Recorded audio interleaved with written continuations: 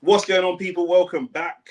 You know what it is, Only Fact Sports already. We're in round 10 for Raymond Ford versus Abraham Nova. You know what I'm saying? Yo, man, I'm already in the chat. You know, while going to text, we saying, just watching this last round for Abraham Nova, seeing if he can do anything against Ray Ford. He's caught him once or twice. Nova trying to make this more of a scrap. Ford trying to keep it a boxing match.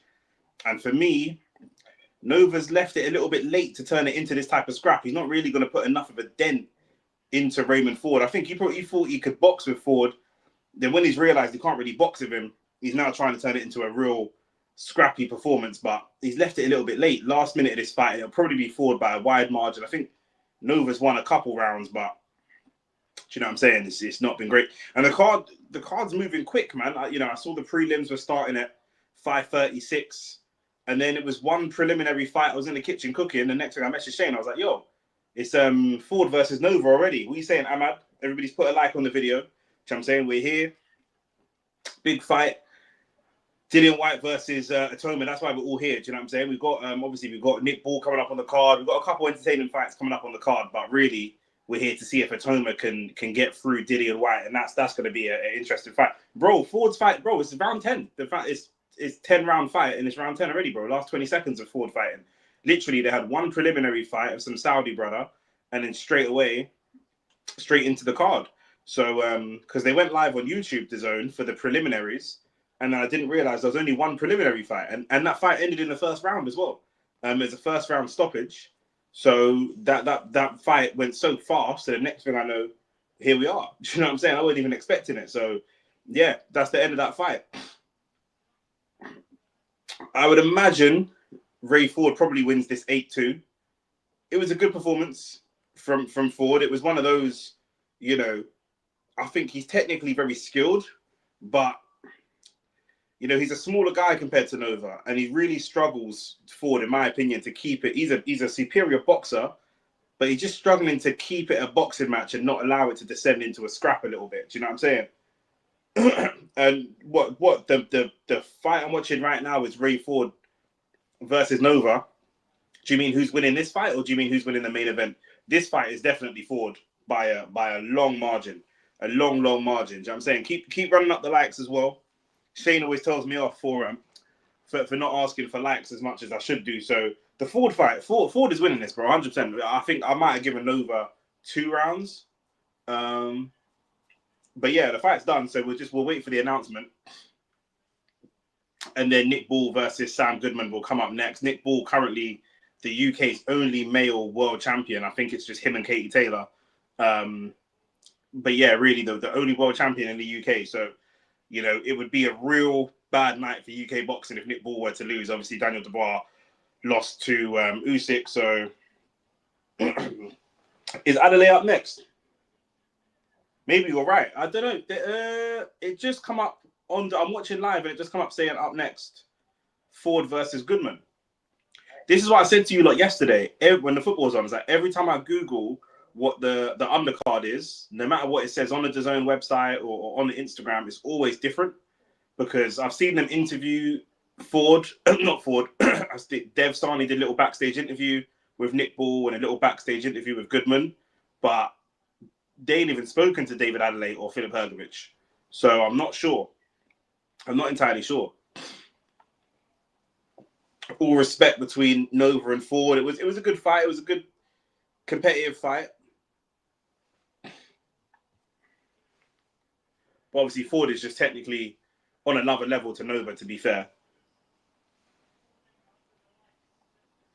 That's what I'm saying. Someone is saying to me, yes, I'm looking on the website, it's this and that, and it's like, bro, yeah. I mean, the heavyweights, like I say, I think the thing is, I don't mind the order because Nick Ball's a world champion, isn't it? But Nick Ball seems to be quite a humble person. So I imagine if they told him, listen, man, we're gonna have to do the heavyweights as the main and the co-main, I feel like he might be like, yeah, all right, cool. But if that was somebody else, they wouldn't be having it, bro. You know what I'm saying? If that was somebody with a little bit more ego, a little bit more front, they would never be tolerating that. What did Tex tell me? What did he say about Jai? Because I ain't seen it. I'm just listening for this announcement. I imagine unanimous decision to Ford, but let's see.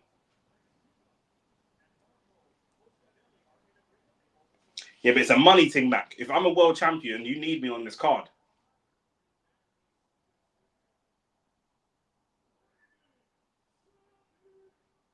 Yeah, Raymond Ford wins as expected. Winner by unanimous decision. I couldn't hear what the actual scorecards were, but unanimous decision for Ford as expected. So I get what people want to see. Don't get me wrong. I do get it, but if I'm a world champion, you can't put me on the undercard for Sideman. And you got to remember, like, not even the undercard for Itauma versus Whyte. Fair enough. Itauma is the up and coming new guy in the sport, like in the division. Like he's going to go on to do big things. Cool. But undercard to flipping Hrgovic and Adeleye, bro. That's Adeley's low level, bro. You know what I'm saying? Adeley's low level. Like we're not hearing Wardley anywhere in world title conversations at all, and he beat Adeleye comfortably, and you know what I mean? Like, nah, man. Yesterday I heard Wirtz put Andreas Pereira performance in. I wouldn't say so. I actually thought Wirtz was quite good, but he had a quiet performance.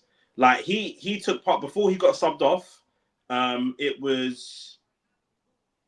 says coming up Hrgovic versus Adeleye, so I don't know who's next, but maybe Hrgovic and Adeleye are next. I'm not sure. Boy, let's see. But yeah, no, yesterday Wirtz's performance was decent. He had a part in both goals. Obviously, it wasn't a performance of a £140 million player. Do you know what I'm saying? Or 120 mil or whatever the money was. Do you know what I'm saying? It weren't that type of performance. It wasn't a great performance, but he was decent. He was okay. I wouldn't say he was bad. It wasn't a bad performance. Do you know what I'm saying? His first game, I think he got an assist for one of the goals, and he was part of the build-up for both goals, 100%. So it just wasn't. You got to think, like, I think when he was subbed off, it was 2-1 or something like that, or maybe they came back to 2-2 and then he got subbed off. But I feel like it was 2-1 when he got subbed off. I'm pretty sure. Let me double check.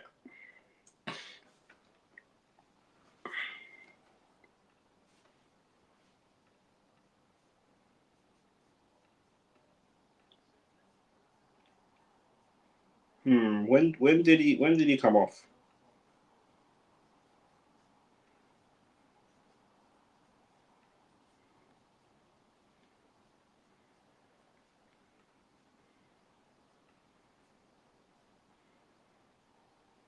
I can't even see when he came off, but I'm pretty sure Liverpool were winning at the time that he came off. I'm pretty sure.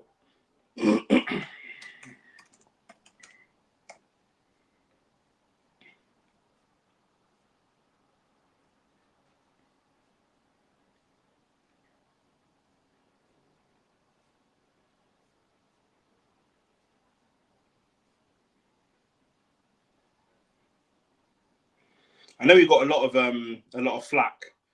People saying that Liverpool were scammed and all this kind of stuff, but scammed is a bit strong. How long was he on for? Why can I not see his minutes? I need a good website, man. 82 minutes. He came off at 82 minutes. And it was 2-2. Yeah, I guess it was 2-2, and then they took him off. And then Chiesa came on. Chiesa came on and scored straight away. So that's what it is.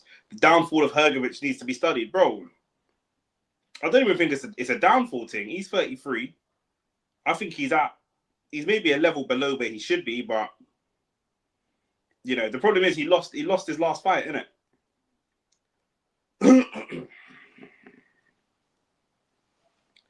Like, when you say the downfall, what do you mean? Because he ain't really been a top tier fighter for a long time, in my opinion.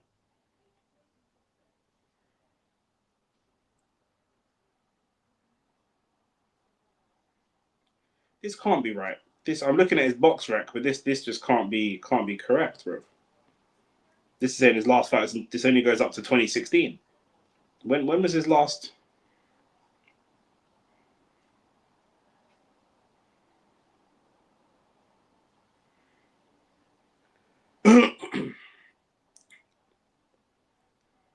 Why Why is this box rec looking crazy? 18 wins, 1 loss. Okay.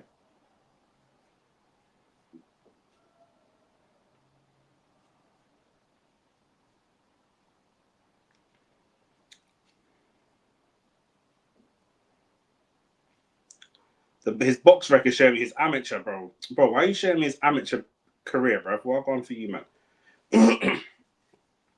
Yeah, he fought Daniel Dubois, lost to him. Then he beat Joe Joyce. But them losses have both aged. Them fights have not aged well, bro. You know what I'm saying? Because Daniel Dubois, obviously, after he beat Hrgovic, he smashed AJ and then got smoked. Joe Joyce, after he beat Hrgovic, he got smoked. So that made Hrgovic's loss to Joe Joyce look even worse. Look even worse, bro. Do you know what I'm saying? Yeah, I realized that. I was like, bro, I searched his record. It's coming up with Tony Yoka and all that. I was like, bro, 2016, bro. What's going on here? I was baffled. 2 years ago, he was expected to be world champion at this time. Yeah, but then obviously, like I say, he won. You know, he lost to Dubois, and Dubois now has multiple losses to the same person, but multiple losses on his record. So Eddie Hearn said Zerdo basically has an injury forcing him out likely in 2026. We agreed terms to Turkey for a November card, but Zerdo's injury now looks like it's going to have to be a fight for a mandatory next.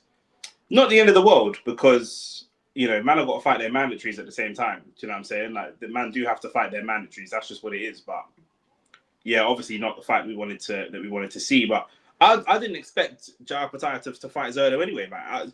I'm hearing that the fight is delayed at the same time that I'm hearing that the fight was even on. Do you know what I'm saying? So, you know, I'm not too vexed.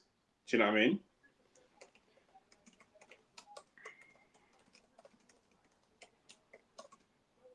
I can't even be too mad because I weren't even expecting that fight to even happen. So, but that's a fight we want to see. Jaya Pattaya definitely the fight we want to see. Yeah, is Hrgovic Adeleye next? Yeah, Mac, they're spinning us with this. They're spinning us at the moment with the order of these fights, man. You got to think Hrgovic wins this. Hrgovic has got to win this, surely.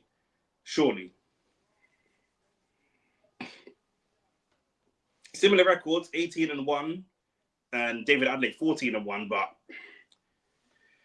you know, I mean, he's not been in there with anyone. Adeleye, do you know what I'm saying? He's fought a couple of levels below, and I want to back him. Obviously, he's from West, isn't it? He's from my sides, so do you know what I mean? But Jamie TKV, Solomon Dakers before that, you know, lost to Fabio Wardley before that, and then before that, it's all like, yeah, okay, like no real names there. Got cool fights and that, yeah, okay, cool, but. Listen, bro, Adeleye ain't beating no Hrgovic. As much as I want a fellow Westman to win. Yeah, man, this is. Yeah. Nah, man. He's not got enough. He's not got enough for me. You know, David Adeleye, he's got a, like, you know, he's got a punch on him. He's got power, but he ain't even got the skills to set up a shot. I ain't seen him set up a shot since like the Dempsey McKean fight. Like, I haven't seen you actually set up a shot and land it clean. Do you know what I'm saying? The Jamie TKV thing, obviously it was controversial. And anything else, you just ain't showed me nothing. Do you know what I'm saying? So I can't, you know, if anything, David Adeleye is lucky to even have this fight in the first place. Do you know what I'm saying? He's lucky to have got this fight, to be fighting in Saudi and all that kind of stuff. Like, you know, to me, this is like, I don't know if this is like a building fight for Hrgovic. I don't know where he goes from here. Maybe he's looking at belts when Usyk relinquishes, but to me, when boxing came to Saudi and I heard that there was all this money in boxing, I didn't think we were ever going to see a man like David Adeleye fighting in Saudi. Like, he might be the most low-level fighter I've ever seen fight in Saudi. Ahmad said, I think Itauma is a good fighter, but recently I feel like he's overrated by so many fans. The thing is, like I say, he just ain't fought anyone. He's getting upset. I saw him getting upset, yeah. I did a mad boxing session yesterday. My forearms are mash. Just my forearms. My forearms alone are absolutely shattered from boxing yesterday.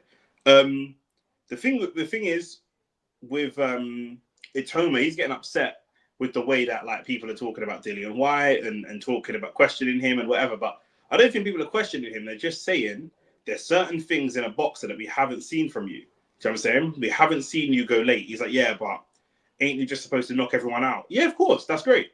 But we've seen mad heavyweights come into the game, knock out bare man early, and then we don't really know what happens when they hit round 7, 8, 9. We don't know. Do you know what I mean? That's all man are saying. Man aren't criticizing you for knocking people out. Man are just saying, we actually don't know. That's it. I don't think Usyk milks it. 1 or 2 fights, and then he's gone. I think, he'll want to retire on top, especially with the situation with the people in Ukraine and the war. I feel like if the war wasn't happening and he wasn't this like ambassador for Ukrainian people, maybe he would just be a normal money man and try to fight until the wheels come off. But I think because he sees himself like a leader and a beacon of hope for his people, he'll probably be trapped between, do I want to keep raising awareness and bringing awareness to the situation, or do I want to kind of just solidify my legendary status and not risk it? I think a lot of things depend on Ukraine as well as himself. But logically, 1 or 2 fights, he knows he could win. He deserves it. He's been in some tough fights, and then he's good. David Adeley's ring walk right now. What I want to see from David Adeleye for me to have any type of hope or anything for him, I mean, he's 28. I need to see him set up a shot. Just any type of shot. A loss don't harm his legend status. It definitely does. It definitely does. Today in 2025, it definitely does. It shouldn't. It 100% shouldn't. Do you know what I'm saying? Like, you're an Arsenal fan, I'm an Arsenal fan. We have seen Saka ball out more than Sancho be more consistent in the last 6 years of football. But if Jadon Sancho adds a trophy to his name, it's a trophy. Do you know what I'm saying? Like, that's what it is. Unfortunately, with the social media world and all the rest of it, that's how bro. No one's gonna say Usyk weren't all that, bro. Man will do that, bro. There are man now that will tell you that Floyd's resume is overrated. He only fought fighters at the right time. He avoided bare people. Like, bro, it don't matter what you do. It don't matter what you do. Do you know what I'm saying? Like, man will hate on you, especially in this era. In the old eras of boxing, this is why we don't get Tank fighting Devin and not Devin fighting Shakur and the kind of fights we want to see. In the old era, Muhammad Ali's got multiple losses, but man don't look at Ali like a bum. He's considered the GOAT, even though he's got multiple losses. But in this era, with social media and all the rest of it, bro, remember, like, I've seen like old school footballers talk about this, where if they lost on a Saturday back in the day before social media, before the internet, it was people were fuming for a day and they kind of got over it, and you had next Saturday to come back and right that wrong. Whereas now, when like AJ lost to Dubois, that's on meme pages, that's just going viral. Like, man are just milking the joke until the joke's dead. Do you know what I'm saying? So you can't get away from it. Like, do you know what I mean? It's the nature of how you lose as well. So Turkey trying to end Itauma's career when he tweeted about Usyk. I don't know why man would throw. I don't know. Look, Shane's in the comments moaning about the likes. Man, them like the video. Shane, you might as well like the video as well while you're here. I don't even know why Usyk would fight. Why would Usyk fight Itauma? That's going to be a tiny bit of money. That's going to be a tiny bit of money compared to fighting Fury or AJ or one of them, man. Someone he's already beat, which is safer for more money. He'll even get more money for fighting Joseph Parker. Why on earth would he fight Moses Itauma, a young up-and-comer, who we're not even sure could beat an over-the-hill Dillian Whyte? So I just don't see it. True say he fought Moses 7 years late and Pacquiao 6 years. Bro, man are going to say that. In 10 years' time, we're here living Usyk's legacy right now. In 10 years' time, watch what man is saying. Watch what man will say, bro. You know what I'm saying? Fury wasn't at his peak. AJ had been beaten. You know, he wouldn't have been able to live with Deontay Wilder's power in his prime. Like, man will do that. That's sport, bro. That is sport. That's what people do. Do you know what I'm saying? When man see Lamine Yamal score a couple wavy goals, and man are like, we've not seen a talent like this before. My brother, have you man forgotten about Messi? Messi wasn't winning the Euros at 18. Bro, man do this all the time. Man always do this all the time. Itauma will likely fall short at the top because, like most Englishmen, they lack fundamentals. I actually think Atoma's got solid fundamentals. I think his fundamentals are solid. I just feel like he hasn't been hardened, yet in the ring. But he's got good fast hands, and he doesn't really have a lot of head movement, but doesn't really need it. He's got good fast hands, and he's got good feet, and he can fight off the pivot. For me, my biggest concern with Dillian Whyte trying to deal with Itauma today is going to be the hand speed and the movement. That's going to be the biggest problem. I believe Itauma needs 2 or 3 fights before fighting for a title, especially 12-round fights. And he needs people that are going to take him into them fights. Do you know what I mean? Does AJ beat Klitschko if AJ isn't rocked by Whyte? That's part of the experience. He needs that experience. Do you know what I mean? If that Dillian Whyte fight doesn't happen, maybe AJ doesn't come off the canvas against Klitschko. So that all of that stuff is experience. Do you know what I'm saying? Yeah, Shane moaned about the likes. Nick, you asked Shane, is he a believer? He's on his way. He's on his way here. So, Shane, what's your ETA? What's your ETA, Shane? What time are you reaching? You can just type in the chat when you're downstairs, and I'll buzz you in.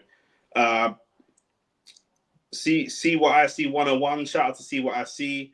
I genuinely think boxing has peaked from a technical point with Usyk, Crawford, and Bivol. Potentially, I mean, who have we got? We've got some great technicians still in the sport, in Shakur and Devin. And, you know, what we have with those three is we have people that are super technical, but also very entertaining.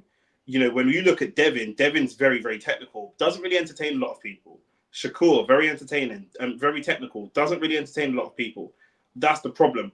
You know, so what those guys had was a great balance of technical, or have still a great balance of technical ability and making the fight quite entertaining. And then you had Bivol with the right dance partners. He had 2 fights against Beterbiev, which were great fights because the style clash. Then he had a fight with Canelo, which, you know, he's a lot bigger than Canelo. He had the physical advantages, but Canelo is an exciting fighter as well and had that kind of exciting style. So that's what we're going to be looking for, is who can be technical and entertaining. You're looking at some of the fighters coming through, Hitchens coming through, Keyshawn Davis. We just saw Ray Ford. A lot of these guys are very technical, can be entertaining, but we need that mix together. Same thing with Floyd.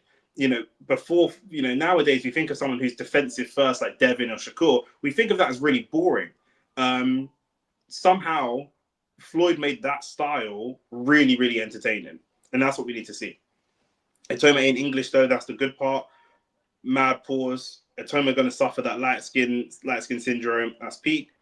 Would love Dillian to win. Just can't see it happening. I feel the same way.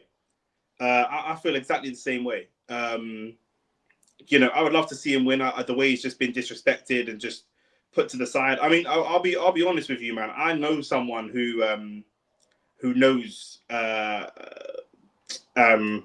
what's his name personally. So I don't want to chat too much shit about Itauma, because it's very like, I'm going to a wedding in a couple months and he's very likely going to be there. So I don't want to chat too much shit about him because I'm probably going to see him. So, you know, like that. And I'm not even rolling there with security. We're about to get into round one. Round one, here we go. Adeleye versus Hrgovic. How long is this going to go? That is the question.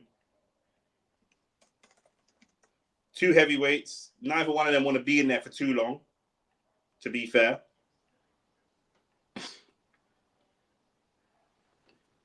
It's only a 10-rounder as well. Adeleye just trying to get a couple jabs off. Hrgovic looks a bit twitchy. Looks a little bit, maybe not nervous, but a little bit twitchy. Remember, Hrgovic was landing clean on Daniel Dubois. Good jab from David Adeleye. Really good jab.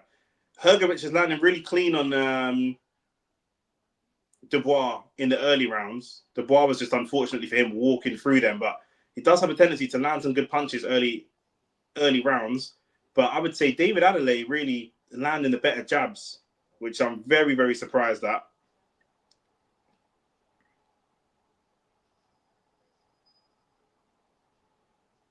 It's already better from Adeleye from what I expected him to do. I'm not going to lie. Another good jab from Adeleye.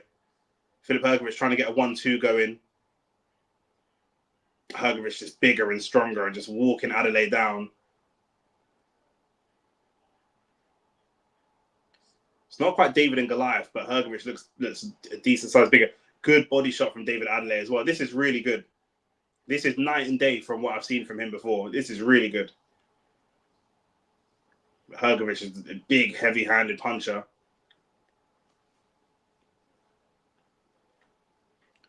One thing I know is Yamal is clear of Saka. Bro, he's clear of any wingers that you man have got as well, blood. Do you know what I'm saying? So he's closer. Yamal is closer to Saka than he is to any winger that Chelsea have got. I know that. What happened to the extra channel? It's still there. We've actually got a couple of videos that I've asked Shane to drop. He hasn't dropped yet. He'll be here soon. So you can ask him about that. And what we're going to start doing is when we shoot the sports podcast, we'll just shoot the Only Facts Extra stuff at the same time and start dropping it. So BK, Wagwan, my bro. Shane is running late. He's on his way from the station. You and Adam Smith said the same thing about Goliath. Adam Smith, the voice of boxing, bro. I'm the IC3 voice of boxing, blood. You know what I'm saying? I know my team. Good right hand from David Adeleye again. Hrgovic has got a great chin, though, so it'll take a good amount of time to really break him down. He's not... And David Adeleye can't hit like Dubois in terms of a single. He ain't got that kind of power. X100. Shane's on his way. He's just walking from the station. He's just running late. To be fair, this card's... It's in Saudi, innit? But the card's running a little bit early. Like, I said to the man, I was in the kitchen cooking. And... good round from David Adeleye, end of the first round. I was in the kitchen cooking, and he said, yeah, we're starting the preliminaries. And I was like, cool, thought I'd watch that. They had one preliminary fight, ended in the first round. And then that was it. The fight was over, and we were into the main card. I was like, rah, do you know what I'm saying? So I just caught, I watched Ray Ford in that while I was eating, and then that was it. I had to come live. Puller Boy, shout out, said, if it goes past 6, I got Whyte stopping Moses. The thing is, it's difficult. It's difficult because Whyte's power does translate late, but we don't know what kind of physical shape Dillian Whyte is in. When we've seen Dillian Whyte's power translate into late rounds, but that's 6 years ago, 5 years ago. You know, I don't know if, you know, I don't know. I really don't know. There's so many unanswered questions. We're basing that logic off the Dillian Whyte that we saw many, many years ago, and not necessarily the Dillian Whyte that we're seeing today, because we don't know the Dillian Whyte we're about to see today. So I really don't know. I really don't know. Like the stream, yep, 100% like the stream. Itauma's official weight is 245.5. Whyte's is 244.5. So I don't even know if I like Dillian Whyte coming in lighter than he normally does. I don't know if I like that. For me, he's a 12-round fighter. He can fight for 12 rounds relatively comfortably. David Adeley's landed 1 or 2 good left hooks in this second round as well. He won the first round for me. If he wins the second round as well, I mean, another good jab from David Adeleye. This is the best boxing I've ever seen from David. This is like a different person. Cole Palmer eats Saka for breakfast. Do me a favor. Come on, be sensible. Be sensible. If you want to say it's competitive between Saka and Palmer, then fair enough. But Saka has been... What Palmer did last year, Saka's been doing consistently for like 5 years. Do you know what I'm saying? So, another good jab, just catching Filip Hrgović on the way, and Hrgović trying to walk Adeleye down, and Hrgović trying to be aggressive.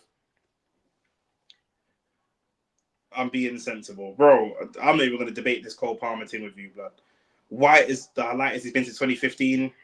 Yeah, man, I don't know, man. It could be good, but what does that do? Okay, cool. Logically, what does it do to his stamina? Positive, but what does it do to his punch resistance? We don't know.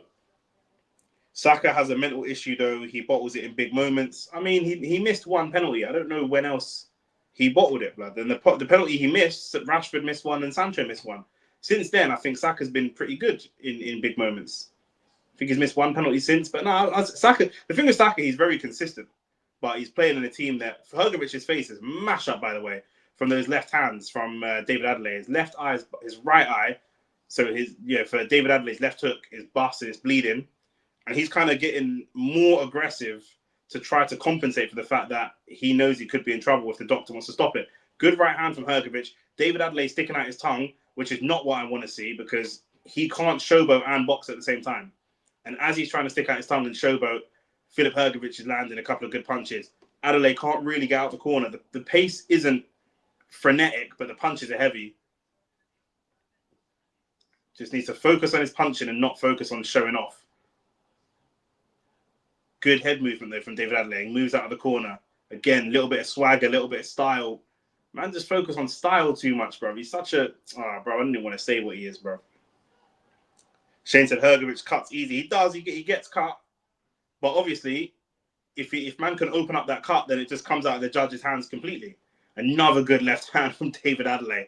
Great little check. That's a good check left hook again from David Adeleye. This is the best I've ever seen in box. If I was watching this fight with like silhouettes and I didn't know, if I was watching this fight with silhouettes and I didn't know who these fighters were, I would not think this is David Adeleye fighting. I wouldn't. When Osaka dragged his team to a final or to a win in a semi-final or a final, no, he hasn't. Do you know what I'm saying? He definitely hasn't. But that's one individual game. I still wouldn't say that Cole Palmer's a better overall player than Saka. He might have a better legacy. He might have a better CV. Jack Grealish has got a better CV than Palmer and Saka, but he's not a better player. Do you know what I'm saying? So bringing up an individual final, do you know what I'm saying? That don't mean nothing. Tottenham couldn't win a final with Harry Kane, but then they won a final when Harry Kane was gone. Are Tottenham a better team without Harry Kane? You wouldn't say that. Do you know what I'm saying? So it's a lot more complicated than that, in my opinion. But Cole Palmer's a baller, so I'm not even like if man think that he's better than Saka, I'm not mad at that. Do you know what I'm saying? Because he's a good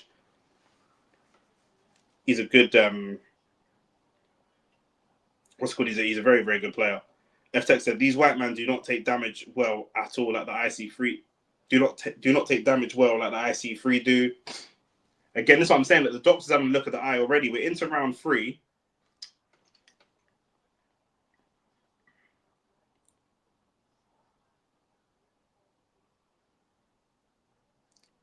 Bro, it's peak.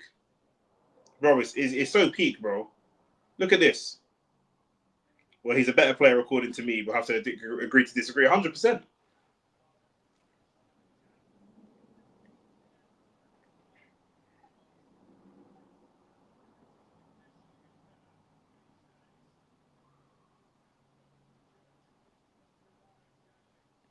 This is what I'm saying about Hrgović, bro. Like, imagine if, look at him, yeah. Look how mashed up his face is, yeah. And he's fighting David Adeleye, bro. David Adeleye, who has no real, if I'm being honest, no real notable wins on his resume at this point in his career. Do you know what I'm saying? What would happen if Hrgović fought, you know, an AJ or a Fury, let alone if he fought an Usyk? The fight would be over in 4 rounds because Usyk just lands too many punches. Even if he's not as big and strong, he's not going to be able to hit Usyk clean, and Usyk's just going to be too busy for him, and that's it. Arsenal better sign Rodrigo if they let Eze go to Spurs. Bro, we need one more attacker. I know that. We definitely need one more attacker. Hrgović doing much, much better this round, though. Much better this round. I had it 2-0. David Adeleye, Adeleye hasn't really shown much in this 3rd round. It's almost like he's taking a round off.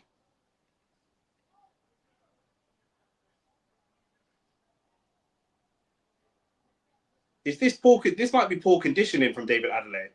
He's just not showing anything. Hrgović is the bigger, stronger man. He's walking him down. He's landing punches not quite clean.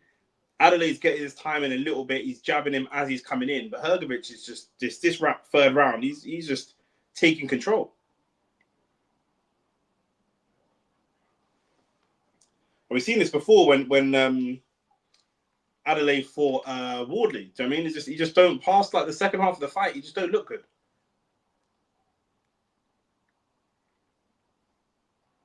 Hrgović caught Adeleye heavy with a left hook. David Adeleye is trying to punch in between Hrgovic's punches, which feels like it's an unnecessary risk. Because although he's done a lot of damage to Hrgovic's eye and Hrgovic's cut, and David Adeleye probably feels confident looking at that cut, like, yeah, I've damaged him. Like Shane said, Hrgovic gets cut a lot. It's a great left hook from David Adeleye, though. That one rocked Filip Hrgović. That was just a roadman left hook. There was no tech in that, bro. He just threw that left hook from nowhere.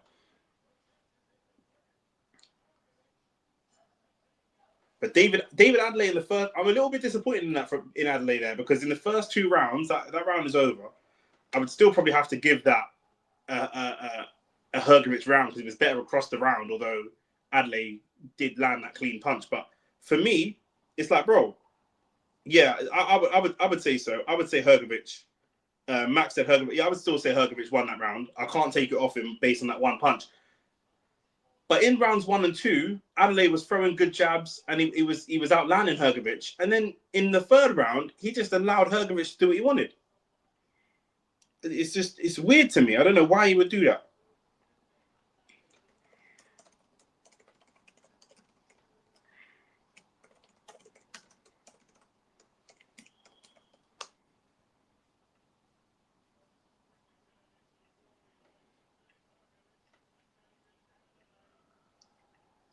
Adelaide's got to show me something. I need to see him be more active, honestly.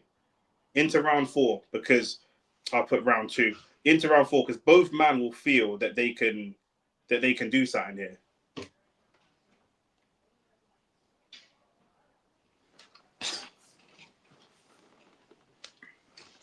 Andy Lee gave the first round to Filip Hrgović. How? How's he giving that first round to Hrgović? Based on what? I didn't, but someone else did, blood. Do you know what I'm saying? Nah, Shane paid for it still. Shane paid for it. Wow, you the police, Brycey. What's going on? Brycey's the feds, blood. What's this Vlad TV questions man's getting, blood? Now, man's on the DAZN official thing, I'm not going to lie.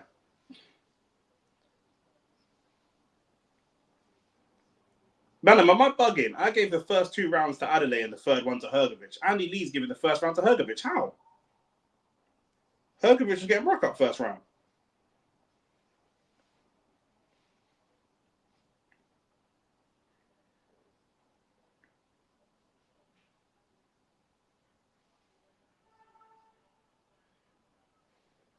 Adeleye trying to come forwards this time. Again, I don't know why his game plan's a bit odd. He was catching Filip Hrgović really well when he was like is off the back foot. He can actually box off the back foot.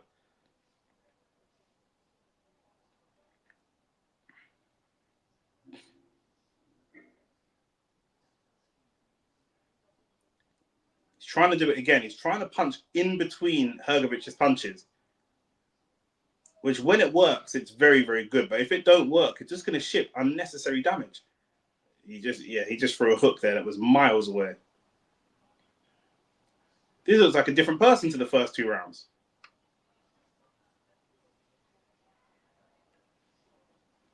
This card being pay-per-view is a crime, bro. It's a bit mad still, I'm not going to lie.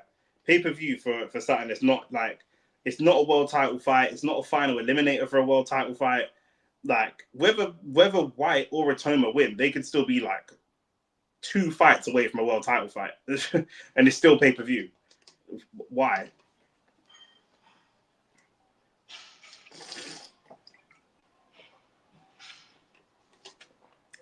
Man, does David Adeleye look poorly conditioned to you? He looks really tired. We're coming towards the end of round 4, and he looks really, really tired.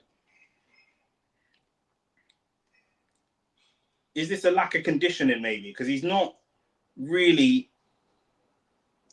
been dealt any serious damage.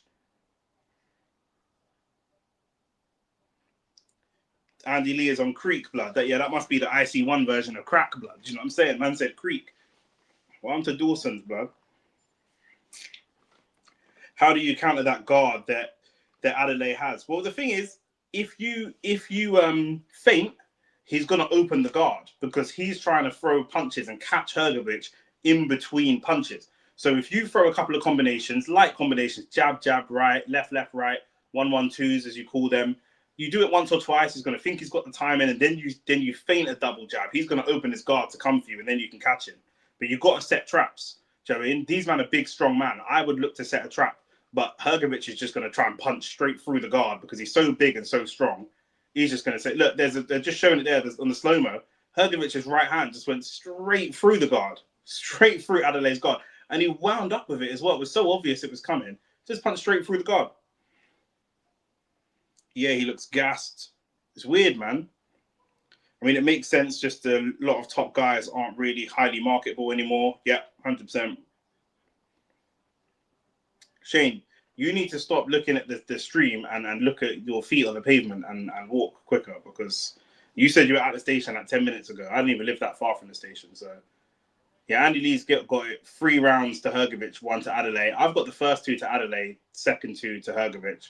We're into round 5, and Hrgovic has started the aggressor in this round as well. So it could be a long day for David Adeleye. I've got a bad feeling about Whyte today, you know. What do you mean? What kind of bad feeling? Because Whyte is expected to lose. So at your station, Pussyclub, at your station, bro. Bro, you ain't gonna get, bro, you might as well stay in your house. How long is it gonna take you to get here from yours? 40 minutes? This fight will be finished. Then we've got Nick Ball, and then it's the main event.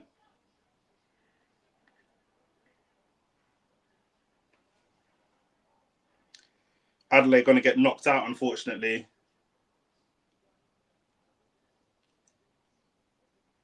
Big punch on the nose. Adeleye held his nose. Do you know what Adeley's not good at as well? He's not good at boxing body language. When he's hurt, he's showing that he's hurt immediately. When he's tired, he's showing that he's tired. You know, this is why I said in the round 2, don't look at that. It's just good experience. They're in a clinch, and Hrgovic leans away and punches him as he come out of the clinch. Doesn't need the ref to come in and break them up. You know, when they're in the clinch, they're still in the fight. And David Adeley's kind of forgotten he's still in the fight. I did say, didn't I, boys? You're watching me, yeah? I did say first round and second round, I said, who is this guy? Because this doesn't look like David Adeleye. And now we're back to the David Adeleye that I kind of expected us to see. He's got to show me something different. He's jabbing really well. He was setting up some punches, a couple of good check left hooks. But that seemed out of character to me. That's not how he naturally fights. And again, Hrgovic, this is what I'm saying. Look, good left hand from Hrgovic. Adeleye dipping his head down into dangerous positions just to get his head out of the way. And Hrgovic's right hand coming straight through the guard. No respect for David Adeley's guard whatsoever. He's going to throw a punch straight through it.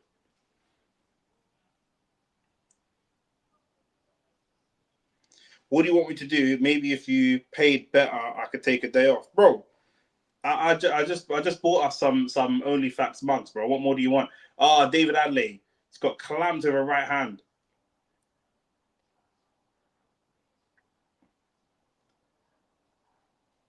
Adeley's lucky that like Hrgovic hits hard, but if he was fighting anyone that hit any harder than Hrgovic, if he was fighting a Zhang or a Dubois, he'd be in big trouble. And again, he's just tried to make it a real scrappy situation for the last 10, 15 seconds, but not enough. Nowhere near enough. F Texas says starting to look like 2 crackheads in that room. Deepest depths of West at night, bro. He's peak, bro. Do you know what I'm saying? Like I see man scrapping like this outside Tudor Rose in Southall. Do you know what I mean?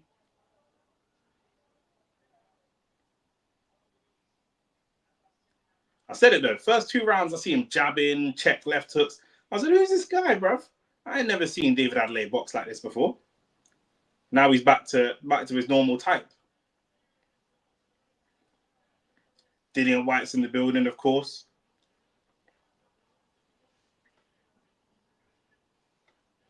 Can Dillian Whyte physically impose himself on Moses? Weight-wise, they're pretty much the same. Height-wise, I don't even think Dillian's that much of a bigger guy. How, you know, will there be any fear, any nerves from Itauma? Who knows? Into round 6 though in this Hrgovic versus Adeleye fight.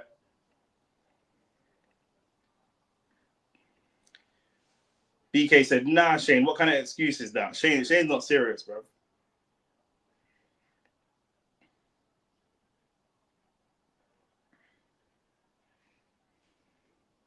His high guard is awful. Man needs better coaching. The thing is, yeah, the guard isn't just putting your hands up. Because if you just put your hands up, man can hit your arms. They can push your own glove into your face. You have to actually work the guard. The guard is up. but you do other things around the guard. You can't just put the guard up. If you put your guard up like that in a street fight or in a boxing match and just stand there, you will just lose. Do you know what I mean? You're not working the guard. Make it work for you. I'm not seeing you try and catch any of his punches. I'm not seeing you try and... I've seen him try and counter, to be fair. I'm not seeing you try and slip. I'm not seeing anything. You're just standing there hoping he don't eat. Big right hand from Hrgovic again. The opportunity was there to really impose himself. And I feel like he's just gassed, you know. I feel like it's just a question of stamina because he looked really good in the first 2 rounds and just couldn't sustain that pace. That's all it is. He just couldn't sustain the pace. Hrgovic is not fighting at a high pace, but he's fighting at a pace that he knows he can sustain across 12 rounds. 10 rounds even. It's a 10-round fight.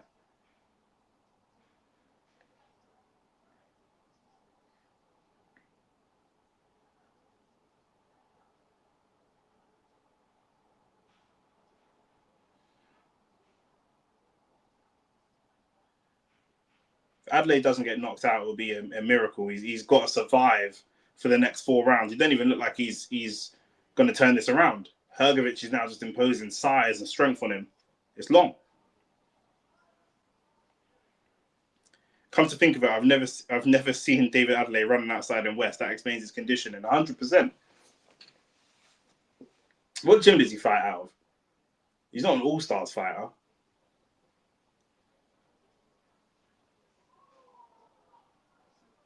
He might have been an all-stars fighter back in the day because obviously he's from Grove, isn't it?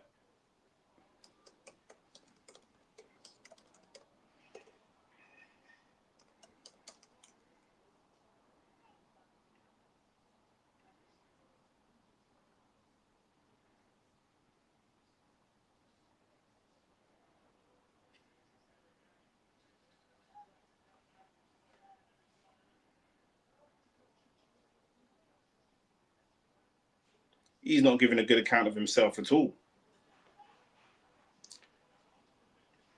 From round 3 or 4, he's looked tired. He's looked tired all the way through. And like I say, Hrgovic is possibly tired as well, but Hrgovic is much more experienced and not making it obvious that he's tired. Do you know what I mean? Yeah, Dale Youth, yeah, because he's with Adam Booth, isn't it?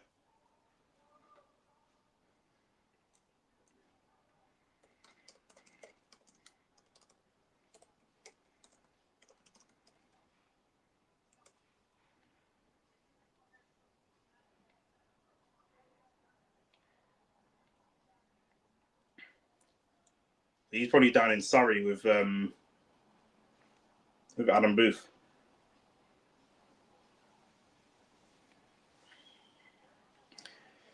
Yeah, we used to box Dale Youth back in the day on a regular. The corner's telling him it's done on points. He needs a knockout. It's facts. Derek Chisora's there. Derek from Northwest as well. It's true, he does need a knockout, but this is heavyweight boxing. He's not going to get a knockout. The problem is, he's dealt his biggest punches to Hrgovic, and Hrgovic is still there. Filip Hrgovic has probably lost not all his respect for Adelaye's power, but most of his respect for Adelaye's power. Do you know what I'm saying? So, yeah, Grenfell Dale, yeah, where Groves used to fight. Yeah, that's the one. Used to fight there regular. So I used to fight out of All Stars, innit? In the old flipping fire shop, in the old fire station.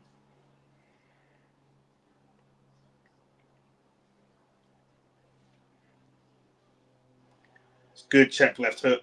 Good, not check. Good counter left hook from Adeleye. But he's gone 2, 3, maybe 4 rounds without really dealing any damage to Hrgovic. That left hook was good, but he needed to be landing 2 or 3 of those every round to slowly chip away at Hrgovic. We saw Hrgovic's eye get bust when you caught him with that big left hook. That was at the end of the 2nd round or the end of the 3rd round. Since then, nothing. Bro, he threw 1 punch and looked done. I lie, bro. It's like when you take your big gym brethren to the gym and to a boxing gym. Do you know what I'm saying? They're wedge and they've got bare muscle and they throw 2 punches and realize they're shattered, bro. Chisora in the corner. They're probably just too scared to tell Chisora to fuck off, blood. Do you know what I mean? They're probably just like, bro, you're not even needed here. But who's going to tell him?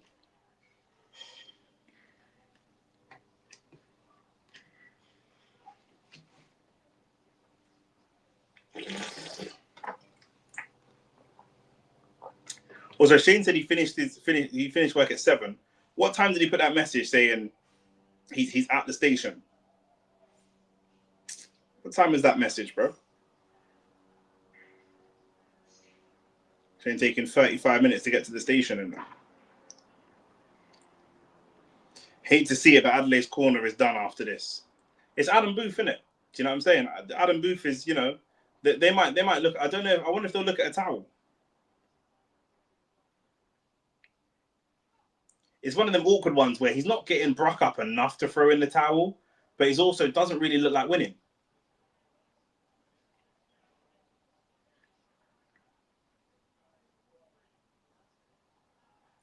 You can tell he's tired because he's slowly queuing up and loading up on one punch. Oh, career, my bad.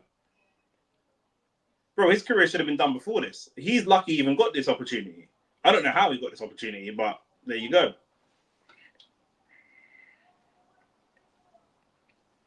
Why, bro? Don't worry about what I'm doing, bro. Just worry about your team.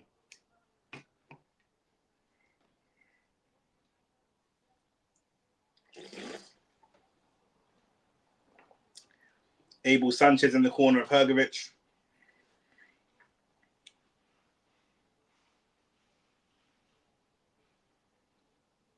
You look at Hrgovic's game plan, it's pretty good. Obviously, he got his eye bust, but the rest of it has just worked perfectly.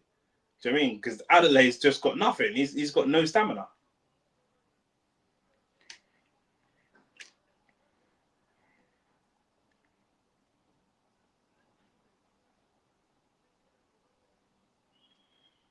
Bro is just planting his feet and loading up a one shot and nothing else. 100%. 100%. You might as well score with a jab and keep your energy.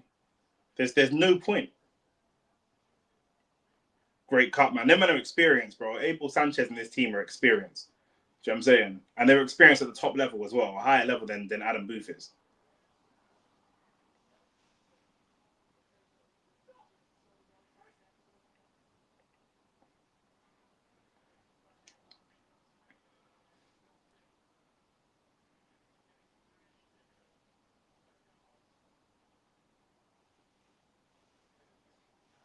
Oh, he's rocked. He's rocked. He's digging deep, though. He's digging deep. Oh, and he's dropped. He looked, bro. That's embarrassing, bro. Nah, I'm respecting David Adeleye still for getting in the ring and fighting, but he tried to show that he wasn't rocked and he wasn't hurt by sticking his tongue out at Hrgovic, and the very next right hand dropped him. The very next right hand dropped him, like bang, bro. This is what's gonna happen to Yard when he fights Benavidez and shouts lions in the camp. He's getting Brock up. David Adeleye now, he's trying to turn the tide against Hrgovic. Ref he's just getting a bit wild. His fights always turn messy and scrappy because he's just trying to make up for lack of technique. Do you know what I'm saying? Man said, then got KO'd, blood. Yeah, big man thing. He landed a good left hand on Hrgovic, but it just wasn't. It's just not enough.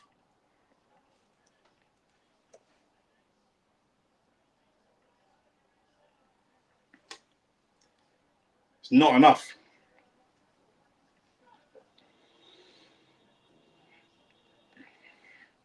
You got to remember as well, David Adeleye, yeah? This is what I'm saying about Itauma. Like, I'm not comparing Adeleye to Itauma because Itauma's a lot better. Big left hand again from David Adeleye. And Hrgovic now is throwing multiple combinations when he doesn't need to. We know that David Adeleye had his most success, but when he's now teeing off on Hrgovic could go down. Hrgovic has got a big... He's got a chin, Hrgovic. He's got a chin. He has got a chin. Oh, my days. That's just fighting instincts. That is pure fighting instincts. I was going to say, Adelaide's knocking man out when they ain't got a great chin. But when you go up against a man that's a solid chin like Hrgovic, yeah, it's a different... The amount of punches you got to put into this man to knock him out is mad. Wardley the same. Wardley's got a chin. Hrgovic has got a chin. Jamie TKV didn't have no chin. The ref said break, and then one punch bang, he was KO'd. You can't one punch KO Hrgovic. You can't one punch KO Wardley. And that's where you're going to struggle. good resilience though. Good, like honestly, like it's good fighting instincts to fight back. He's come off the canvas, and I wonder how much belief does he have, and how much belief does his team have? That's the question.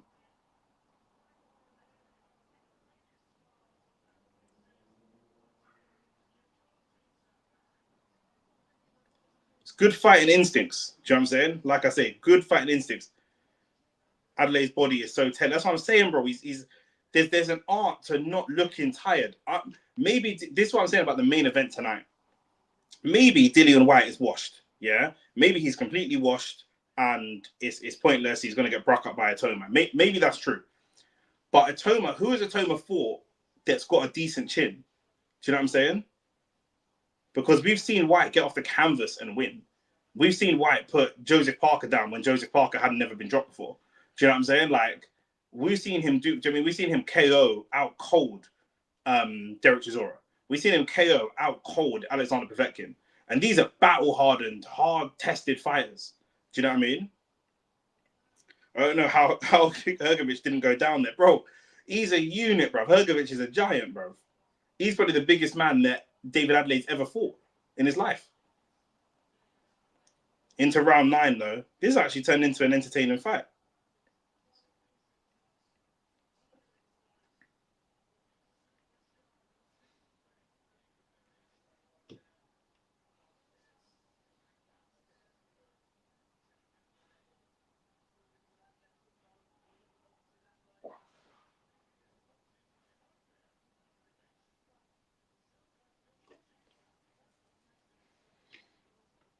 Hrgovic also knows that aggression is his best weapon because he knows that Adeleye can hurt him and that Adeleye will look to come and seek him. So, and Hrgovic, the problem with Hrgovic, he can't box off the back foot.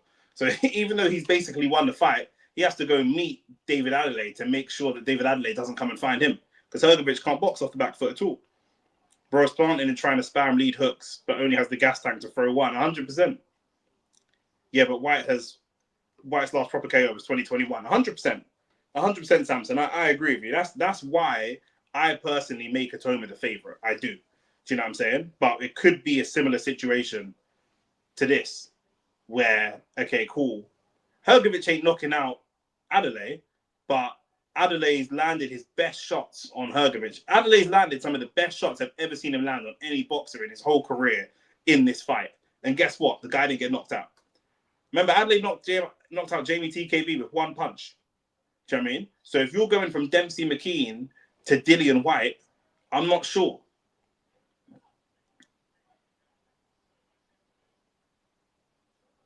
Because punches that would put away, what I'm saying is punches that Itauma has landed that have put away other fighters may not necessarily put away Dillian Whyte. They might do because Dillian Whyte's older, he's not looked great. Who knows what kind of physical condition his body's in?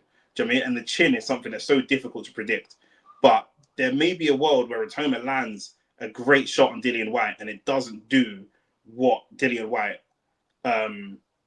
what it doesn't do to Dillian Whyte what Itauma's used to it doing to other opponents. Nick, my guy, who's fighting now? We're in round 9 of Hrgovic versus David Adeleye. Adeleye was knocked down in the 7th or the 8th. He came back with a bit of a rally and done some damage to Hrgovic, but not enough to drop him. If Moses KOs Whyte, do you think they'll fast track him to fight Usyk? They will have to pay Usyk insane money to fight Itauma because it risks a lot of his legacy on a fight that doesn't do anything for his legacy. The risk is that you've lost to an up-and-comer in your prime. You just battered Dubois. Like, you couldn't even say, oh, I'm old. Usyk doesn't look old. He just put in probably a career-best heavyweight performance against Dubois. You lose against Itauma, all of that comes down. You beat Itauma, everyone's going to say you should have beaten him. He's a 20-year-old kid. He's not fought anyone. His toughest fight is Dillian Whyte, who's not had a knockout since 2021. How's he beating you? Do you know what I mean? So there's a no-win scenario. If I'm Usyk, why the hell? How much money does... I know the Saudis bringing money into the sport changes things a bit, but how much money does Itauma, generally speaking, bring to a fight? Not as much as AJ, not as much as Fury, not as, does he bring, after this fight, maybe more than Dillian? Does he bring more money than Joseph Parker? I don't think so. Joseph Parker's got the whole of, Australia, New Zealand, the whole Australasia contingent on his side, why would he take a fight that doesn't benefit him? No Shane. Shane's on his way still. Man was just bantering him about being late. I mean, Shane's coming all the way from Edmonton, but he'll be here in a minute. Last round for Hrgovic and Adeleye. Andy Lee's got it all the rounds to Hrgovic, bar round 2. I've given 2 rounds to Adeleye because I've given the first as well, but ultimately it's going to be no difference, really.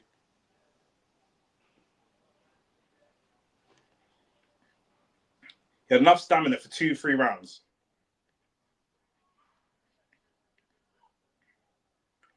Because as much energy as it takes to throw a punch, it takes more energy to get punched in your face. Do you know what I mean?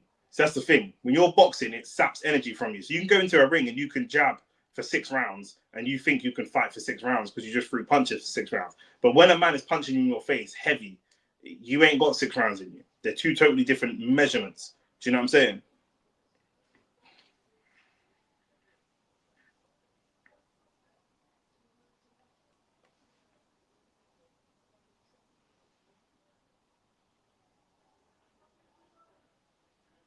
Fair play to Adeleye for still being on his feet, because after he got dropped, it looked like, yeah, it's a long day for you. But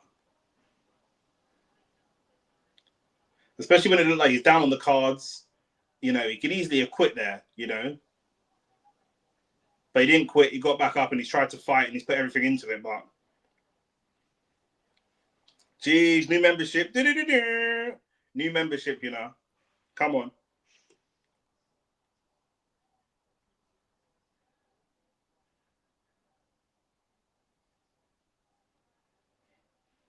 The only boxer that can beat Usyk is Fury. Fury can't beat Usyk.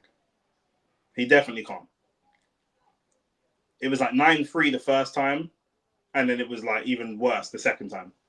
Now, I think it was like 8-4 the first time, 9-3 the second time, and Usyk nearly knocked him out. It's good left hand from Adeleye, but not going to be enough to stop Hrgovic.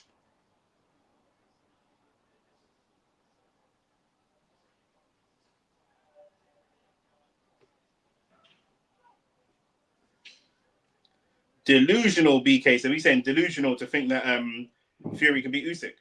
What Fury's last 2 fights were him losing to Usyk fairly convincingly. So what is it that you've seen that no one else in the world has seen that makes you think that he can beat Usyk now when he's lost to him twice? Or David Adeley's hurt. Last 10 seconds left, so he's going to try and just be saved by the bell. But Hrgovic hurt him there. He did.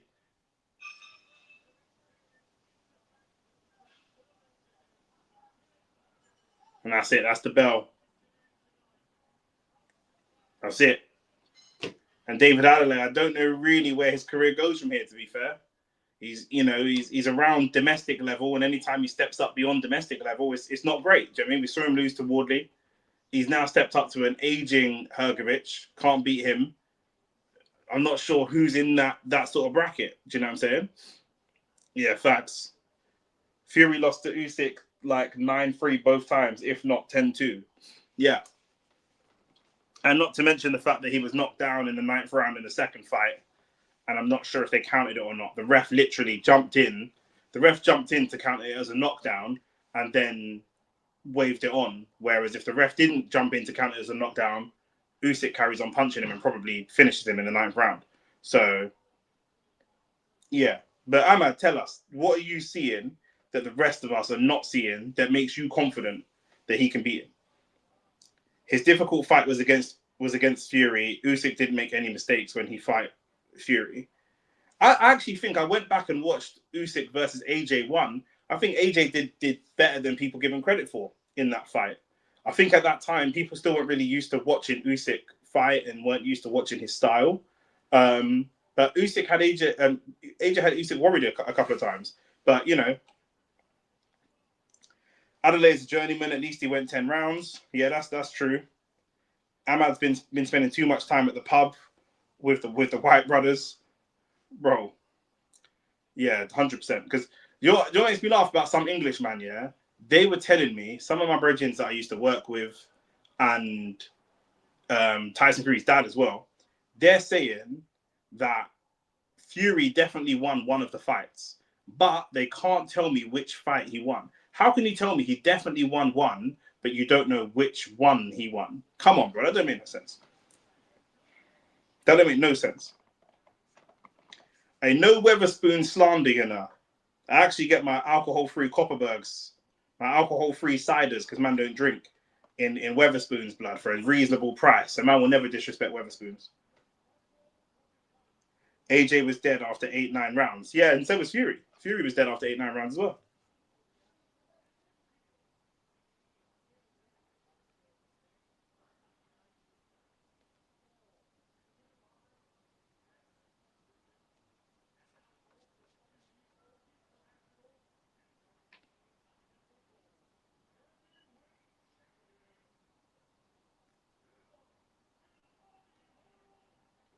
Yeah, Filip Hrgović confirmed that result. As expected.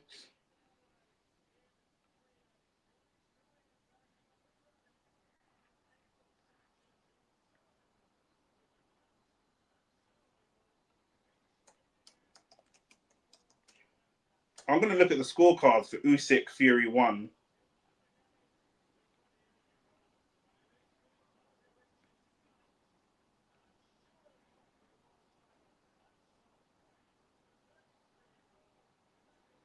Usyk Fury 1. One ref had it 114, 113 to Usyk. One ref had it 114, 113 to Fury, which is dodgy. And 115, 112 to Usyk for the other fight, for the other.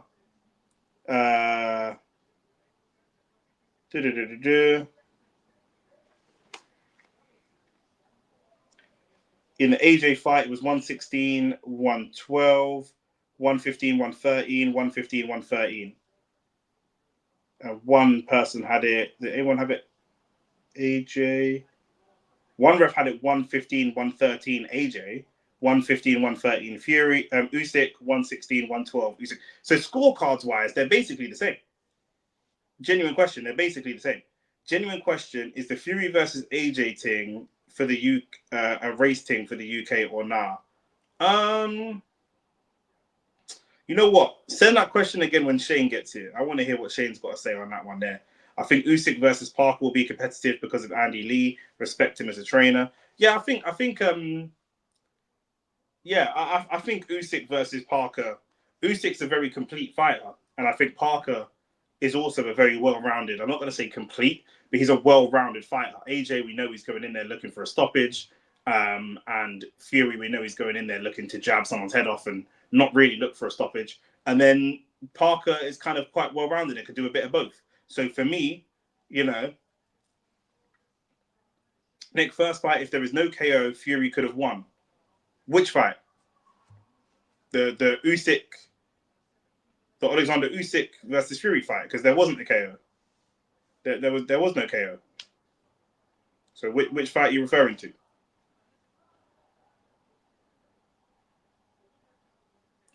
That fight was actually semi-entertaining, considering the level. Like, you know, it was actually entertaining. How Hrgovic stayed up with that barrage of punches, I do not know. And that makes you realize how serious Dubois' power is, because Adeley's throwing everything into Hrgovic's face and can't put a dent into him. Do you know what I'm saying? Pause. And then you've got man like flipping Dubois just dispatching of him.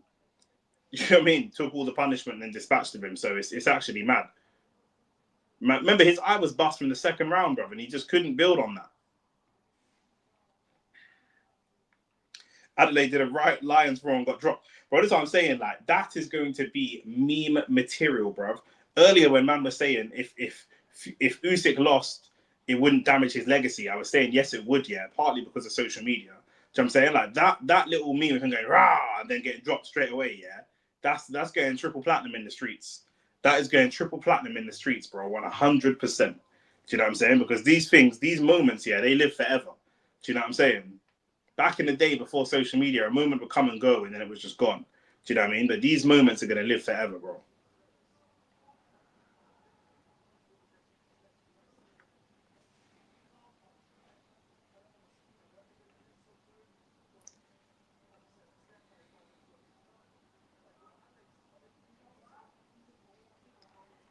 But you're saying if there was no knockdown in the first fight, Fury could have won.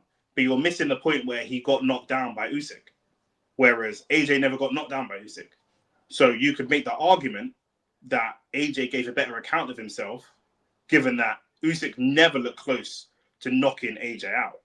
AJ was outskilled, but he was never close to being knocked out, whereas Fury and Usyk are closer in skill, but also Fury looked very close to being knocked out. So how do you... Now they've got Tsutsumi versus Ashfaq. Is that now? Is that coming up now? Bro, what are these man doing with the card, bro? Or was this earlier? Oh no, this is earlier. No, it's just coming up. Bro, why do they change the card every time? Dubois never KO'd Hrgovic. It was his cuts. But I'm saying once he got cut, once Hrgovic was cut, Adeleye couldn't build on that. Do you know what I'm saying? He couldn't actually, 2 rounds in, he's cut. You know this guy regularly gets cut. Build on that. You don't have to throw power punches. You could jab his eye all night and open up the cut, and you could get the fight stopped that way. He couldn't even build on it. Yes, Fury has a bad chin, but he can recover quickly. Yeah, he's got good powers of recovery for sure. Whereas AJ's chin is not terrible, but when he does get hurt, he has no powers of recovery. That's what I'm saying. I don't know that Fury gave a better account of himself against Usyk than AJ did. I would say that they were similar. Do you know what I'm saying? The only difference is man know that it reflects worse on AJ because man know AJ is going into every fight and man expect a knockout, whereas man go into every Fury fight and expect points. So when it goes to points, it looks better on Fury because it's like, well, he went in there looking for points. Whereas AJ, man are expecting him to knock man out. So he has a different level of pressure and expectation on him. Do you know what I'm saying? So that's why I think the fights look different. If they both drew to Usyk, do you know what I'm saying? I think it would look very different, AJ versus Fury. Because at that time, remember, AJ was world unified champion at that time. At that time, it's just like, bro, you failed to knock him out. Do you know what I mean? Big Ray Ford fighting before this random Japanese you.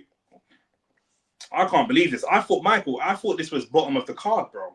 Like me and the guy in the chat, Mac, were having this conversation earlier. They keep changing the card. I never know what time to go live. Honestly, every week we go live for boxing. The order that it says on the website or on Instagram is always different when it comes to the fight. Because I thought this was bottom of the card. I have no idea why this is where it is on the card, but here we are, bro. I thought it was Nick Ball next, but and I've been watching since the preliminaries. Do you know what I mean? So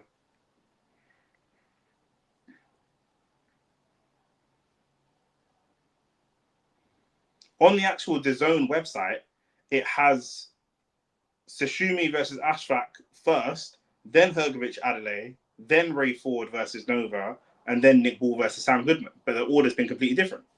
Ford versus Nova was first, Hrgovic versus Adeleye was second, Tsutsumi versus Ashfaq was third, then it looks like Nick Ball fourth, and then Moses Itauma. Can't trust it. I trust Fury more than AJ against Usyk. If you trust Fury more than AJ, that's fair enough. But I think it's close. Against Usyk, I think it's close. Both of them were comprehensively outboxed. I'm just saying, I would never sit here and say the only man that can beat Usyk is AJ when he lost convincingly, like 9-3. And then you're sitting here saying that Fury's the only man that can beat Usyk, but he also lost twice convincingly, like 9-3. Plus was knocked down. So I don't know where you're getting that confidence from. If you're confident in Fury based on what you've seen, you should also be confident in AJ based on what you've seen, because they both put up similar levels of performances against Usyk. See what I'm saying? So why you expect something different in the trilogy? Suddenly you think, you know what I mean? Amanda Serrano has lost 3 times to Katie Taylor. Why would I randomly say I think Serrano is the only woman to beat Katie Taylor? She's lost 3 times. The fights were competitive, but lost clearly 3 times. That's what I'm saying. What are you seeing that's giving you that confidence?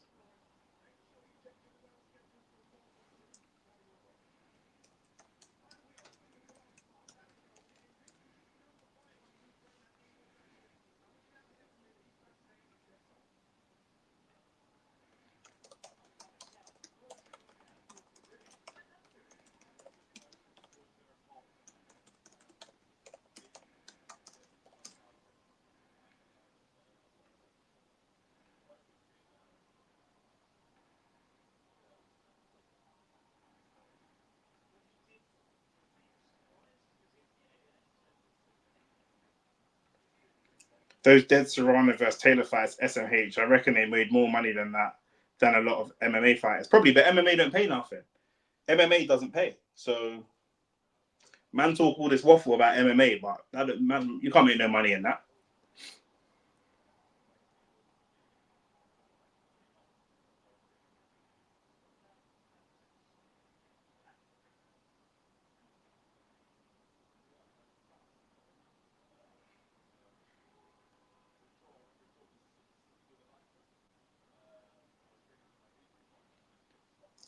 Man's just watching back the knockout from that preliminary. Yeah, my man clearly took a dive. Like, are we not going to sit here and be honest and say that we just saw my man take a dive? Are we not going to talk about that? He hit him on the gloves, and the guy went over. I didn't even understand what I just saw there.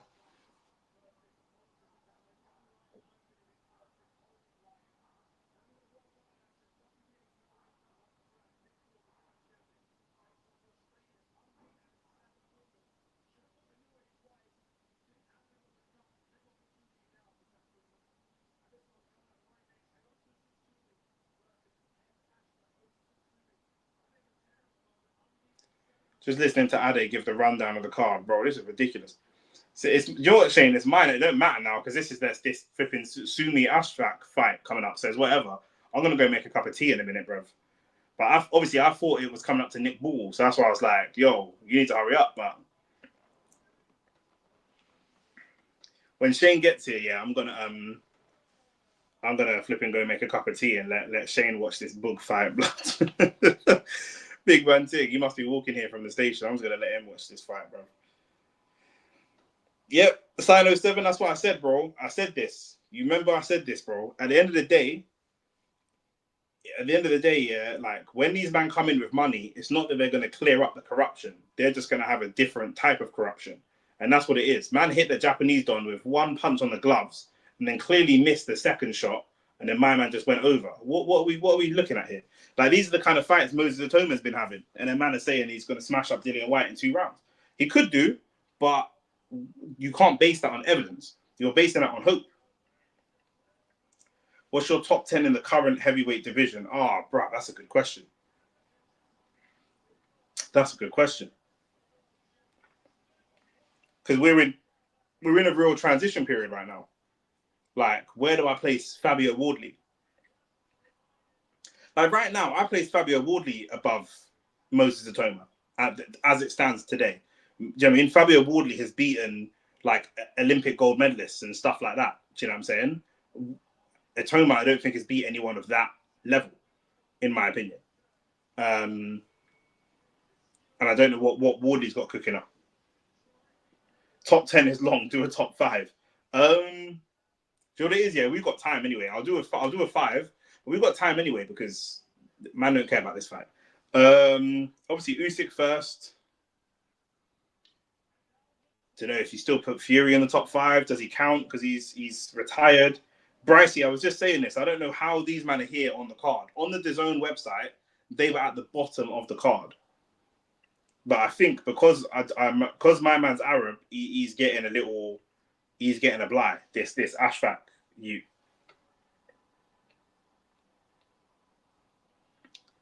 this guy's 32 years old.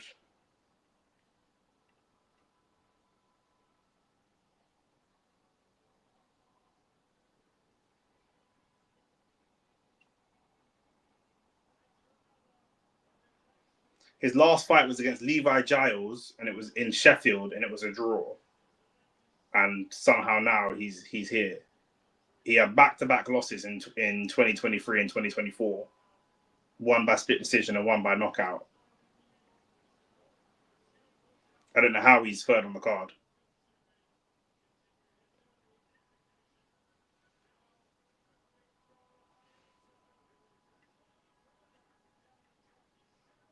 Woody looked shit in his last fight. Yeah.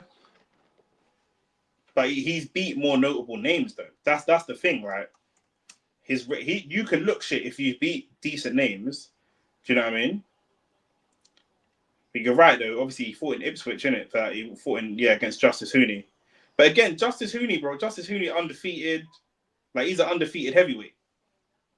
well thought of in not in this part of the world, but in another part of the world. You think Dillian is too soon for Itauma? I think in 5 fights maybe. Not really. I mean, it depends what Dillian turns up. We just don't know with Dillian. He's been fighting abroad. You know, man, forget Dillian was on a drugs ban last couple of years, so we just don't know.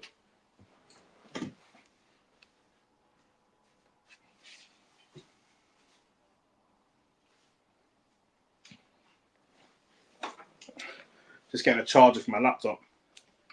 Usyk, Fury, Parker, Caballero, Dubois. But again, Fury's lost. What's your love for Fury? Like, explain your obsession with Tyson Fury, because Tyson Fury has lost his last 2 fights convincingly, and then retired. So why do you see that and have him in your top 5 heavyweights?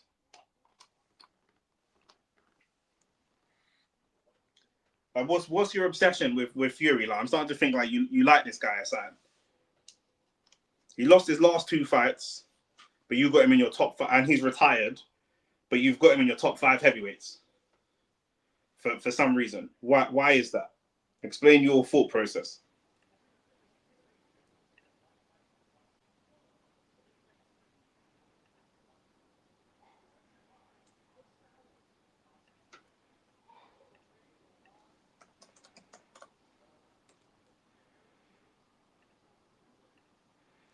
Man said his list is fair. I mean, I don't know. Like, what are we basing it on? Top 5 as of today.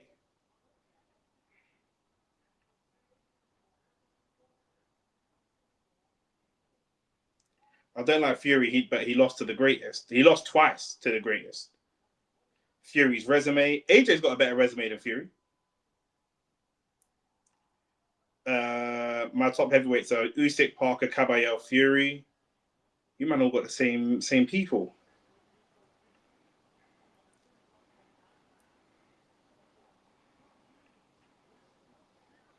Yeah. I mean, for me, it's got to be Usyk and Parker. Usyk and Parker have got to be in there. I guess Dubois. I'm looking at the rankings right now. The WBO have Usyk, Parker, Itauma number 1 challenger, Hrgovic number 2, Zhang number 3, Coley number 4, Dubois number 5. I mean, this is just stinky. Then Anderson. I mean, yeah. If this is what it is, then I guess this is what it has to be. I mean, the WBO have still got Johnny Fisher ranked top 15. He got knocked out by Dave Allen. Dave Allen's not even in the top 15. He beat him. Do you know what I'm saying? Like, that's how mad it is. IBF have Usyk. The IBF have Chisora as their number 2. A Jaguar is their number 3. Frank Sanchez is their number 4. The Sanchez has still only got 1 loss on his record.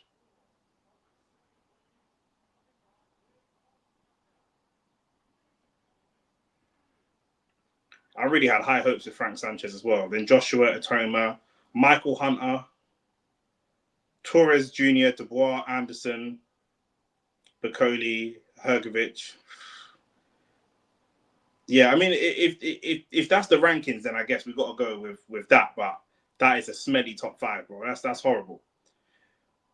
What is with this Caballero hype? Don't think as good as people say. Hasn't fought anyone noteworthy, in my opinion. He ain't fought anyone, bro. But obviously, he's the only one that looks a little bit technical. Do you know what I'm saying? He just does some body punches, and so man love him. But you know, you're right. Like, he ain't fought anyone of note. But look at the fight we're about to watch now. Do you know what I'm saying? Like, Itauma's not fought anyone of note either. But here we are. Do you know what I'm saying? He's headlining fights. It's all branded, isn't it?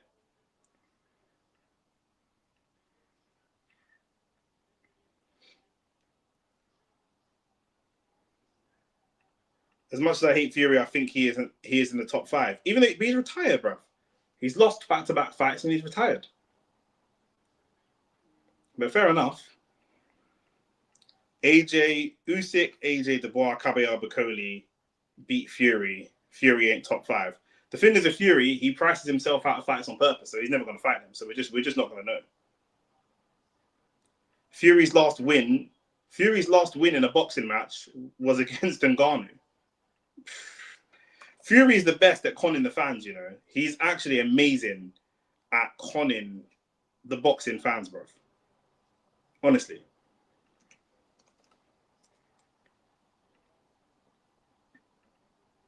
He's magic.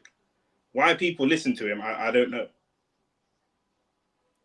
Tyson Fury has not won a boxing match against a professional boxer since 2022. Are you man serious? Cabello is number 3. Cabello is decent. I chose Cabello over Itauma. AJ is not top 5 right now. Cabello has beat Chisora, Zhang, and Sanchez. Are you mad? And he stopped them. He's obviously he's a body puncher, isn't it? He's like the only body puncher in the division right now. But let's just stick on Tyson Fury for a second. Yeah, he's not won a professional boxing match against a boxer in 3 years, man. Does no one care about that? The last time he fought a boxer and won was 2022, bro. That was 3 years ago. Well, and man, I got him in the top 5. Why? Explain it to me, man. Then why does that not matter? In the last 3 years, AJ has lost to Dubois, understood. But AJ has won boxing matches in the last 3 years. Tyson Fury's not won a boxing match in the last 3 years. Does that not matter? Like, you man are saying to me now, think about what I'm saying. You man are saying you're not sure that Dillian Whyte stands a chance against Itauma because Dillian Whyte's last knockout was 2021. But you have Tyson Fury in your top 5. Dillian Whyte still won fights, by the way, in the last couple of years. He beat Tete, not convincingly, but he beat him. Tyson Fury has not won a boxing match against a boxer since 2022. He hasn't even won a fight. What are we talking about? So why do we allow Fury? Fury hasn't been active, but his skills have always been there for all to see. Fury's overall resume is so much better than most. You don't just lose your skill out of nowhere. You lose your skill out of inactivity. You do lose your skill out of inactivity, bro. What, bro? Bro, I'm telling these man, yeah. Tyson Fury's not won a fight against a professional boxer since 2022. That's 3 years. So I said in the chat, but his last win was in Ghana. So tell me why you can say what I said was, tell me why man are telling me they're not sure about Dillian Whyte because his last knockout win was 2021. Mm-hmm. But they're still putting Fury in their top 5, even though impossible. You can't. But they're still putting Fury in their top 5. But the last time he won a fight against a boxer was 2022. He beat Ngannou in 2023, which was controversial. That was controversial as well. What? The Ngannou fight was I'm not counting that. I said a boxer. I'm scratching. No, but even if you want to count it as a controversy, bro. Yeah, based on and his he last lost, win, and he lost. And in my opinion, he lost to Ngannou as well. So when you're Sino 7, when you're talking about skills, we were live on DR Sports for that fight against him against Ngannou. You was live, I wasn't there. I was live on DR Sports for that fight, and I scored it in favor of Ngannou. I thought Ngannou won that fight. And regardless of how you look at it, you're as good as your last performance or your last wins. And how he's done nothing to be in the top 5, bro. Let me put it this way: none of you lot are gonna have flipping Josh Taylor in your top 5 140 fights. None of you lot are gonna have that, bro. And he's coming off 2 losses. But in 2022, he was the undisputed champion, right? But it was Fury, so it's different. Right, whatever. For some reason, it's Fury, so it's different. What is this fight doing on right now? Bro, me and Mac were having a conversation yesterday when I was streaming the football, and he said I got the order wrong, so we were arguing, yeah? And he said I'm on the DAZN website. But on the DAZN website, the whole thing's wrong. Exactly, because they got Ford before. They got Ford before. That's what I said. So I was like, bro, it's always wrong. It's always wrong. Shane, the man, I'm happy to see you. Love. Shane, really. You man, hit the like button, hit the subscribe button. That's the first thing. Hit the like button. I want to see more likes. But, bro, where are you, man, in the football lives? That's what I really have an issue with. Like, why are you, man, not here for the football lives? What cruiserweight do you think can move up to heavyweight and be successful? It's going to be hard because right now there's only 2 cruiserweights that are like levels above everybody else. But I do think Vidal Riley's got a good career ahead of him.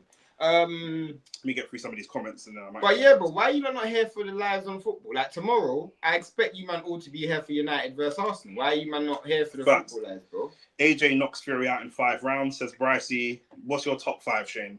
Heavyweights. Usyk, Parker, Cabello. I guess you have to still say Dubois because, you know, and I probably, honestly, on form and actual wins and what they've done, it's tough. I'd probably have to say Wardley, you know. I was going to say Wardley's wins are better than Itauma's wins. Of course. Wardley beat a few good fighters, bro. Woodley, I swear, his Woodley's last beat fight Olympians, was Justice Hooney, and he showed me a lot in that Hooney fight, because in the Hooney fight he came from. In fact, Woodley showed me more than most people. He showed me he can carry punch power late. He can show me he could knock fighters get behind on the cards. He showed me in the first Clark fight that he actually had ability to pace himself for a fight for 12 rounds, and then he showed me in the second Clark fight that he will write man off if you make a mistake. So, and Clark's an Olympian. Yeah, so is Justice Hooney has a stellar amateur record. Yeah, so he's beating top tier amateur guys. Do you know what I'm saying? Versus Itauma, who's beating Dempsey McKean. Do you know what I'm saying? Fury was decent in both Usyk fights. Man got dropped. Yeah, but this guy's he's the guy that's there to lose though, isn't it? I think he's. I swear the Saudi man. I searched him up. He's got 3 losses already. I don't know none of these brothers. He's got 3 losses already. So, but bro, it's like Ahmad, you're just giving Fury the benefit of the doubt for no reason. Yeah, it's like if Arsenal re-sign Alexis Sanchez, and I'm like, yeah, he's gonna bat it up in the league, and you say to me, why am I confident he's gonna bat it up? And I'm like, but he did it last time. But he's been playing shit recently. But you said he fought decent against Usyk, but that's not a metric for how you fight. But my argument was the cards at the end of the Usyk fight were roughly the same as I literally have them here, roughly the same as the cards at the end of the AJ fight, except Fury got dropped, so you can make the argument that he performed worse. Wait a second, but for some reason, Ahmad is saying that even though the cards are the same, it's 9-3 across against both guys. For some reason, Fury's 9-3 is better than AJ's 9-3. As I said, sometimes the 9-3 can be better, but in this case, I mean, like he was dropped, so that 9-3 is worse. I mean, I'm just saying it doesn't really make a difference, because in the case of what you're talking about, like Chisora done well against Usyk, but your losses don't define you, bro. It's your wins that define you. Stop looking at how someone looked in a loss. That doesn't mean anything, bro. Sino7 said, so you think Fury loses to Caballero Park at ETC? That's not the question. I don't think he fights them, so it doesn't make a difference. Yeah. That's not the question, bro.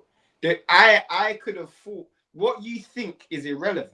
What we think is irrelevant. What are you doing for me? Let's go based on evidence. Well, exactly. So if we're doing a top 5, it has to be based on evidence. If I'm doing a top 5 fighters in the world, footballers in the world today, I have to go by the top 5. I have to go by the top 5 footballers as of last season. I can't put Saka in the top 5 footballers in the world because he was bad 3 seasons ago. Of course. That don't work.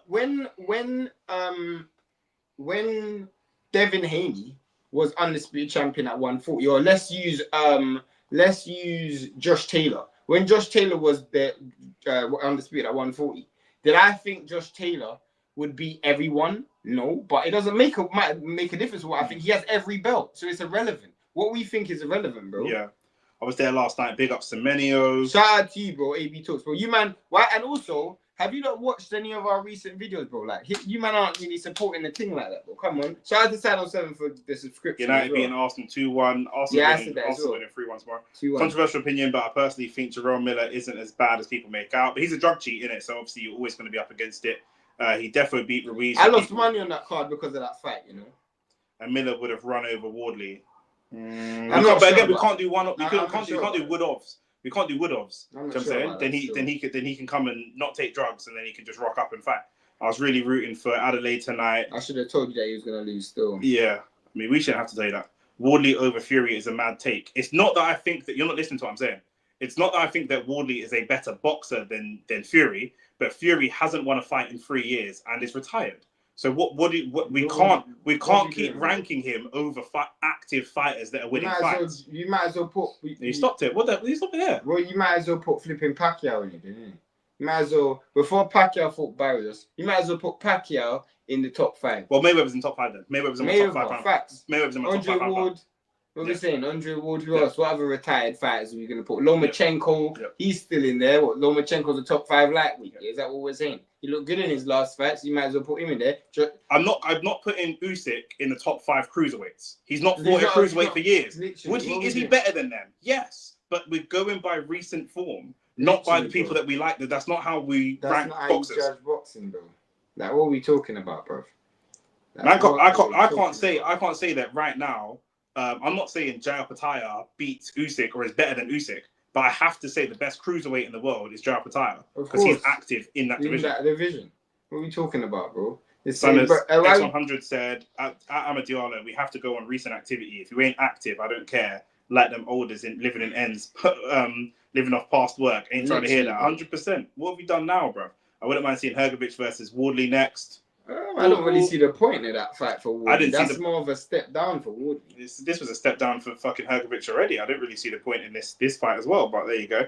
Looking at recent wins is too narrow to judge. You could also argue that experience, i.e., more fights, is just as much of a reason. Form is important, but it isn't. No. Sign 7. What you're saying is absolutely correct. If we were ranking their resumes or overall impact in the sport or whatever. When we're talking about the top 5 now. If Shane and I had a governing body that was the Nick and Shane governing body belt, of boxing, we're talking about how we would rank the fighters. You'd have to go by recent form. So does that mean AJ has a better resume than Fury? So let me ask you a question.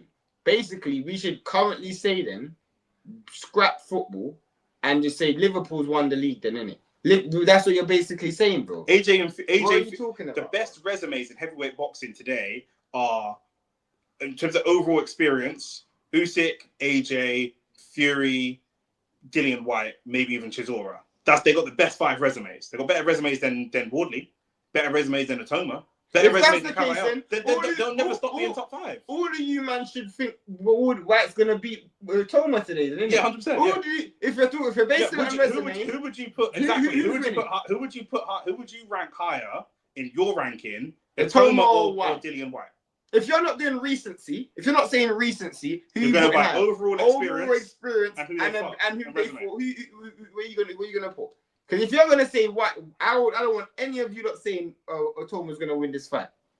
Man, them in the chat. Don't let Fury delude you. That's where this all starts. You know, this all starts from Fury doing the little dance of he's in, he's out, he's in, he's out. That's where this whole thing starts. You man hit the like button. And Shane, I've heard your guy Zerdo is ducking Jai. Apparently, Zerdo's injured. Apparently, yeah. Bro, I don't. For one, I don't know why you guys feel like Zerdo is my guy. I do rate Zerdo, and I also rate Jai. Do you know what I'm saying? Like, I rate both of them as fighters. I just think Zerdo's gonna beat. I just think Zerdo has the style to beat Jai. But I also think Dillian Whyte's gonna beat Itauma today. So yeah, he's on crack with that one right there. Itauma's never had this check, bro. He's never had this. These two things you can't cheat, bro. You can't cheat this. You can't cheat this, I hear you, but if he's smart, what he's saying is, bro, I'm not even getting to that. I'm not getting there. Trust me. That's not how fights are fought, though, isn't it? Maybe White's done. Maybe White's finished. So that's his best bet. But I saw a shook Itauma over this entire week. If you watch all the press conferences, whether it was a face-off, whether it was a press conference, whether it was the head-to-head, look at Moses Itauma, bro. He's not acting like how he normally acts. You can tell he feels he's feeling phased by this fight, bro. I don't care about ability sometimes. I just care about psychology. Do you know what I'm saying? I care about psychology. That's why when Nick was saying that Norman Jr. is going to beat Devin, I can't argue that. Because it's not based on skill, it's based on this, bro. Yeah. If these two ain't in line, it don't matter how good you are as a fighter, bro. I've seen great fighters lose because of that. You don't have that, bro. You're done. It's very rare in boxing or in the streets that you see someone who's scared win a fight. It depends on how you use that fair as well. Very, very, yeah. Moses Itauma has had everything his entire career, pro and amateurs, his own way. How do you react when it doesn't go your way, bro? It's like you raising a child and you giving them everything their whole entire life. The moment time you don't give them, they're looking to jump off a cliff, blood. I've seen this 100 times in boxing. Maybe Dillian Whyte is done. And maybe that's what I always say. Maybe you don't know what Dillian Whyte is. Maybe Dillian Whyte isn't the guy to show it, but at some stage in Moses Itauma's career, he's gonna have to show me that. It'd probably be Wardley. Maybe at some stage. I think Wardley would check him. Do you know what I'm saying? Like, Wardley showed me this from early. He showed me this from early. Wardley's been an uphill fighter. He's showed me this from early. Even prime Dillian, old school Dillian, he's checking that. Yeah. If it's the same Dillian, I don't know. But if it's the same Dillian, he might win still, but he's got to show me this. That's my concern. What is Dillian fighting for? If the fight gets hard, it's his own pride. Obviously, Jamaican, it's just his own pride. He ain't getting no. But why did he get in this shape then? Why did he get in this shape? I'm not sure, bro. Do you know what the shape thing? I don't even know if that's a positive. Because no, but I understand what I'm saying. The psychology is, I believe I'm working fucking hard. Facts. I'm working harder than I've ever worked before. Facts. You know what I'm saying? So I get you, but I'm not sick, bro. You're not, I know you said that's not the reason for him to win. But course, because I actually feel like him putting on exercise would have been better. I thought so too. Me as well. But I just feel like it's an indication that with the hand speed. It's an indication that his mindset's in the right place. Bro. Yeah, you know what I'm saying. And we know with Itauma, again, like we said, a lot of it's psychological. So showing up in that kind of shape should have some kind of psychological impact. Silent Sim said, okay, maybe we're talking past each other. When people say top X, we just mean the best. What you're talking about is rankings, which you're probably right about, hence the rankings. If we're basing it on ability, then my ranking might be slightly different. Yeah, so. I think AJ's got better ability than a lot of man. I think AJ has a better ability than that's what I'm saying. He's got better ability than a lot of man. I can't pick a name, but he's got a better ability than a lot of man who would be ranked higher. Facts. Like, Michael Perkins. I think he has better ability than Dubois. Yeah, I think AJ has overall better ability than Dubois, but when they thought it was over. 100%. Do you know what I'm saying? Yeah, like, I thought Devin had better ability than Ryan. He got knocked out. He does, yeah. You know what I'm saying? Michael Perkins apparently said Zoe apparently injured. FTech says, Shane, you said on the pod you think Buddy is the best coach. I've said it 100 times. In boxing. Curious as to why you think that. Before the Nick Ball fight comes on, do you want a cup of tea? Yes, please. We ain't gonna OnlyFacts cups, bro. You spoiled it, but you said it already in the chat. Okay, cool. Yeah, we got OnlyFacts mugs. You have gas down doesn't come in. They should be here by Wednesday. Why for that? So you're going. Fuck you, bro. Do you want a green tea or a normal tea? What tea is there? You got the sort of fruit tea there. Let me have a look. Cool. If not, then just the normal mint tea still. You want me to do this when you're here or when you're gone? Doesn't matter. The question that they asked. You can carry it. You can carry on. Yeah. So I've said this multiple times. I used to be on another channel back in the day. Yeah, my boy's channel in America. No, it's my brother still. We always used to do like every day. We used to go live talking about boxing, whatever the boxing topic was for the day.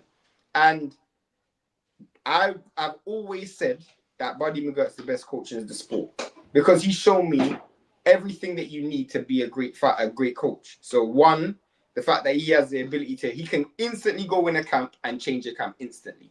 His ability to in-game control a fight is second to none as well. Also his ability to get a fighter from young and bring them through. We've seen him compete at the highest level for so many years. He's shown me so much different things. Like if you look at the work that he's done with people like, I can obviously say Arturo Gatti, but for me, I wasn't even impressed with that much. I was more impressed with the work that he done with Kovalev. Like the work he done with Kovalev for me, that was when I was like, yeah, this guy's an elite coach. Because I'll never forget, Kovalev fought Alida Alvarez and he got absolutely battered in that Alida Alvarez fight. He brought in Buddy McGirt and Buddy McGirt had him fighting a completely different style. And he won every round against Alida Alvarez. I gave Kovalev no chance. Then if you watch how he managed Kovalev in the Anthony Yard fight, then you watch how the work he's done with Callum Smith. And Callum Smith looked done after the Canelo fight. He got Callum Smith and he joined the camp and he just got Callum Smith looking like just a knockout artist. And you look at the work he done in the corner managing Callum Smith against what's my man he just fought, Boatsi. Bro, he's a top coach, bro. And I've seen him work at different weight classes as well. Heavyweights, lighter weights. Bro, he's shown me everything that I need to see in a coach still. So that's why. Itauma is gonna lose today. I think that as well. Of course, Zlatan said at the high level, 90% of the fight is psychological. Bro, it goes without saying, bro. It goes 90% of boxing is mental, bro. It's all mental. Boxing is all up here. Like if you can win a fight up here, I've seen fighters win a fight with just their mind. I've never seen a fight. You can if another guy has heart and psychology, then it comes down to ability. But if you don't have this and this, bro, the ability is after. It's after that. I've seen like when Dillian fought Joseph Parker was way more experienced in terms of amateur career, former world champion, and he was technically better than him. He was technically better than him in every way. He had the hand speed, he had the foot speed, he had better overall ability. But guess what? Dillian didn't make it a fight like that. Dillian tests this. And because Joseph Parker at that time had never been tested here, that's why he lost the fight. And that's boxing, bro. That's just boxing.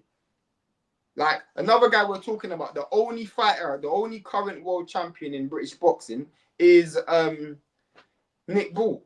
Nick Bull ain't that great technically, but he's got this, bro. And if you got this, you're halfway there. I agree, Nick. He's in great shape, but listen to White talk. I ain't hearing the same vim in his bro. I feel like he's trying to play some kidology, bro. He's trying to get Moses into a full sense of security. That's what I think. I could be wrong though. Do you think Dubois could be world champion again? I think anybody could be world champion at heavyweight. Because if you look at the current standing of heavyweight boxing, once Usyk gives up those belts, no one's going to conquer boxing for the rest the heavyweight for a long time. It's going to be a lot similar to what we saw at 54. Similar to what we saw at 54 for a few years when the belts were just passed around a lot. I think we're going to see that again. Like there is no fighter that's head and shoulders above everybody else. So can the bar win a world title? Definitely. Who's fighting now? Nick Bull's about to fight, but the fight ain't even started yet. But you man, hit the like button. And as I was saying before, like we got 2 videos out right now. One video that came out today and one video that came out yesterday. One Anthony Joshua and Andre Ward video. That's doing shit numbers. I don't know what I'm going for you, man, because I don't know if you man aren't sharing the videos or not or something. And then we got another video with the Arsenal preview. I don't know how none of you ain't watched that, bro. What one? Like you man ain't supporting the team or something. But in terms of the other videos, you man have been supporting us. So shout out. And obviously in this live, hit the like button, hit the subscribe button, share the video. By the end of this video, by the end of this live, I want at least 30 likes. As soon as this video is over, there's going to be a video. As soon as this live's over, there's going to be a video straight away as well. Like, we're just giving you bare content and, like, you're not reciprocating the energy. Why couldn't Ben fight Barrios? Easy belt instead of rematch. That's what I said. He needs to get that belt as fast as possible because, in my mind, if Barrios got gifted that draw against Pacquiao, and everybody's looking at Barrios like easy money right now. I can't even lie. And let's say, for example, Brian Norma Jr. beats Devin, or Devin beats Brian Norma Jr. Whoever wins, they're going to be looking at that. They're going to be looking at that Barrios fight as easy money.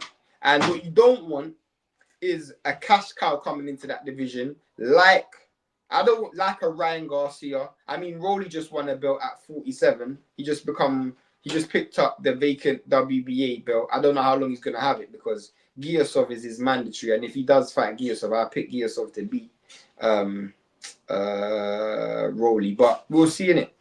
But yeah, man, Conor Ben going back to 147. He's got to get this timing right. Because if he loses this fight, he's then going to have to go to 147 and acclimatize himself back to that weight class. So if that's the case, we're looking at 2 fights. Which probably could take him to next September. By that time, I can't see Barrios still being champion. So he's going to have to get this right. The lucky thing is, Paddy Donovan and Crocker?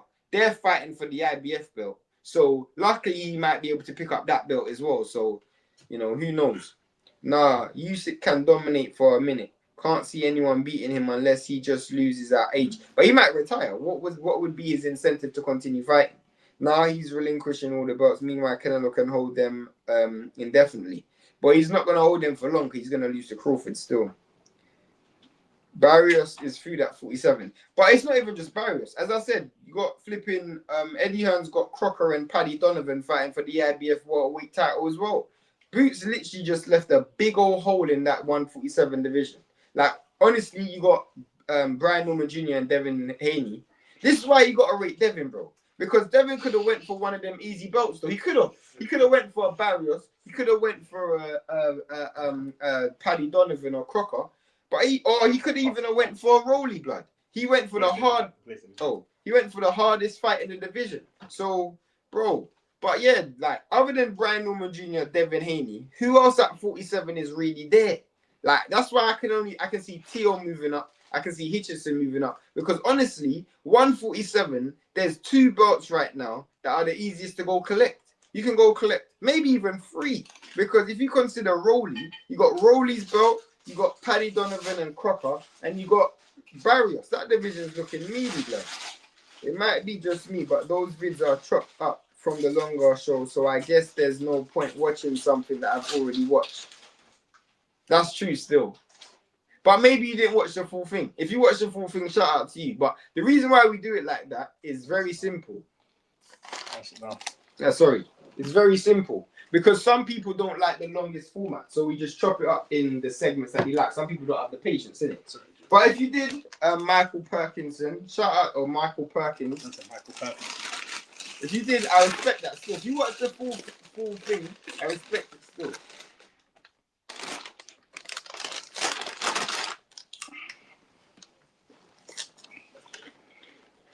The maddest thing is, Barrios is coming off 2 controversial fights because he got a draw against Abel Ramos as well, and then he got a draw against Pacquiao. Yeah, Sino 7's a new member as well. Shout out Sino 7. Yeah, I said that earlier. Shout out to Sino 7 still. Why don't the rest of you become a member? Seeing as Michael Perkins, you want to support the thing, and you've been watching the full content, you might as well just. You can tell he's from Tottenham, innit? I'm from West, innit? Man don't like to be beggy. I don't give a freak, blood. I know. Read that. Yeah, let me take that. Yeah, okay. Yeah, stretching the charger as well. Not you, just in general. Sunday 7 said, been rating Haney, always active, fights top contenders, no cherry picking. Meanwhile, people giving him unnecessary hate. Rate his dad highly too, a real one. Trust me. Ibrahim, this is you on a burner account. What? So type of that comment. And Ibrahim Salou said, I watched the full podcast, but I can't lie. We need timestamps, bro. Let me tell you why we don't have timestamps. Because it takes time. And also, not even just that. But if I know I'm going to cut it up into segments anyway. Then... I always say that we should put timestamps just so that people can come and click on what they want to. I guess we want them to go to the video, but I'm just saying we want to make it as easy as possible. I don't know. I don't know if people. Yeah. I don't know. Yeah, I know. It's what we want them to do, but we have to model it after their actual behavior. Their actual behavior is that they're watching the full thing. Fair enough. So thank you very much, Ibrahim, for your support. I appreciate it.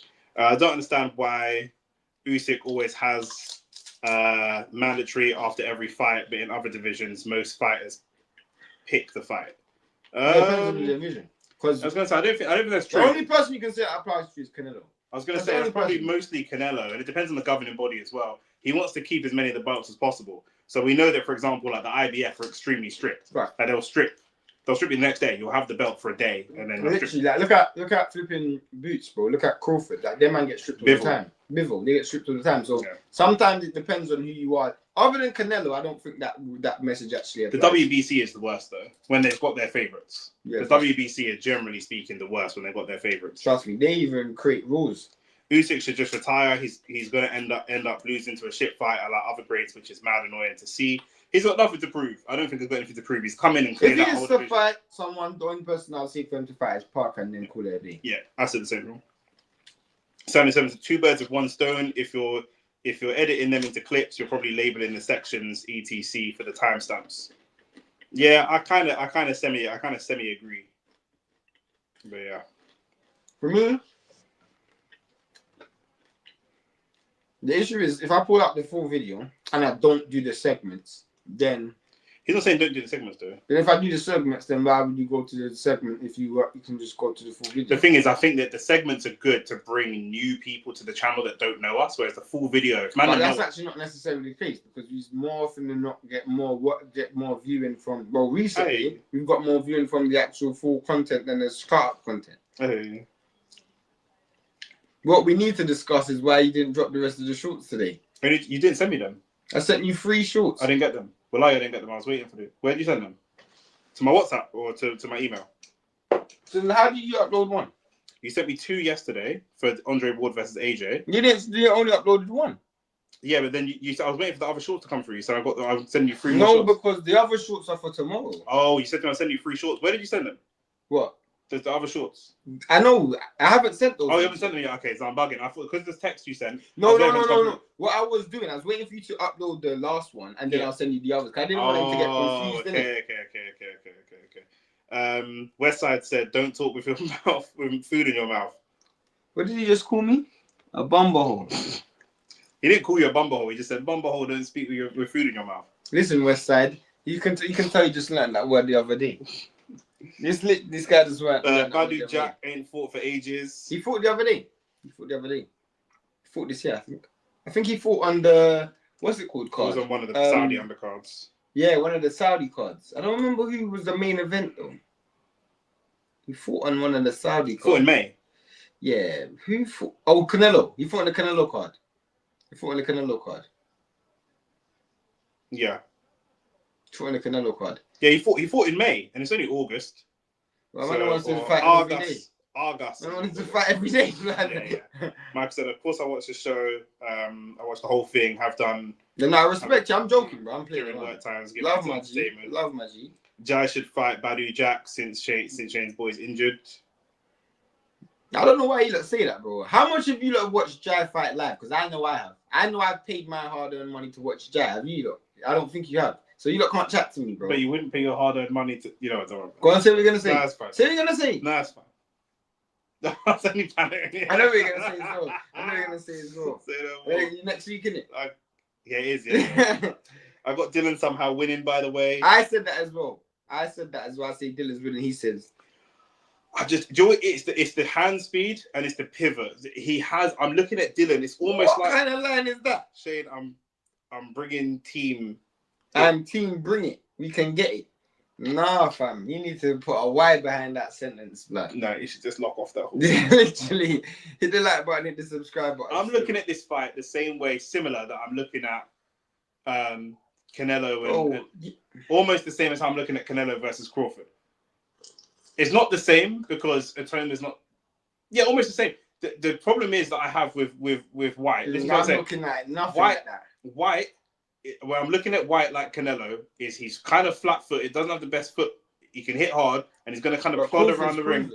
I hear you, but Crawford will have way faster hands. And who's light skin in that equation? Because you always say light skin guys from England lack testicular fortitude. He's from Slovakia. But he was born in England. He was raised in England. He's born in Slovakia. But he was raised here. I don't know where his dad's from either. His hair tells me his dad might be from Nigeria. Oh, if his dad's black, then it's even worse. His dad's definitely black. That means he's got. But his dad's not from Slovakia with a Nigerian gal. That means he's got a white mom. This might be peak for Moses, you know. Remember, the brother already lost. That's what I'm telling you, blood. Nick always says this, yeah. Anybody, and he loves white gal as well. So I don't know how this is gonna work. But he says anyone, and it's true because when you actually do the maths here, a lot of these light-skinned people have they struggle with courage. Look, that's what Nick says, isn't it? They never spent enough time in the field picking cotton. They ain't been back a yard, didn't it? Trust me. Like we were outside picking cotton. They're in the house, innit? Who? The light. They were in the house. I was in the field. I was actually getting. The girl might be a comfort girl at best. Yeah, that was a good position for her to. Do you know what I'm saying? Trust me. They have no black. Well, they not have no black comfort girl. But you understand what I'm saying? But some of them black girls had some of the best front ever, blood. I like both Jay and Zerdo. I've seen one of the worst cruiserweights before them. Who was that? He was one of the worst. Man just left us in suspense. Coley. This card.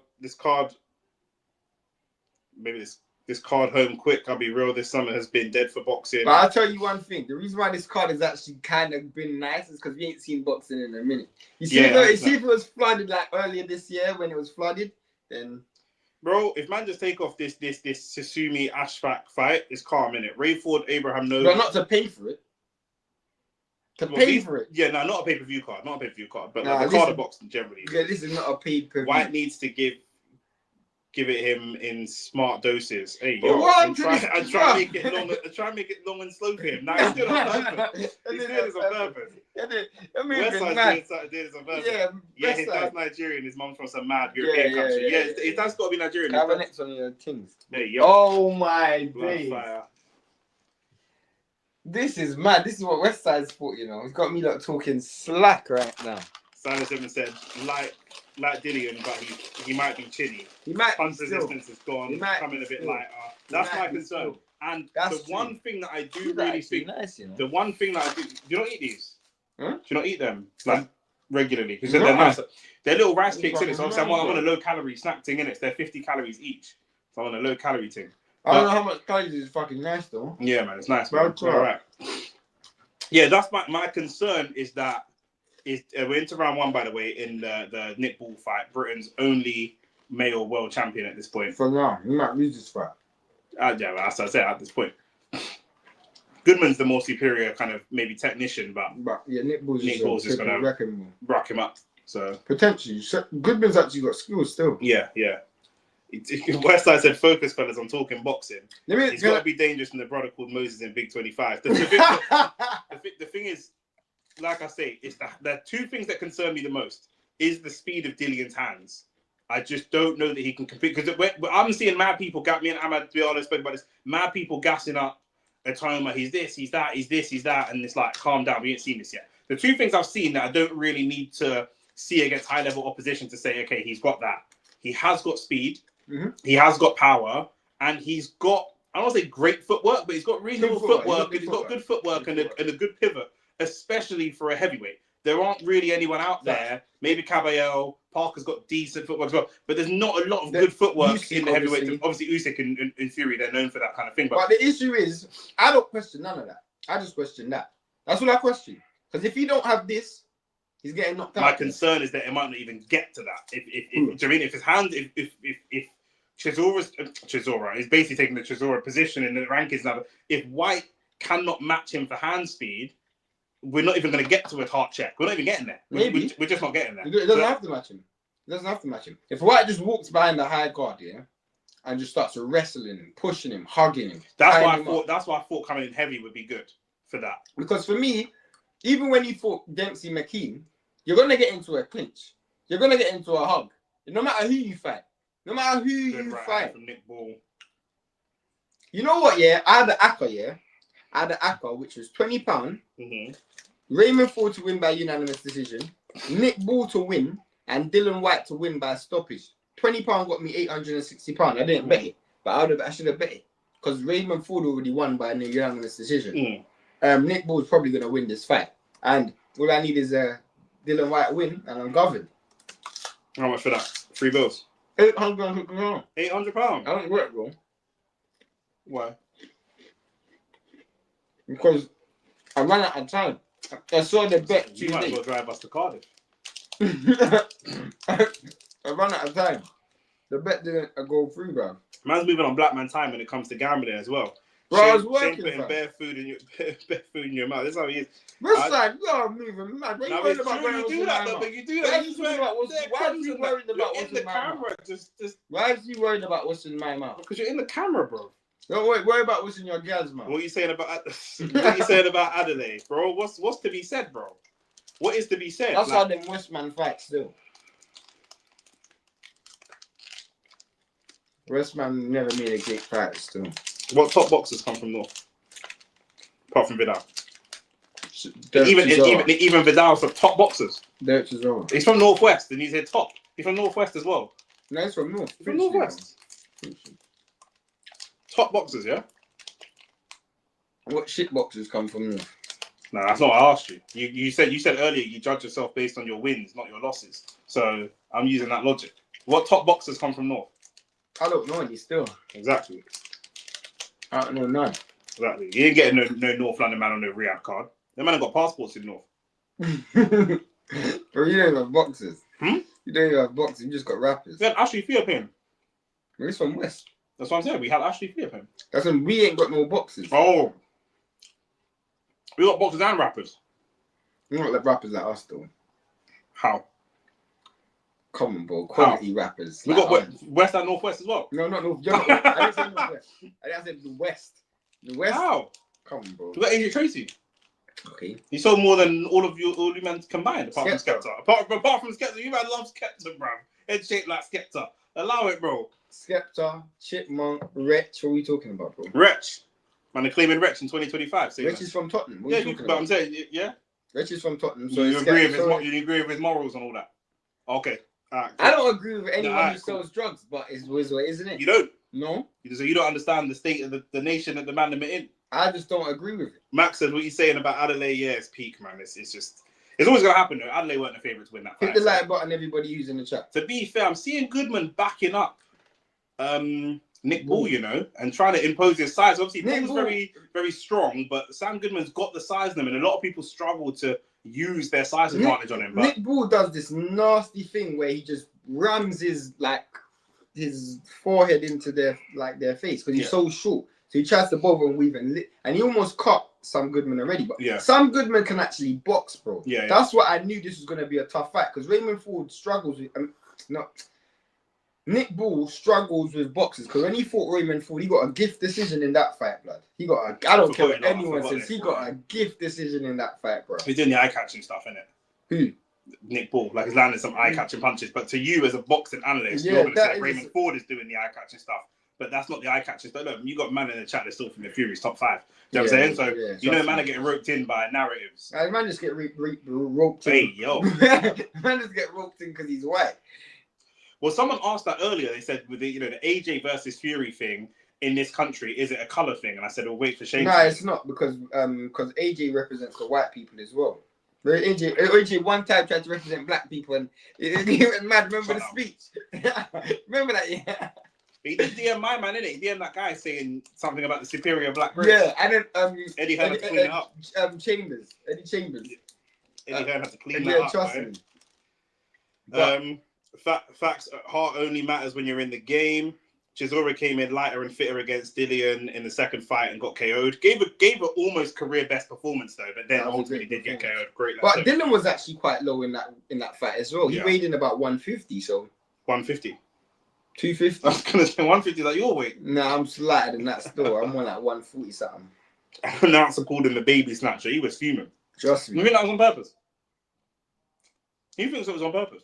I don't think so. Baby snatcher. You know what he's thinking? Baby thing. That's it. It's baby thing, isn't it? Okoli gets the winner. Okoli stinks. Okoli beats them though. Okoli beats White though. Speak of the devil. Here he is. Okoli beats White. Yeah. Okoli's some ugly fighter, you know. He can just stink his way through a fight. Look at that girl next to him. Is that your style? Her face looks a bit hard though, isn't it? Yeah. I mean, it looks like it's molded from concrete. Face looks like she's a bit. She looks like a pretty statue. Like she looks like she's from Thailand. Like she could be one of them Thai girls. One of them kind of fraudulent girls. Yeah, one of them. You know what I'm saying? Yeah. That's the piss standing up and that. Brycey said, "Hey." I'm not sure that's in reference to. She's always from Finchley. Hey, is from South. Lennox was born in West Ham. Bro, why are you telling? Bro, that's East, bro. Why are you telling us that? You bought food. You got food around your choppers. Man was saying that you got food around your mouth. Do you see any food around my mouth? This nigga talking. I'm moving like T.I. They say I got 2 black eyes. Where they at though? You see that clip? Literally. Ain't that North? Frank Bruno's born in Hammersmith too. That's West, bro. Yeah. That's what I'm saying, bro. Yeah, that's what he's saying. Okay. We ain't got no fighters in North, bro. Bro, where is this fight? Looks like it's in a leisure centre. Bro, it's in Saudi, isn't it? Kingdom Arena and that. It's in Saudi, bro. They probably sold like 5,000 tickets. Man said Ball is built like Joe Rogan. Even they gave them away. Ball is built like Joe Rogan. AT, what you saying? AT said big up you, man. Hit the likes. It's been a while. Joe Rogan's like 5'8", bro. Mm. This guy's like 5'2". He said he's built like him, like body-wise. I've seen Nick Ball in person, bro. That guy's shorter than a spliff. Mm. I know, girl bigger than Nick Ball, blood. Oh, whose mouth guard got knocked out? Someone's mouth guard Nick got Balls, knocked I think I heard Adam Smith say it was Nick Balls. Oh, this fight's actually more competitive than I thought. Yeah, Nick Ball's not having it all his own way. This would be a big L for British boxing, a big L for Eddie as well. No, Frank, you mean? Was it? Oh yeah, he's with Frank in it. Frank scored a great man. Ibrahim said, "Wouldn't it be funny if Wilder made a video laughing at Dillian Whyte tonight after he gets beat up by Itauma like the way that Whyte was. I- Yeah, yes and no, because the last time I saw Wilder, he was trying to argue with the ref while getting knocked out. So it was Sam Goodman. oh, fair. But you know what I'm saying, like, Wilder's not in a position at that time. At the time, the context was that Deontay Wilder was not fighting Whyte, and Whyte was his mandatory. So it made sense. No, but that made sense. Right now, it would be a totally different In fact, if Dillian beat Whyte, if Dillian beat Itauma today, the doors are so open for Dillian right now. You could fight at AJ, you could fight at Chisora, you could fight at Wilder. The doors open, bro. Like the doors will be wide open. Yeah. Someone said that thing is a J, by the way. Transformer and that. Yeah, she did look a bit. That's what I'm saying, bro. Nah, but she looked a bit like Oh yeah, yeah. I know exactly what you're talking about. I know exactly. He does, isn't it? They look kind of similar, you know. A little bit. They look kind of similar. They all got a hard face. A hard face. Yeah, you can't age them. They Literally. look 26 and 46 at the same time. Some girl bad man, how they try to set them type of girl up with next man, not knowing the, you know what I'm saying, not doing the CRBs. And oh yeah. Some girl are bad man, bro. Yeah. Bro. I don't mind watching a Cody versus Bacoli. Why? Anna, do you watch boxing? That sounds horrible. You've picked the ugliest fight possibly of any two fighters. I think you're going to struggle to find that. Is like watching lesbian sex between Oprah Winfrey and flipping Whoopi Goldberg, bro. I ain't trying to watch that, man. Still better than watching two Batty Man, but yeah, I hear you. So, bro, Nick, we're live right now, you know. We're actually live. That's cancelled worthy content. Why? Because I don't want to watch Batty Man. What? I have to watch it. What are you talking about? That's a derogatory term for homosexuals, me. Oh, I didn't know. Ignorance is not a defense. Wait, where's my girl's apology? Let me read it. Where's the apology? Let me read it. I'm so done. Wait, let me read. Well, I can't apologize. Everyone can apologize. You don't know what he's talking about, yeah? Everyone can apologize with me. Chill. But some people get forgiven, innit? Sometimes when you apologize, it's enough. You get your job back. If I put on one of them little... Do you know what I'm saying? If I put on one of them little necklaces... And a hat. Crazy. Whyte revives his career. If you come from Stamford Hill, innit? My name was Moses. If you come from Stamford Hill. If my name was Moses. Yeah, trust me. Like Moses Itauma. If you come from Stamford Hill, innit? Whyte revives his career if he beats Moses 100%. And I get that Oprah image out of my head. That is mad. Man, I'm on a weight loss journey. Since I come back from the Caribbean, I've lost 15 pounds. I'm just trying to change the subject. So I've got like my low calorie snacks. So I'm saying, man's meal prepping. I was 203. I was trying to get down to about 170. So I'm currently about 190. I can't find my fucking phone. It's probably under the pillow. Might be under the. Let me stand up. Where for that still? Lift the pillow still. Yeah, it is. Yeah, 15 pounds, you know. So I'm like down to like nearly 190. I weighed myself this morning. I've got them electric scales there as well if you want to weigh yourself, but it tracks to your phone and everything. And then trying to get down to like 170 and then bulk up and put on another 10 pounds. Goodman's winning this apparently, according to Andy Lee. I thought Goodman was winning this as well. Still, I'm not gonna lie. If I get down to like 170, about 12% body fat, and then I can bulk on, if I can put on about 10 pounds of muscle and maintain about 180, I'll be built like a fucking tank, bruv. Just skip meals, the best way to lose weight rather than counting calories. I am counting the calories, but I am also skipping breakfast, innit? So I'm trying to do the intermittent fasting thing, and I'm not eating from like 9 till like 1, 2 the next day. Obviously, when I'm streaming, it's difficult because obviously I'm sitting here talking for ages. So man ends up fucking snacking or needing a drink or something like that. But still, I'm doing okay. Goodman is actually countering. I thought Finchley was Barnet. Finchley is next to Barnet. Next to Barnet, but both of them are North London. They're both North though. It is North. Finchley's definitely North London. And so is Barnet. Yeah. Nick Bull is actually losing this fight, bro.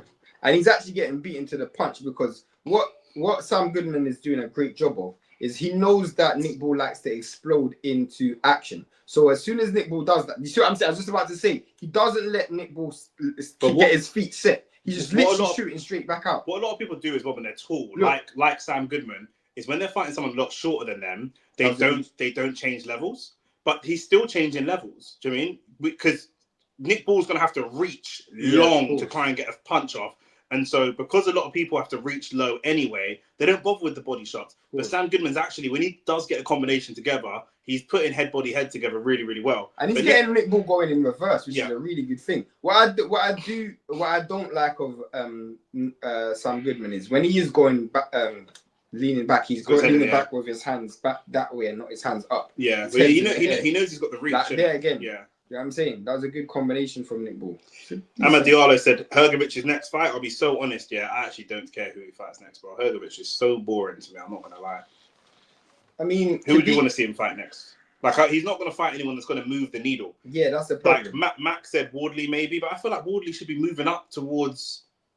We said this earlier, we said that after Justice Rooney... I think Wardley actually needs a fight that's actually going to be a decent sized name. Yeah. I wouldn't mind seeing Wardley versus Wilder. Yeah. Just because it's a bigger name. Wardley's got to be looking at top tens. Wardley's got to look at... Wardley's next fight has to be a name that's going to be good on his resume. Yeah. Who needs a good fighter, and you got a lot of experience. Clark is a good fighter. Who needs a good fighter, but they're not really lifting his profile. That's a profile fight. That's what Itoma's doing. If Itoma beats Whyte tonight, brilliant shot from Goodman comes straight back. But he came straight back. If Itoma beats Whyte tonight, it could be an old finished Whyte, but that's still a big name on his resume. Like that's why he was trying to fight Gerald Miller, because Gerald Miller's a good name. Sino7 said, "Laugh my ass off." Remember when Hrgovic was the boogeyman of the division? Let's stop calling people the boogeyman of the division, because it judged Bacoli. Yeah, trust me. You know what I'm saying? It's just knocked out in one round or 2 rounds. Do you know what I'm saying? This guy looks so calm. Wardley versus Itouma. I don't think they're going to make that, because if they were going to make Wardley versus Itouma, they would have put them on a collision course already. But they specifically are keeping Itouma away from Wardley. It's this much risk. I'm not in the camera. It's this much risk and this much reward, because Wardley's not even that well known. It's not even just that, but Wardley and Itouma are both young. So if I'm going to Wardley's not that young. No, but in terms of Wardley's young for a heavyweight, he's relatively young. I thought he was like 28. He's 30. For a heavyweight, bro. For a heavyweight, how many heavyweights are younger? I understand what you're saying, but you said Wardley and Itouma, but there's like 10 years between them. No, but my point is, in the next 5 years or in the next 3 years, all of this crop is going to be gone. Yeah. I'm going to maximize the money when Wardley is at his financial peak and Moses Itauma is at their financial peak. There isn't going to be anybody else there.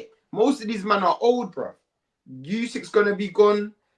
Fury's going to be gone. Whyte, AJ, all of these men are going to be gone. Andy Lee gave Nick Ball that. I do think Nick Ball ended the round quite well, still, I'm not going to lie. I think Goodman kind of gave up the initiative that At least it's not Chris Mannix on the scorecards. Andy Lee is a decent scorer of fights still. Did you explain why Buddy's the best trainer? Yeah. Boogeyman is a useless term, 100%. Trust me. Good job. The only thing, again, when Goodman takes a left hook and a right hand, and then Nick Ball's right on him straight away. This is what Nick Ball does. Nick Ball's explodes into action. But this is the thing. When you take long for your hands to get back to your head, that's what happens.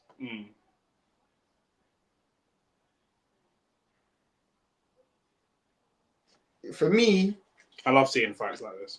Nick Ball is one of those fighters where they're moving him quite sensibly, though. Yeah. Like, they're not really trying to get him unified or anything. They're just happy that he has a belt, really. Yeah.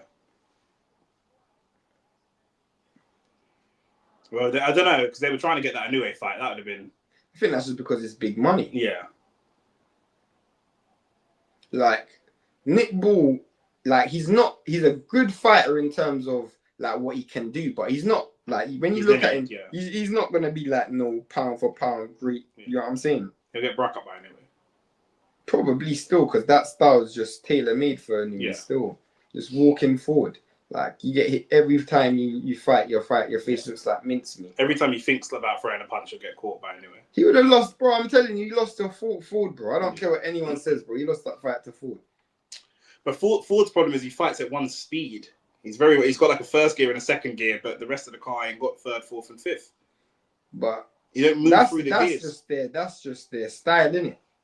I just feel like he allowed Nick Ball to shoe shine his way through the fight. Yeah, he almost did that at times with Nova as well. Similar thing, but it's because he doesn't move through gears. When he starts to fight well forward, but then when the other fighter starts getting warmer, he stays fighting the same way. Yeah, because you don't get hit that clean. You know what I'm saying? So sometimes he's just so comfortable with his defense that he turns off his offense. But he's got to understand what the part of the boxing at the top level is, also understanding what the audience is seeing outside the ring. That's what Mayweather was very good at. But also that comes down to if you have a great in-corner coach as well. Yeah. Because who's his coach? I don't even know. I know one of his padmen, but they're not his main coach. But I know one of his padmen. AT said Chris Mannix is a disgrace. You man see any famous people in the audience? I think Conor McGregor's there. I've seen a few people. I mean, this is definitely the worst Saudi card that's ever happened in Saudi. Yeah. Like, I mean, David Adeleye. I said David Adeleye is probably the lowest level fighter I've seen on a Saudi card, other than maybe Josh Padley. No, I've probably seen someone worse than that, but there's not a Saudi guy. There's an actual. But I mean, like, I'm not counting the local Saudi man. I'd have to check the cards. But in terms of this high up the card, if Itauma wins today, Itauma versus Hrgovic, he's got to look above that, surely. Itauma. Hrgovic, bro. If he wins today, you man are rating Hrgovic. Yeah, bro. You man are living the past. Boxing is. Do you know what it is? Yeah, you're not. Do you know what this is like, Ahmad? You're a Man United fan, yeah. You said to me before, like last season, if Arteta don't win the league last year or the year before that, when Man City and Liverpool weren't doing that well, and you said if Arteta don't win the league, it's over. Like Liverpool's going to reinvest, Man City's going to come back, Newcastle's got big money, it's long, the opportunity's gone, and you're moving like one of the Arsenal fans that's moving like it's 3 years ago. Like no, like trust me, the process is like, bro, the opportunity for you to win the league has come and gone. You might have living in the past. Me about Michael Carrick in midfield. Yeah, you're not living in the past. Do you know what I mean? You're living in the past, bro. If Itauma beats Whyte today, he's got to be looking at above Hrgovic. Yeah, I thought Hrgovic isn't even top 10, top 15. Ball is landing very little clean. Hrgovic is a good name. He's not even a better name than Whyte. I don't think so. The name Whyte on your CV is better.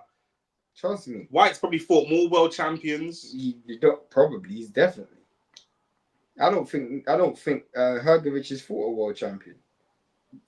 There you go. Whyte has fought several world champions. Whyte has beat ex-world champions. Literally, like, couple world champions. Yeah. So, like, this is kind of pointless what you're saying. It's better you say... you say Moses versus flipping Chisora to Rati. Yeah. Chisora has a better resume than... Hrgovic by far. Hrgovic. Good body shot. Good body shot again. What did you do with Itauma versus Joyce? No, that's dead. Hrgovic beat Joyce, so... Yeah. I was going to say Dubois, but Dubois still dangerous, though.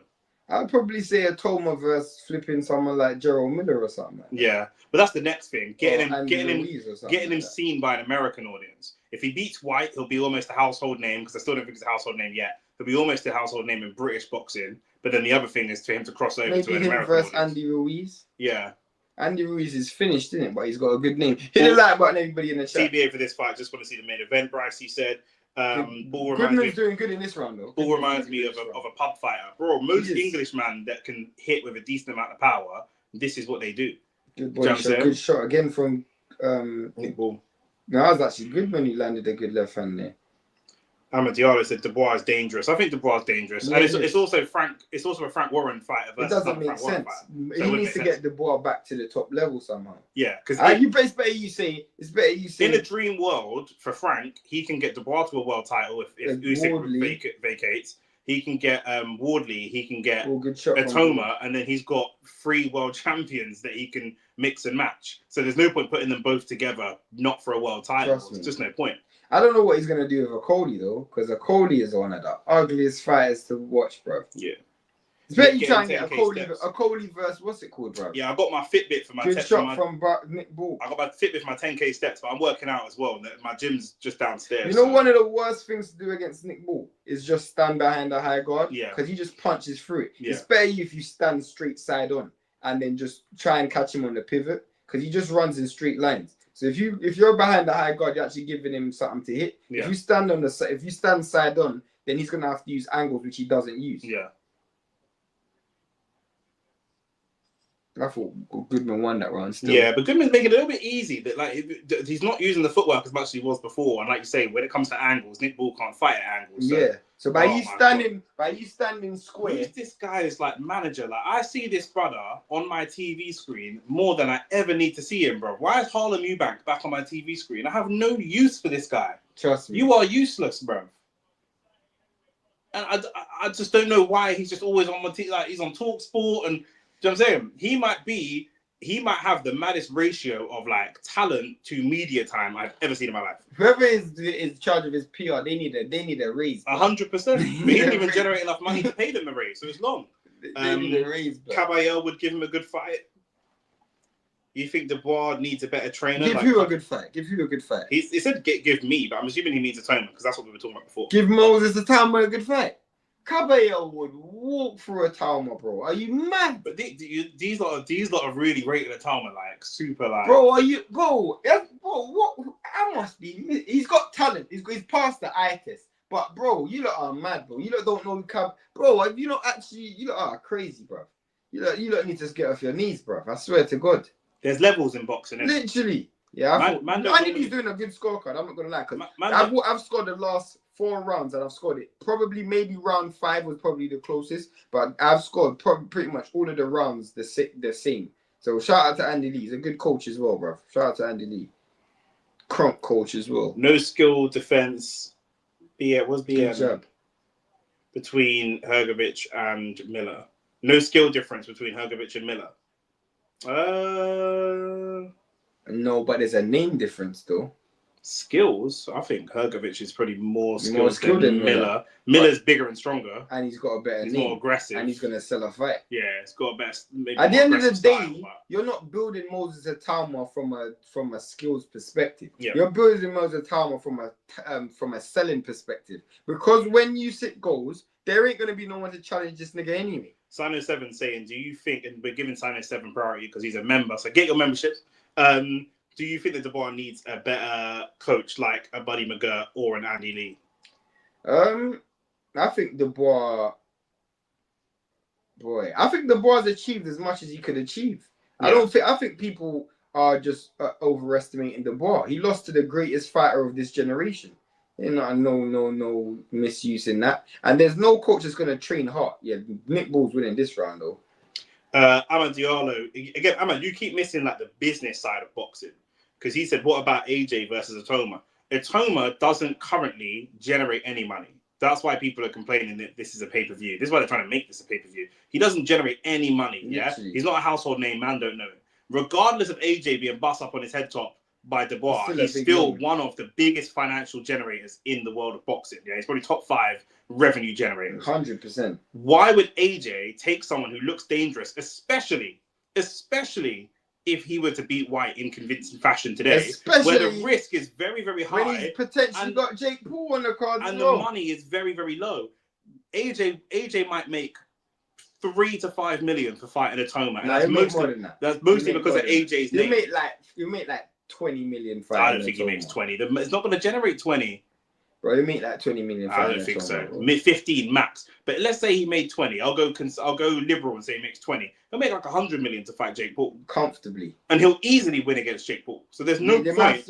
Why on earth would I do that? And from an Eddie perspective, that's the rival. I'm going to sacrifice my crown jewel of the heavyweights, the only heavyweight I've got, to build up my opponent's rival heavyweights. Why would I do that? Stupid. Doing as much promo as Conor Ben, 100%. She's got a wham chin. She looks like the crimson chin from Fairly Odd Parents, blood. She looks like she could be a heavyweight. I agree with you, Shane. Itauma is overrated at this time. And he's not even saying that he's not good, but you Turkey is lining him up to fight Itauma. Yeah, to fight Usyk. Sorry, Turkey does. Bro, that's like a player batting it up in the championship and then Real Madrid signing him. Even that stinks. That don't even make no sense. Barassi versus Parker stinks. Yeah, it's a stinky one, bro. But Watsi's finished anyway. Itauma is not all that. As much as I rate Itauma, I don't think he'll ever be as successful as AJ globally. No one will. But AJ had the Olympics behind him. Do you know what I'm saying? And it come at the right time with the Sky deal. As much as I rate Itauma, I don't think he'll. Of course not. AJ had the Olympics behind him. He had a prime Eddie Hearn promoting him. And he also had a very good era of heavyweight boxing. Yeah. Like, you got to understand, he had dance partners. He might not have fought Not them, just that, they were coming off an ugly era of boxing. Facts. This new era is coming off the back of Fury, AJ, Wilder, and Usyk. So everyone's going to look shit by comparison. In terms of name, they all bring a completely different demographic. Yeah. Usyk brought a certain demographic. AJ brings a certain demographic. Before Usyk, Wilder brought the Black Americans, and Fury bought all the white people, and AJ bought the Black Brits. Or just Brits. So they laid the table. Do you know what I'm saying? And then Joseph Parker bought a lot of the Australasian crew. Trust me. So they laid the table. Do you know what I'm saying? And then once the table was laid and Usyk came and picked up all the belts, he bought the Eastern European crowd, literally, which is a fairly small crowd. And the hardcores as well. But the table was laid. Do you know what I'm saying? Nick Bull's turning up the pressure right now still.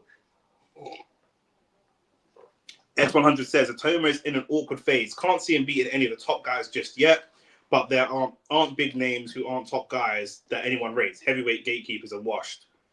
It's true.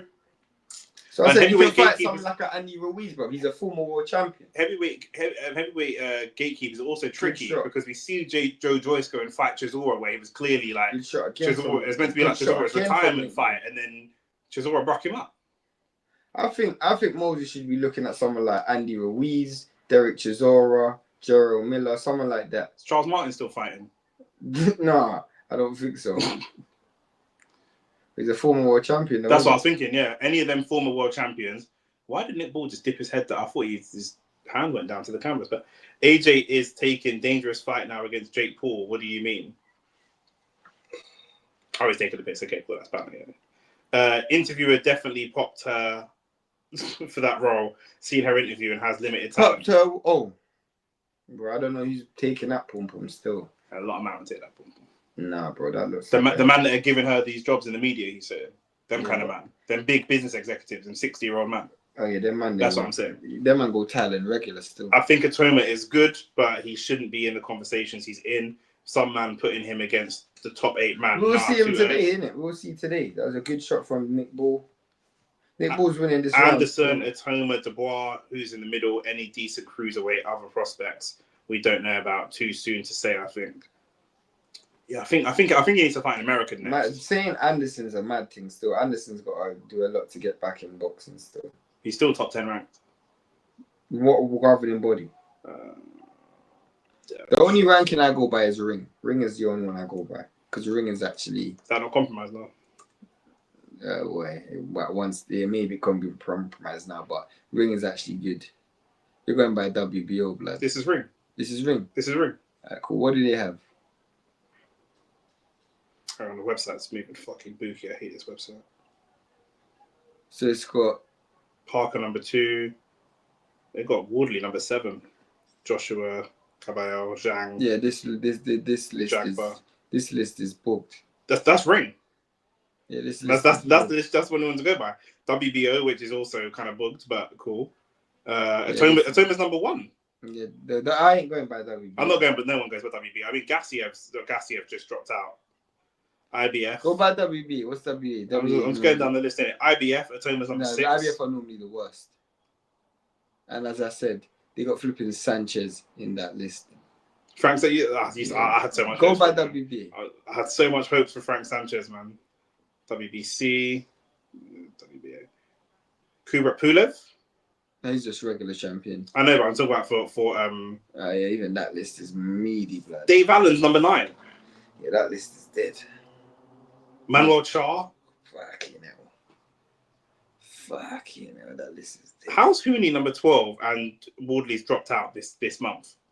He probably didn't pay his sanctioning fees. Do you know what I'm saying? Yeah, Goodman's probably losing this fight on the cards, but if he can win the next few rounds, he would have a good chance. He needs to somehow turn the momentum. They gave Goodman the last one. I actually gave that last round to Nick Bull.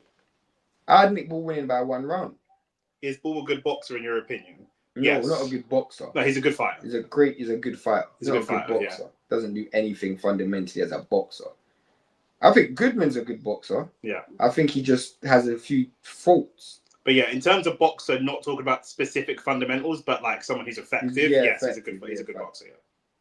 He's not great, he's not amazing, but he's a good boxer. Yeah. Anderson top 10, what the fuck? That's what I'm saying. Like, you probably shouldn't be there, but there's some food there. Good shot from Goodman. Goodman's doing well in this round because he's actually making Nick Bull miss. I don't know why he didn't do. You said this earlier. Why he never used his feet from before? Yeah. Nick Bull can only fight in straight lines. And that. Nick Bull can only fight in straight lines, and Sam Goodman's got good feet. If he uses a little pivot, just like that, a really good pivot. There you go. That was a good shot from Nick Bull, though. He's left it a bit late to start using his feet. His legs are probably tired. If he was doing this from earlier, he could have got a good job. It could have got a good. I don't think he's got the game plan right. Yeah. Because if he'd done this earlier, he could have won some early rounds, got a good shot. It's another good right hand from Nick Ball. If he gets a good lead, gets Nick Ball chasing the fight, then you can box off the back foot. Ring have Bakoli at 9, LMAO. Yeah, bro, that's what I'm saying, bro. You might as well get into fight Bakoli then. Oh, that's a good shot. Might as well get a time to walk through Bakoli, say the only person Bakoli's lost to is Joseph Parker, and start to line up a Joseph Parker fight. Boy, good shot. Don't you man think Crawford... Oh, what a shot from Goodman. That was a right. great right hand from Goodman. He hit Nick Ball right on the chin with a straight right hand. Can he crack, though? Because Nick Ball's still there. Nick Ball's got a chin, innit? Yeah, he's scousing it. Yeah. Liverpool's produced some great fighters. Yeah, it has, yeah. Good body shot. It's really tough. They produce really tough fighters. Trust me. Why the punch resilience might be a problem for Dillian is because he ain't fought at this weight functionally. Do you get what I'm saying? Yeah. So when he starts to get hit with shots that he don't see, that can cause a problem. That's my point. And the hands are fast. It's not if I'm more worried about the speed of his hands. But do you think him being lighter might make him better defensively? No. Maybe if he had a tune-up fight to acclimatise, but not going into. I think Goodman won this round. You know, I think Goodman won this round. You know, I'm not. Don't you man think the Crawford undercard is dry? Yes, yeah, but they always do this, innit? But it's a great main event. They always do this. Yeah, the better the main event. How the hell are you gonna fund that main event? How are you gonna fund that main event, bro? Keep it real. How are you gonna fund it? How are you gonna fund a main event like that with a? How much will that cost? 150, 200 mil. Cool, Canelo getting paid at least 100 million himself. Yeah. Crawford's taking that risk. He's getting at least 50 bands, 50 mil. So you're probably back maybe 150, between 150 and 200 mil just for the main event. How are you gonna put an undercard with that budget there, bro? Yeah. It's gonna generate a lot of money, yeah. But bro, I thought Nick Ball. Mr. It's the end of the pay-per-view era, putting on pay-per-view. That right hand there landed so sweet. Boy, what a left hook. I thought Goodman won that round. I don't care what anyone says. Because in my scorecard, I think I might have it even. What's the score? Andy Lee's scorecard, even? No, my scorecard, I might have it even. I'll have it 5-5. Well, I can't have it 5-5 because then I must have it. Well, he's got Goodman up. Then I must have Goodman up because I had it. Yeah, I must have Goodman up. I must have it the same way as Andy Lee. I don't remember the first 2 rounds. I don't remember. There was one round you disagreed with Andy Lee on, but I can't remember which one it was. Yeah. But either way, it's close. Yeah, it's close. Yeah. F-Texter has Goodman up by 1. I think if Goodman wins the last 3 rounds, I mean, we got Goodman getting out of London. Where's Sam Goodman from? Australia, I think, or New Zealand, one of them places there. Australia. Could be no British. Oh, good shot from Nick Ball. Did I miss the fight or am I just in time? You're just in time, my G. We're in round 10 of the fight just before it. So all of you man that are here, please be here tomorrow for the like the video United as well, game. Like the video. Be here for the United game. Hold on. Are you gonna be here for the United game? I don't know. It depends on my work, innit? It does bro. I work, bro. What do you want me to do? I actually do work. No, good shots from Nick Ball. But you can watch it whilst you're at work. I was watching this while I was at work. You working from home? Yeah. Why don't you just bring a laptop and work here? Bro, I'd have to bring my laptop from 8 o'clock in the friggin' morning, bro. Can I have a lunch break? My lunch break is 30 minutes. It ain't gonna take me 30 minutes to get there, bro. I'm working for the colonizers. Trust me. Trying to get my way out of here, innit? Trying to find a way, but I need the comments, the people to like and subscribe so we can make that AFTV money. I hear you. Goodman's backing up Nick Ball now. You think this is by design that Nick Ball's fighting off the back foot, or do you think he has to? I think he has to. Nick Ball Goodman, at times has shown some real good grit, you know. But Nick Ball probably will get a gift again, innit? Probably. Bro, he's getting backed up, bro. Good thing. Look at Nick Ball's footwork, bro. It's just straight lines. Oh, that's a brilliant jab. Good shot from Nick Ball. Everything is in spurts. So if you make him, as soon as he finishes his combination, go, because he doesn't counter you. He just waits until you're finished punching.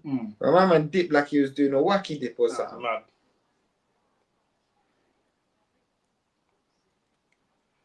Goodman just needs a little bit more experience. Oh, brilliant left hand.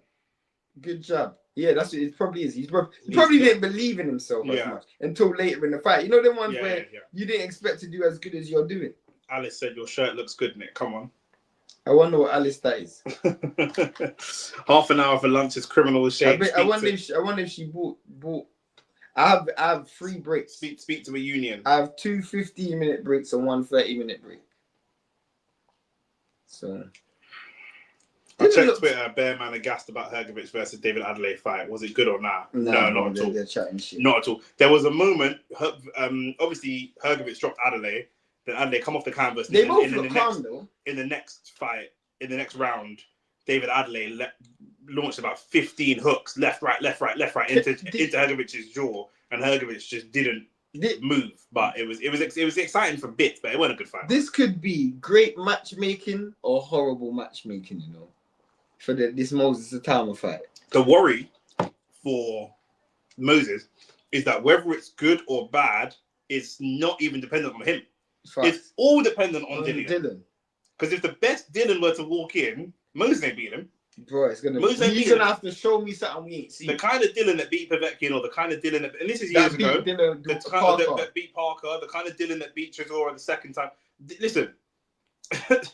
You know the problem with Nick Bull? It's the momentum ain't even in his favor no more. Bro. Yeah. That's what's even worse. The fight's close and the momentum ain't even. They gave that last round to Bull. I actually gave that last round to Goodman. We'll see. Did you see when Adeleye screamed in his face? In his face. In Hrgovic. Did you see that? I didn't watch the fight. I was watching. You missed it, bro. Hrgovic clocks him with a nasty right hand, yeah? And he looks at Hrgovic and goes, ah! Hrgovic hits him again, bang, drops him straight away. I have to watch that bro, still. Bro, it was outrageous. It was outrageous. Who's winning, guys? I stopped watching. It's difficult to say. Really close. I'd probably say, I would actually have, if anyone's winning, it's Goodman. It's probably 5-5 at this point. It's round 11 at the moment, so it could be a draw. It's tough to say. But Goodman's definitely doing better than people thought. Yeah. This could also be matchmaking gone wrong as well. Yeah. Rick Bull's going to have to dig deep in these last 2 rounds because he hasn't looked great. And he's getting counter with shots. You don't know. Whoa, that was a good shot. They both actually exchanged good shots there.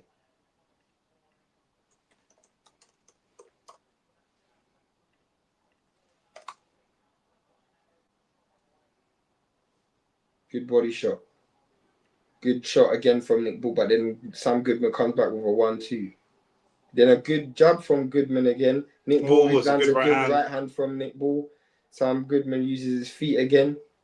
This round's another tough round to score. Because when it's a slow pace, it's Goodman. When it's fast pace, it's Bull. Good body shot, good shot. Good body shot again from Goodman.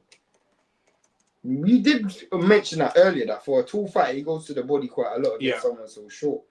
Probably was a good strategy that Nick Bull didn't expect. Good shot from Goodman, but then Nick Bull comes back. Good body shot from Goodman.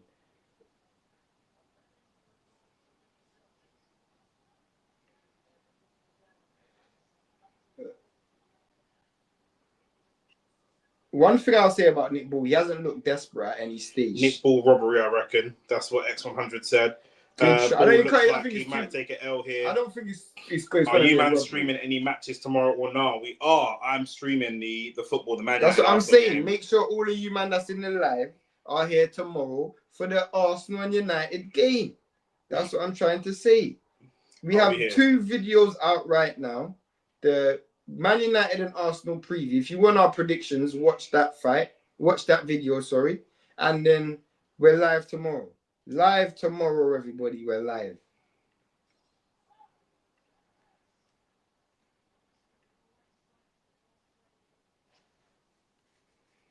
Basically, I don't know how much calories I've got left, blood, so I'm trying to go online and log it, bro, with my Fitbit. The live, in fact, Nick, put the link to the live in the chat. Good shot.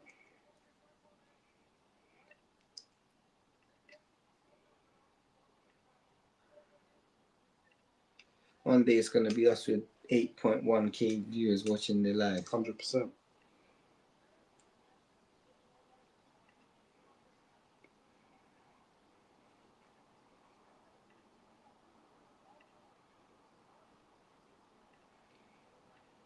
I'm going to the game. Sorry, BK, who do you support? I'm assuming you support United.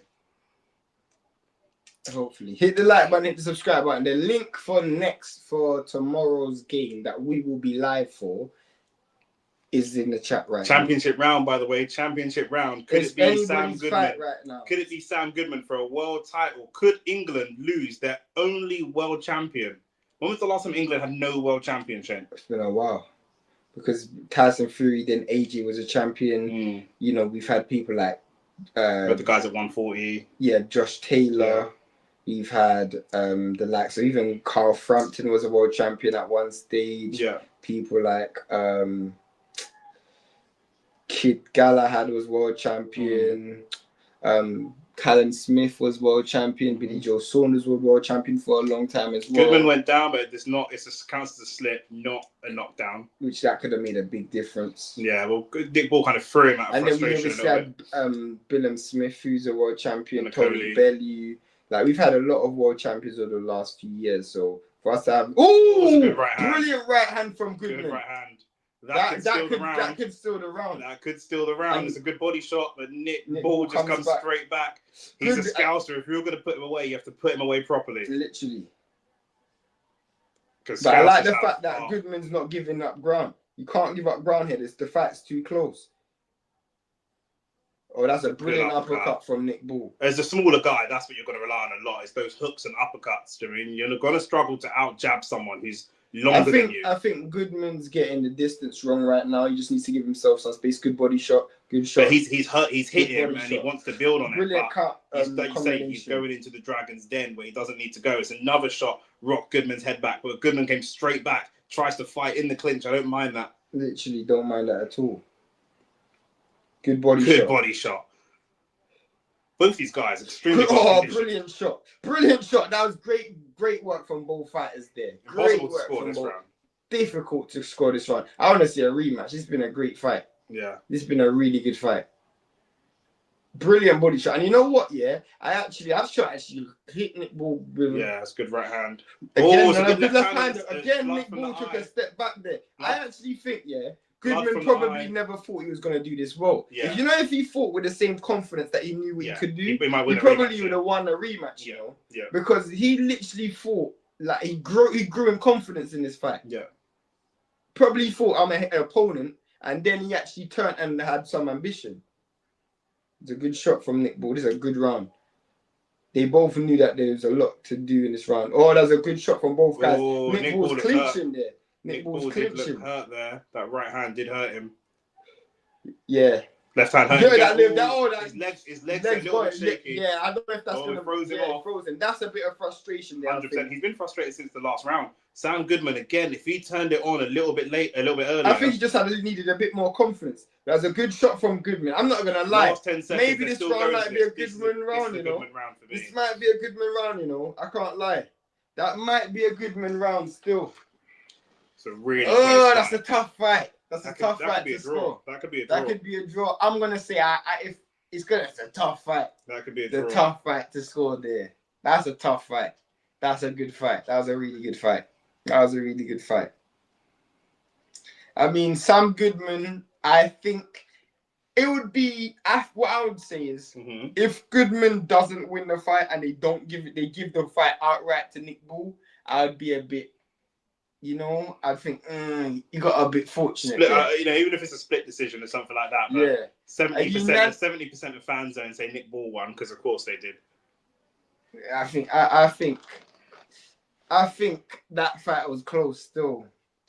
I wanted Nick Ball to win still, but I think that fight was close. Still, I'm not even gonna lie. Nick Ball doesn't know that fight was close still. Man, who are you backing? Who do you think won that fight? I think maybe a draw, you know. I hate draws in boxing, but that's what it is right now.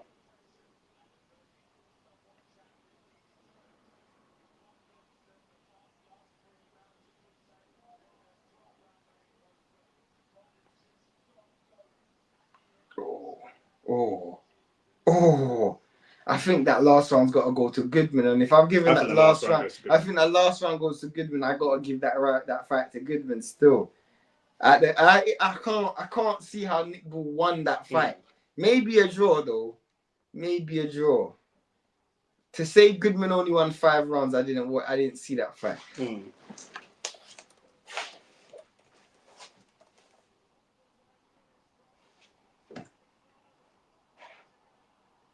So it's gonna be a split decision. It's gonna be a split decision, you know. Shane's gone to the TV to listen intensely.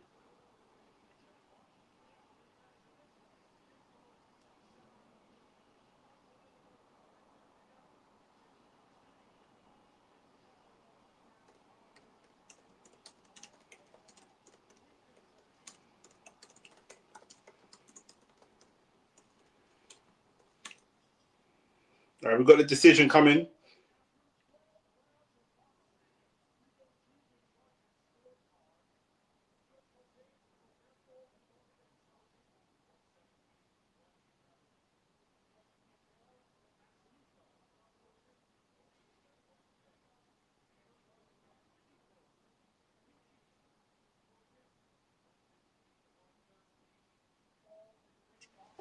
One 110. 110. 110. I don't know boxing then. I don't know boxing. 110. Yeah, that's outrageous. 110. I don't know boxing. 110. That is mad, bro. Yeah, it's 110. That makes sense. I don't know boxing. I don't know boxing. I must not know boxing. 110 is ridiculous. No, that makes sense. That is ridiculous, bro. Definitely a robbery. Ignore my match. 110. Yeah, it's just, yeah. The thing is with the robberies, bro, if I could chat to some of these judges and say, big man, if I was paying a judge to do a robbery for my fighter, yeah, I'd be saying, brother, make it like sly in it. 115, 113, cool. 116, 112, cool. But if you give it 118... That wasn't 116, 112. I'm just saying. If you make it 118, 110, it's too obvious. That is it's too obvious. Bro. I didn't watch that fight still. I didn't watch a 118, 110 fight still. X100 said, I told you lads earlier it was going to be a robbery, which he did. Bull knew he lost. Look at his expression. Sino 7 I didn't say he knew he lost. I ain't going to say that because it was a close fight. But I didn't watch a 118, 110 fight, bro. I didn't watch that. 118, 110 means that he won flipping what?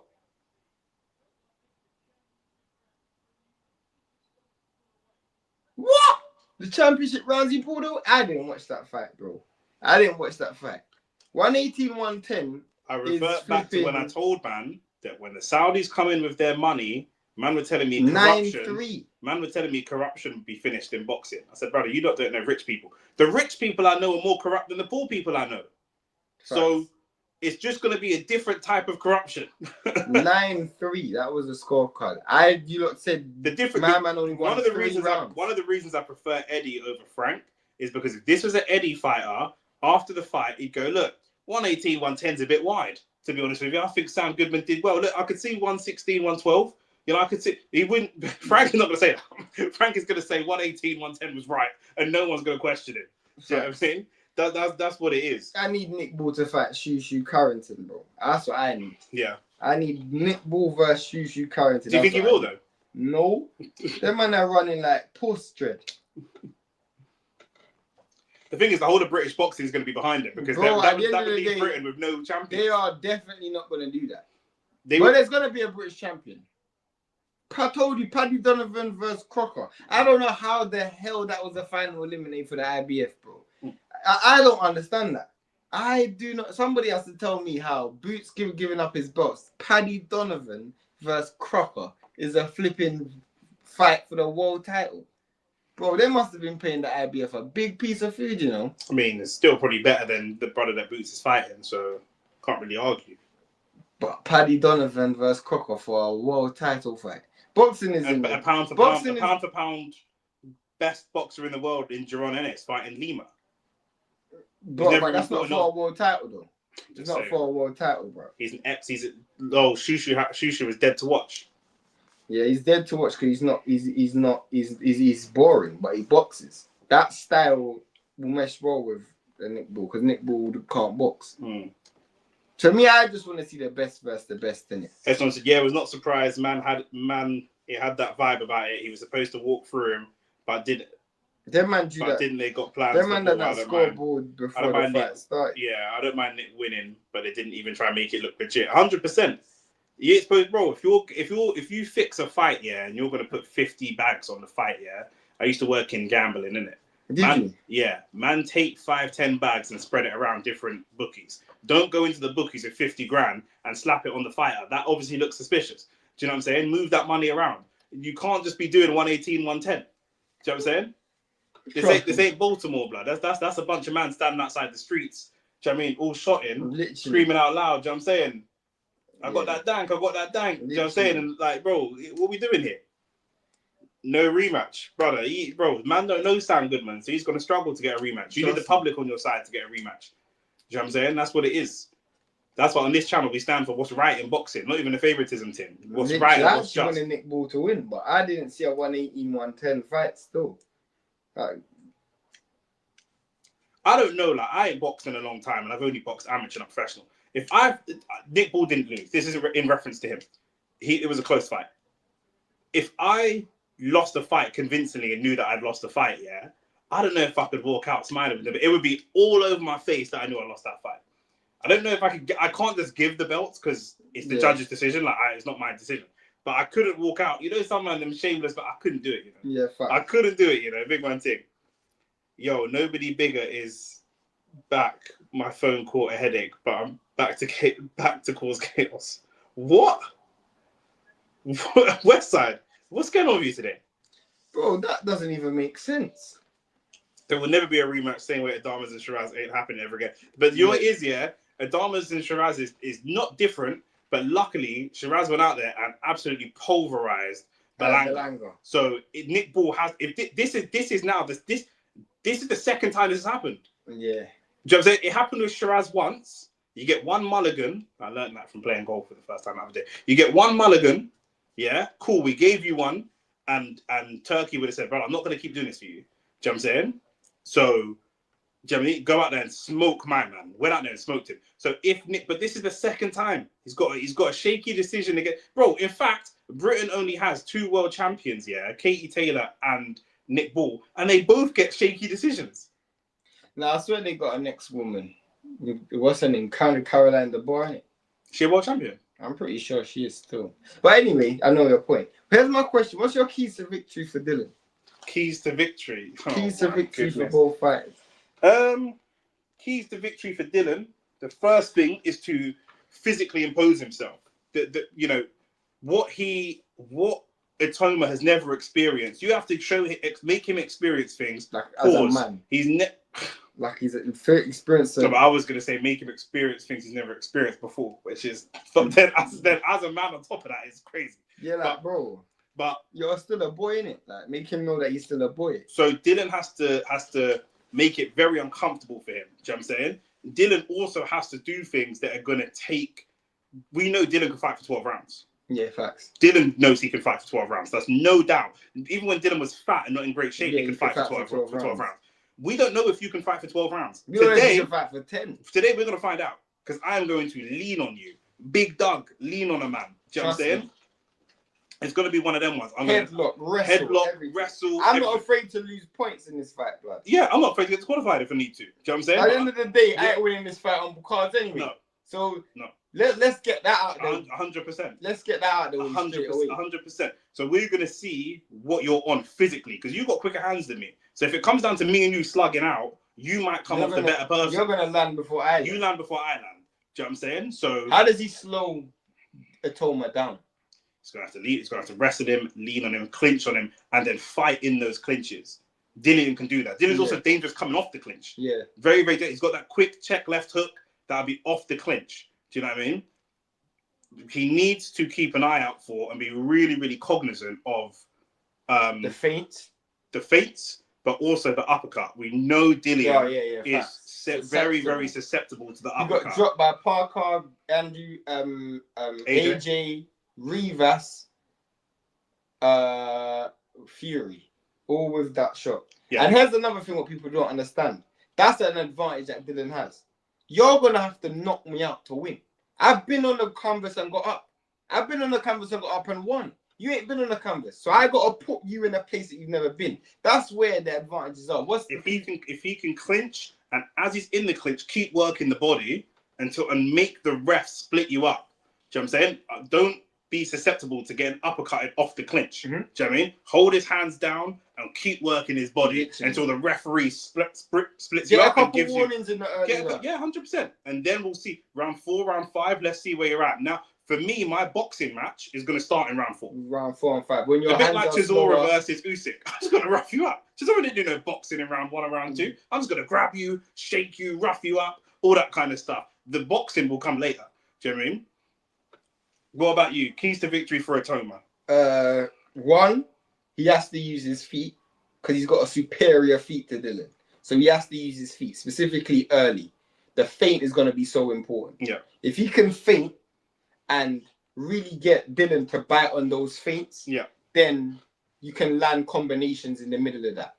Another thing is don't get too greedy because that's when the clinching can get involved. You know, you try for 3, 4, 5, he grabs you in a 4th punch, then it becomes a different fight. Yeah. So don't get too greedy.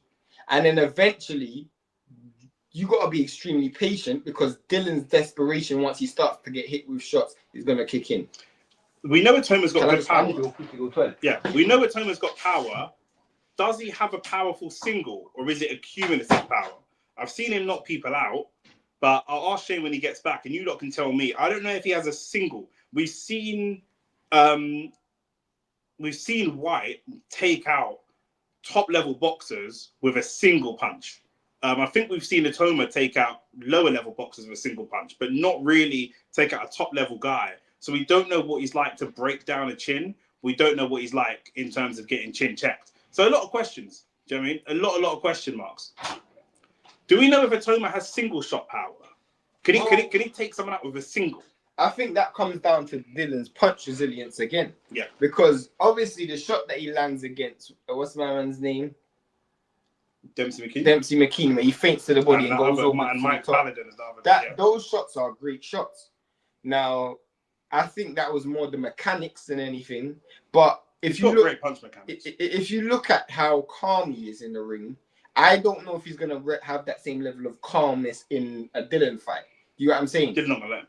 That's the point. Yeah. If Dillian lets him be calm, then you're open to them shots as well. Yeah. Because at the end of the day, you're still slow. You know what I'm saying? But it's whether you can actually rattle him so he doesn't stay on his game plan. Yeah. The benefit that both guys have is they both got really good cornermen. Got Ben. Not Ben Shalom. Ben Davison is a really cool and calm head in the ring. Mm-hmm. He will keep you like calm in the ring. However, the last time we saw Ben Davison with the heavyweight in the ring, they were in their head top looking like literally. But then with Dillian, he's got a guy in body. Once Itauma starts setting traps, Buddy's gonna notice them first. Mm-hmm. Buddy's gonna notice them traps first. Now maybe you get hit with a shot and it's over straight away. You don't even get a chance to get to the corner. But whatever you do, once you start setting them traps, you gotta know what you're gonna have to listen to your corner because your corner is gonna be one that saves you. Who's the bigger guy in there? Moses probably. Yeah. Do you think Moses is stronger? No chance. Because Dillian is still a big man. Do you know what I'm saying? He's still a big, physically strong fully grown, fully developed. Do you know what I'm saying? Yeah. And not even just that. I think Dillian believes he's stronger, and Moses believes Dillian's stronger than him. Yeah. It's what you believe as well. Yeah. If me and you go into the ring and you believe I'm stronger than you, obviously you don't, but you believe I'm stronger than you, you might just give up ground just off the fall. How much stock do you put in the fact that they've both fought Marius Vac? Mm-hmm. Dillian beat him on points, unanimous decision. Itauma took him out. Nothing. Absolutely nothing. Because at the end of the day, I don't think you can do like for like comparisons like that. I just don't think that's how boxing works. You know, it's not like they fought them at the same time now. Yeah, he fought Marius back in 2024. When did Dillian fight back? That was in 2019. Saudi as well. That 2019, fight was actually in Saudi. That's five years ago. That was just before And he lost to Povetkin. But you know, Sino7 said that Dillian's gas tank has always been suspect. I think that's a little bit unfair. I wouldn't necessarily say suspect. He gets tired, but he fights tired really good. Yeah. If they're both tired, Dillian's winning this fight. Yeah. That's one thing you know for a fact. If they're both tired, Povetkin beat Dillian Whyte, but Povetkin was down twice in the fourth. Do you know what I'm saying? And then obviously he lost. But like, you know, he can fight. He can fight tired. Like literally, we've seen that so many times, bro. He was tired when he knocked out Derek. Yeah. When he knocked out Derek, they both exchanged left hooks, and 100%. You know what I'm saying? Like, and I swear that was in like the 11th or something round. Yeah, I think it was late. What round was that in? I'm not sure. I'll have a look now. The first one went to points. When did he knock out Lucas Brown? I feel like that might have been... What round was it? That was round 7 or something. Round 6. Joseph, he locked out Joseph Parker on his unanimous decision. But he knocked him down. Knocked him down in the 12th.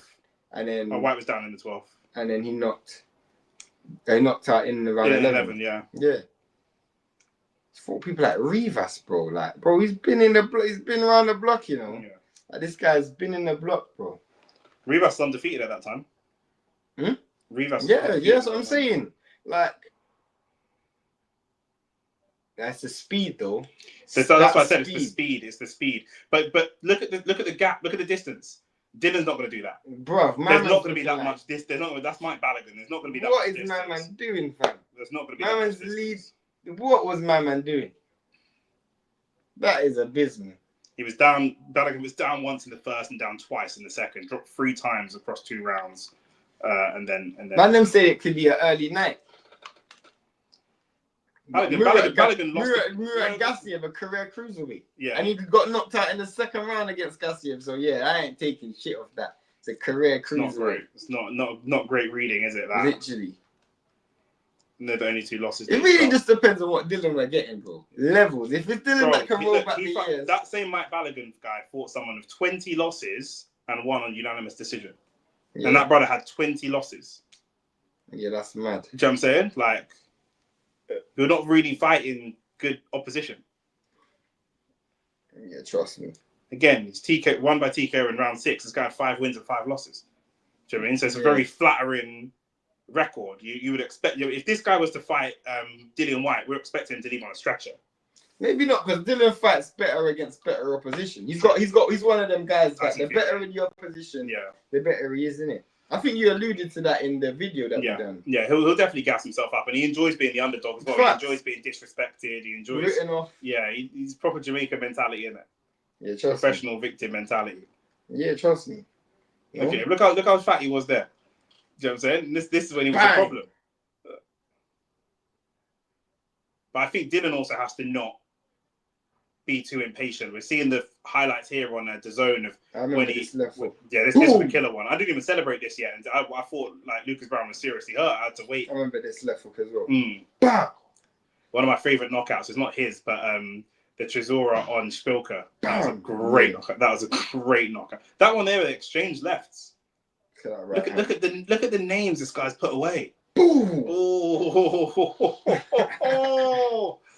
Dillian's got just a rude highlight reel, man. Trust me, man. I even want to see him win. I don't care about boxing. I want to see him win for the sake of the chat afterwards. Yeah, the chat, bro. Frank Warren and Eddie Hearn right there in the front row. Both of them. They're chats, bro. They're talking rubbish. Literally. I see it in Argus. I'm fighting in Argus. Bro, Dylan's still got some big fights for a minute. Like, he's still got some big fights. And also, White can take punches. He can. Depends on what Dillian is. So what you saying? The typical Jamaican mentality, professional victim mentality, bro. These Jamaicans are crybabies, you know. I'm telling you, bro. So you're a crybaby? I'm not Jamaican. Where are you? I've just come back from Grenada. That's cool. You're not Jamaican. Is your dad a crybaby? Oh, my dad's definitely a crybaby, 100%. Your dad's a crybaby? No, I'm thinking of it. But like, no, you know, like some of these but I'm saying with Dillian, Antonio Tava. You see Dillian, see that with Jamaicans, they've got like a siege mentality. They could be the richest man in the world and still be talking about Babylon and everything. You know what I'm saying? It's not going to change. He could be undisputed heavyweight champion and still go, man are rooting against me. That's That's my how dad. he'll That's just be my like that. dad, bro. My dad. I don't want man to root for me. That's my dad, bro. My That's dad will Jamaicans. tell you that the government's against Yeah. him. That's my dad, Yeah, fam. 100%. Oh my days, man. This 12-round Dillian thing is funny because it's not like he does 12 rounds comfy. Most time he's out on his feet. Yeah, true. But I'm just saying we have an expectation. We know what Dillian looks like in round 9, 10, and 11. We've never even seen Itauma go 9, 10, or 11. So Itauma could be fresh as a daisy and it could be a nightmare for Dillian. Or he could be shattered. Bare question marks, bro. It's all question marks. Right now I'm vexed because my bet would have been on. All I would have needed was Dillian to win. So don't this. You're jinxing it now. You're jinxing it. Don't jinx it. I didn't bet. I actually now want Moses to win, you know, because then if I placed the bet, I'd be pissed, fam. That would have been £860. I would have won from 20 both. Ibrahim said, "Let's go, Dylan. Who are you, man, backing? Like, what's your? I want to know what your prediction is, but I also want to know who you would prefer to win. Is there anyone in here that's still a Dillian fan? Shit. Just leave it. Just leave it. It's long now. Because I thought about that, but it's long. Are you sure? Yeah, just leave it, man. No, bro, it's not going to take me long. Nah, just leave it, man. Because I'm doing the comments and stuff anyway. It's fine. Just leave it. It's only fucking this stupid fucking card anyway. I got the little things for round 1, round 2. I want it all here, but it's just leave it. Everyone knows it's the main event. I could have bought the overlays, but Nah, my man said just leave it. just leave it, man. I wanted to find the actually have a Jamaican flag on an overlay. Why would you have a Jamaican flag? Because Dylan's Jamaican. He fights for Britain. Nah, bro. He fights for Britain, man. Nah, he's Jamaican. Because the reason I have a difficult relationship with Dillian, because obviously, man's Jamaican, we're both Jamaican, we love Dillian, entertaining, whatever, yeah. But man's got 0 tolerance for drugs. Facts. He does have 2 drug, and part of the reasons that he's gone and fought Tete and all the rest of it is partly because he did have some of that unresolved stuff. Like an uncle in that picture, though. Yeah, he looks like Tom from Tom and Jerry. You know that Tom from Tom and Jerry?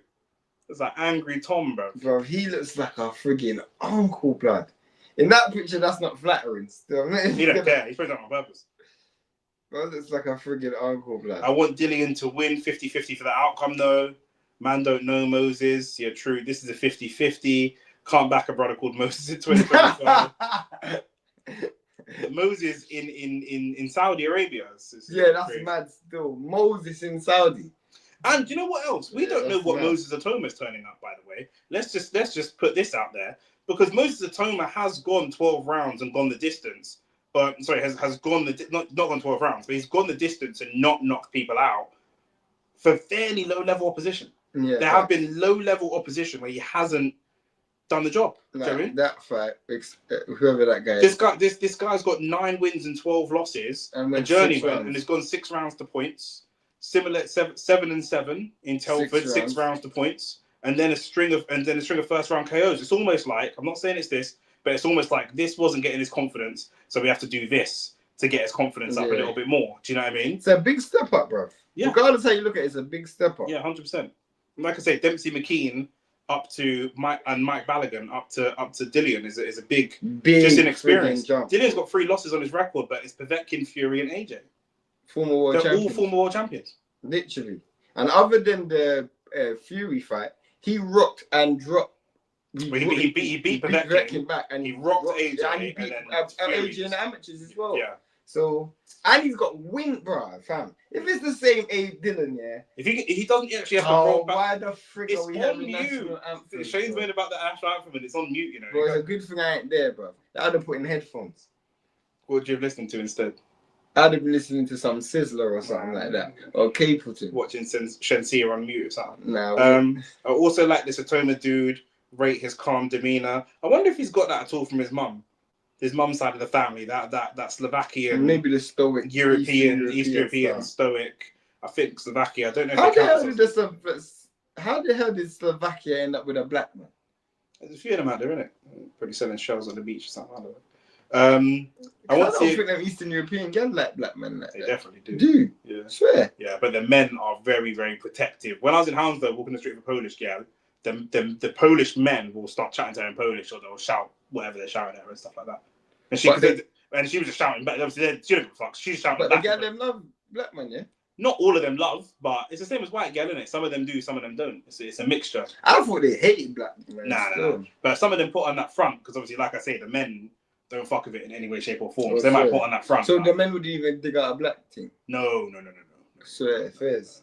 They're missing out still. Some of them still like think of us as back in how it was back in the day. Yeah, some of them are crazy. I know some white boys that like grew up on their estate. They love black girl more than me, blood. Yeah. I want to see a good performance from Itauma, but if he is arse, I want Dillian to win. Of course. I think you've just, you said both answers. Literally. I checked and found Dillian had 20 plus kickboxing outside of his pro boxing. The fighting experience is mad. Yeah, 100%. Bro, it's mad. That guy sounds like Laurie, the guy you spoke before him. Yeah. Sitting on the fence. Literally. Nice, comfortable pillow on the fence. Literally. Finally, the main event. Yep, this fight is too soon for Itauma. Should have paced himself like Wardley. I think that they're looking at Dillian's last couple performances. They've not been in England. They've not been top-level opposition. He's not looked really convincing. Dillian is looking at this like, I was fighting nobody. Now I'm fighting somebody. Even if he smashed up Tete in the first round and knocked him out, that don't do nothing. Walking out first. That don't do anything for him. Do you know what I'm saying? If he smashed up Tete in the first round, that don't do nothing for him. That don't open no big fights for him.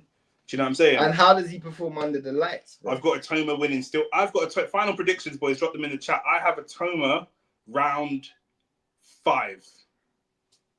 What about you? I got Dillian round 8. You really think Dillian's going to win? Yeah, bro. I told you. This fight should be at the O2. Someone asked me yesterday to explain what I mean when I say cultural currency, because we talk about it a lot and I explained it there. But this is the kind of thing I'm talking about. 2 British boxers, both with decent names in Britain. I was going to say both from London, but not both from London. But South London versus Kent, as Eddie Hearn would say. So they're both South London heavy. And they got good names. I watched a few Kent boys, Dennis McCann, Sean Noakes, and a few of them boys fighting in the O2. And Greenwich is not far from Kent. And Kent sell out a fucking crowd. So Dillian's got a good name. It's not like Dillian doesn't have a good name, bro. What the hell am I doing? Where you bringing a guy named Moses in Saudi is mad. Yeah, 100%. I agree with you. Didn't Moses say he's Muslim? He was saying shukran to the crowd for being at the weigh-in and all that. Now he's got to change his first name. You got to change Arabic? I just know you've got to change your first name. Shukran means thank you anyway. Look, he's wearing Jesus piece. He's wearing a cross. He's wearing rosary beads and a cross. But he's speaking some Arabic though. You know what I mean? I think man, them just do it for the. Of course, I do it for the money. Man was gonna pay the extra $50. Dylan is actually Muslim though. Have you seen his mum? No. His mum like full. Really full niqab. I think I have. Full niqab. Yeah, everything. His mum ain't like. His mum's a full-on Muslim. Like, she ain't like. Hit the likes and subscribe. Support the man. She ain't one of them. She ain't one of them. She fighting in jail. Yeah, she ain't fighting Islam in prison. Only Italian men dig black women. Lol. That's a lie. Of white man, you mean? I think he means of white guys. Oh, I was about to say maybe. Dylan better obviously not only. How would we be here? What kind of thing? Literally. Dylan better not use candy music. Nah, Dylan ain't on that. Nah, Dylan's come with the wolf. It's gonna be the wolf. Yeah, come on. Yeah, that's Dylan's singing it. Yeah. Man, that's old school Dylan. 100%. I saw a reel earlier. I was sending everyone. I was gonna send it to you, but you're not on Instagram like that. But it was an old Mike Tyson clip, and he's like, I don't care about the belt. You look a bit nervous still. Mike Tyson said, is that a brother behind him? Nervous, blood. So I don't care about the belt. Take the belt. I just want to hurt someone. I said that type of mentality, that's the mentality I love. Facts. I couldn't box no more once I lost that fire. I'm making this nigga wait for time. I'm even walking it. I'm just like... that's what Arsenal used to do to their Yeah. That's an old school Arsenal trick. When Arsenal at their peak, they used to deliberately let the team walk out and then just leave them for ages, do a long walk, leave them for time, and then come out last. Facts. Itauma in round 2, 80 said. Itauma on points. That's the longest bet. I think that is the bet that would get you the longest odds in the bookies. I can't see Itauma winning on points because at some stage Dylan's gonna roll the dice. AT said this fight ain't going the distance. No chance. At some stage Dylan's gonna roll the dice. Well, at some stage one of them will roll the dice. I think it's a battle of respect in the first 2, maybe 3, and whoever gets the respect and whoever relinquishes. He looks nervous, Itauma, but he might not be. It could be part of what he does. I like Mike Tyson and Beterbiev's ring walk. My favorite ring walk was, my favorite ring walk? The chains, bro. The no music clinking chains against Michael Spinks. Beterbiev just had no music, period. But to be fair, and the music thing still just. Beterbiev is cold. Yeah, I might have some invisible headphones in my ear playing music, but you man are gonna think I'm walking out. You're gonna think I'm walking out tonight. So the amount of games I'll play on fighters, do you know what I'm saying? I'll be getting professional makeup artists to do like a cut, to be like, I've been cutting, sparring, and all this kind of stuff. Bare fuckery. Yeah. I'll be training in a fat suit. Literally. I'll be doing bare fuckery, bro. Do you know what I'm saying? And then turn up on fight day ready. Literally, like, I literally have a pic, like a cut on pitch, like, oh, why did you get cut on all of that? I'll be doing all types of mind games, bro. He's never looked this nervous. It's a big night. It's a big night. This man hit the light, but bro, look at his face, bro. This guy looks nervous. And Miller's doing the right thing, taking his time, making this guy wait. I bet this is a buddy thing. I bet Buddy said to do this. I also think Ben is a good cornerman from a boxing perspective, but he's not emotional. He's not good at this. The psychological side, the emotional side. Because he wasn't able to capture AJ's emotion. No. Buddy's probably told him not to go out like this, you know. He probably just made him wait. Because he's not even walking. No. Like, man is still in the dressing room. He's in the Arsenal thing still. 100%. Viterbi ring walk looks like he's come to kill someone. That's because he has. Literally, bro. Viterbi in another talking thing. You know, Viterbi walks and in his whole entire day, he's just talking to himself. Just talk. They just hear him mumbling to himself. Well. Yeah. You just hear him mumbling to himself. That reminds me of the Eddie Griffin joke. Remember Eddie Griffin said, the scariest guys are the ones that don't talk. Yeah. They're just talking to themselves in their head. Change it to Moses or something like that. Moses sounds like a good youth serving the drinks at a function. I lie. Moses selling is a Jehovah's Witness selling Bibles. Literally, bro. My nan used to call them Jehovah's Wickedness. Facts, man, as well, man. As you know, it's a Jamaican thing. Jehovah's Wickedness, you know. Jehovah's Wickedness. That's what it was. Facts. You're Jamaican, then, isn't it? Both of them. Swear. Yeah, my goodness. White is a side. What does that mean? Matt, what does that mean? I don't know what you mean. Man said he's coming out to Jaws. He normally does. Yeah, he normally does. It's the same thing, and then it will cut, and then it will do the wolf howl, and then it will go into rock. I think it might be AC/DC or something like that.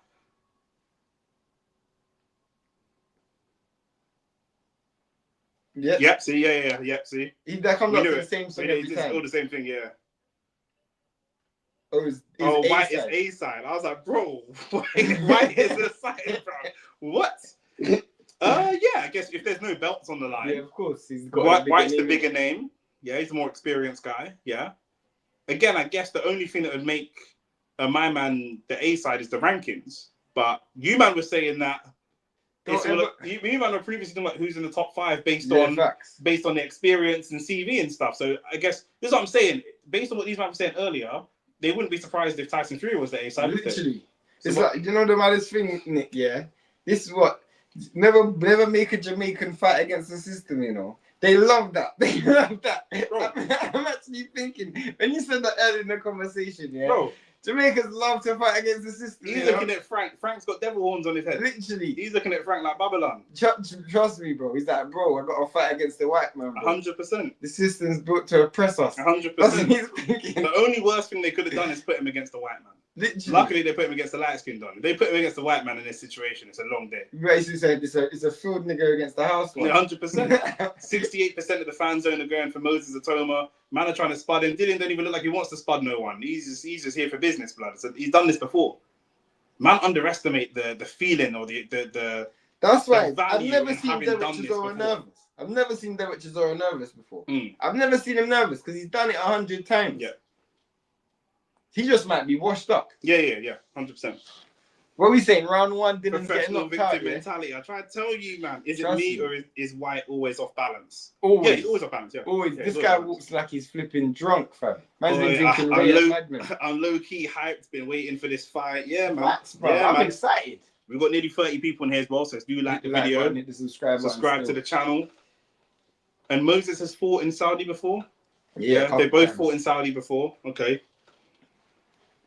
If White loses, his career is collapsed. Yeah, but his career's already collapsed anyway. Before this, his career was in a pothole, bro. Yeah, bro, he was fighting Ebenezer Tete or whatever his name is. Ebenezer. in Ebenezer, bro. Nah, bro. This is bro. Yeah, it's long in Portugal and that. Where'd he fight him? Yeah, Portugal. Yeah, man. Come on, bro. Coming at them old flipping matchroom fights in Italy and that. Like, Matchroom Italy, it's gonna take off. Yeah, whatever. Nah, bro. That's why he fought in Saudi. Yeah, he fought Marius back in Saudi. Yeah, that's the only fight he's had in Saudi still. But that was years ago. That was 2019. Do you hear he was saying that they were mashing up his flights and stuff? Yeah, I heard that still. Yeah. Dillian with the mind games walking to Itoma's corner like that. Bro, he's going to be up. Listen, bro. Whyte might lose. I predicted Itoma to win in the 5th. Whyte might lose, but he will be up in Itoma's grill. There will be one of them ones where Itoma could potentially... It would be like AJ again. AJ won the boxing match, but AJ did not want to see Dillian Whyte on the road side. Do you know what I'm saying? He just didn't want to see him. He didn't want to see him. Man, just couldn't do eye contact, bro. It's literally not the one. And Dillian eye contact. Dylan's walking up and down, looking at them. And the thing is with Dillian is the reason this works with Dillian is because he actually has a screw loose. Literally. So if he'll fight any of these man. The maddest thing is, AJ was doing this, AJ's not punching up your security. Dylan might fight any of these man. And the maddest thing is, Dylan is about that life. That's what I'm saying. It's not even like a fake thing. That's what I'm saying. No, it's nice. That's why they're not like pushing him back or no one's giving him eye contact and that because he's that guy. He would. Them judges might have been a spliff because he ain't gonna need to do nothing. He might if someone were to disrespect him, he might give up the whole payday and punch someone up. Yeah, facts. That might happen between him and Derek. That could happen. Facts. That's why him and Derek just make the greatest dance partners, bro. And it's one of those ones where bad man respect bad man. They kind of just don't go there with each other. Facts. Because they both know where it could go. Do you know what I mean? Yeah, real recognized, real blood. Ben Davison loves a light skin fighter, innit? Trust me. Can't see him with a dark skin fighter, bro. Nah. Man's got the easiest job in the world, you know, Michael Buffer or Bruce Buffer or whichever Buffer that is. Nah, bro, the easiest job is these judges today. Yeah. They ain't gonna do nothing bad. 100%. The speed disparity is gonna be a mad thing still. Speed is it's gonna be all about speed. It's gonna be like one going in reverse. Speed. One's going in reverse, one's going in fast forward. He's gonna look like Canelo. He's gonna look like a heavyweight. He's gonna be plodding around flat-footed. That's what he's gonna look like. Do you know what I mean? But similar to Canelo or to Canelo 5 years ago, if he connects, it's the same thing. I'm telling you, I'm not looking at Moses like Crawford, but I'm looking at Whyte similar to Canelo. Your best knockout days were 4 or 5 years ago. What is my man doing? I don't mind it, bro. He's trying to get that speed. He better take some speed because it's long, bro. Or some X or something, whatever. Yeah, bro. I see it was on that Mexican beef and that. Literally. Something about 5 hour layovers. Yeah, they were screwing them up, bro. Do you know what I'm saying? Moses doing the bend jumpy thing, can see the nervous energy. The thing is, again, like, if you're nervous, that's fine. Be nervous. Do you know what I mean? I've spoken to some pro footballers, they're nervous before every game. You're not supposed to show you're nervous. This is the showmanship. When Mike Tyson sitting there saying, I want to eat his babies, I want to do this, I want to do... Bro, he's terrified. He's terrified. He even said it. He said it. He's terrified. But you're just not supposed to show that you're terrified. Do you know what I'm saying? That's what it is. Look at all these Kent, man. You can tell my man's from Kent. Literally. Man got clip-on dreads and all that. Moses... I don't even know who he's praying to. He's just confused. That's a screw face there still. Screw face capital. Man's drinking water. Dylan having mouth to feed since 13. Too dangerous. Literally. Ben Davis. Right now he's nervous. My man is nervous, bro. My man is nervous. I'm excited for this, bro. I'm excited as well. Round 1 is about to start. Look at his face. You gotta calm down, my G. You have to. Itauma has to land the first punch. Oh, facts. He has to land the first punch. This first round's gonna tell me a lot. But Moses needs to control his nervous energy. You can tell it. But Dillian needs to control his aggressive energy as well. It could be a really short one. We just don't know. Who lands the first punch? And what's their game plan? Is Dillian looking for a knockout? Trust me. I'm seeing Itauma slightly nervous, that movement and jumping. True, but we said the same thing about Hamza Shiraz. The speed is already there. We said the same thing about Hamza Shiraz. Hamza Shiraz looked really nervous. And then... The speed is already there from Moses. That's what I said. That's the biggest problem for me, is the speed. Even more than the power. Literally. I don't know. I could be wrong, but I don't know that Moses hits harder than prime AJ or prime Povetkin. Maybe in that sort of world. But he's definitely fast. Definitely fast. And significantly faster than where Dillian is today. Yeah. Good feint from Dillian. I didn't expect Dillian to be feinting. But Dillian's just testing the waters. Dillian is looking to download some data, whereas Itauma is looking to get his punching range.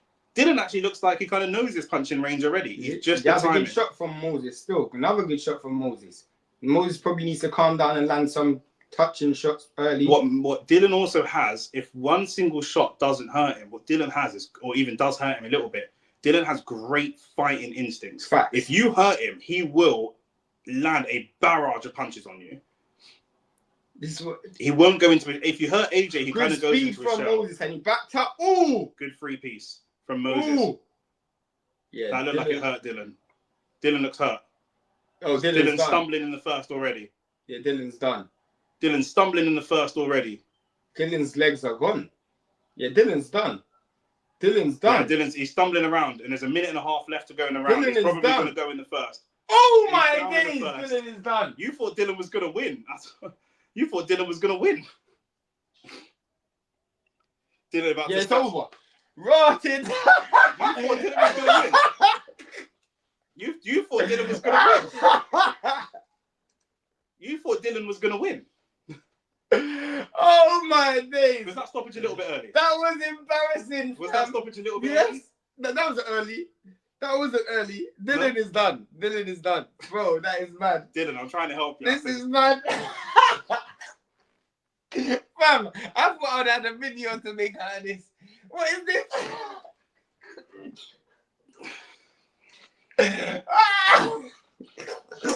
This guy predicted Dillian to win. Bro, that was the worst fight I've ever seen in my life. It wasn't a fight. That was more of a gentleman's disagreement.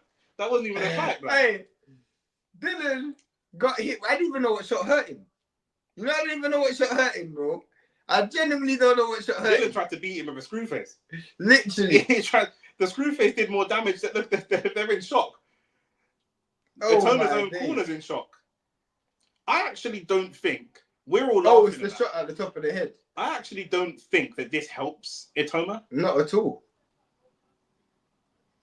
Oh my days, this is embarrassing.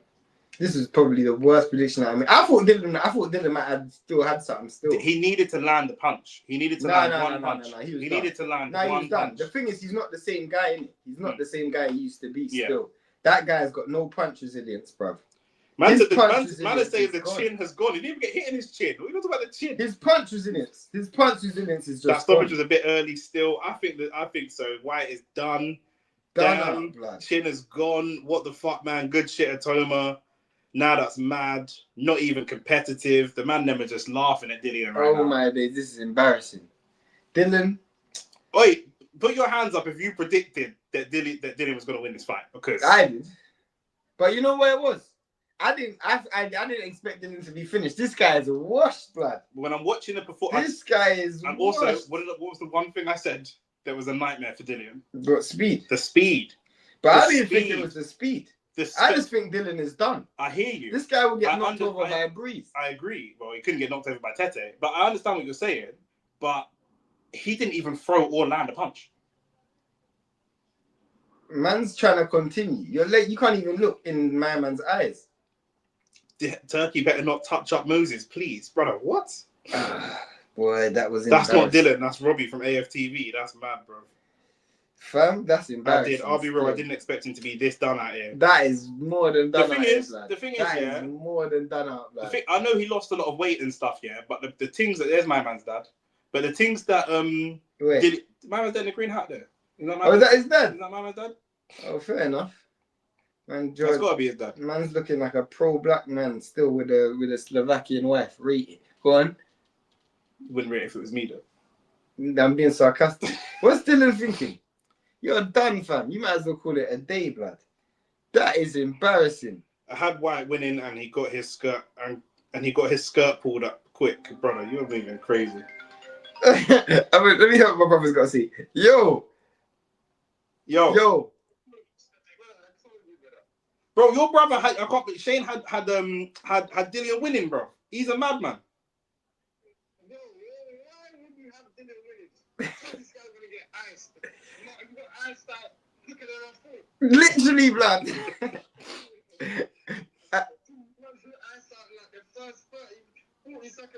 Literally, man did it, bro. I didn't even see Dillian got the easiest money I've ever seen in my life. Man lost all that weight to do that. What was that, bro? Moses just got free money. But I'll shout you still. That is mad, fun. That's embarrassing. KO did it all, I think. Duchesne getting pieced up by Jamie. These old dogs got to call it. Itauma's dad looks like AJ's dad. He does actually. Slightly. He actually does. He does. But they're both Nigerian, isn't it? But it's not even saying black people look the same, innit? No, he actually does. Bro, did he quit? No, it was mashup. Man said quit. No, the referee waved it off. He got back to his feet. He was arguing to fight on, so it's not really. He definitely didn't quit. That Don was sent back to the yard, 100%. I'm actually vexed. I'm vexed that Dillian didn't even land a couple bangs. That's what I said. Nah, bro. I said he's got to land the first punch. He's got to land one. You know the question marks that we have on Moses, we still have. That's what I said. This win didn't do anything for him. These question marks are still here.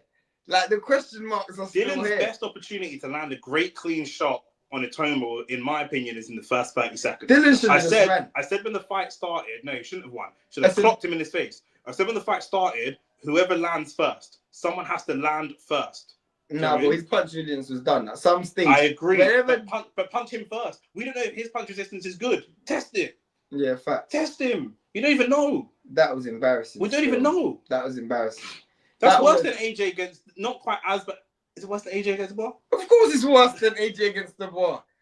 That is embarrassing. Me and Shane looking like cokeheads right now for predicting Dillian to win. Bro, I don't mind. It's boxed, isn't it? Everyone's face is like, shit, I underestimated you. All that locker room nonsense just to get ice like this. Literally, man, this ring walk was longer than the fight. Man's ring walk was longer than the fight, bro. That is embarrassing, man. Dillian was a TikTok dance 1 minute into 1 minute into the fight. Fam, I can't even do a short. I can't even do a short with this fight as an opening. Yeah, 100%.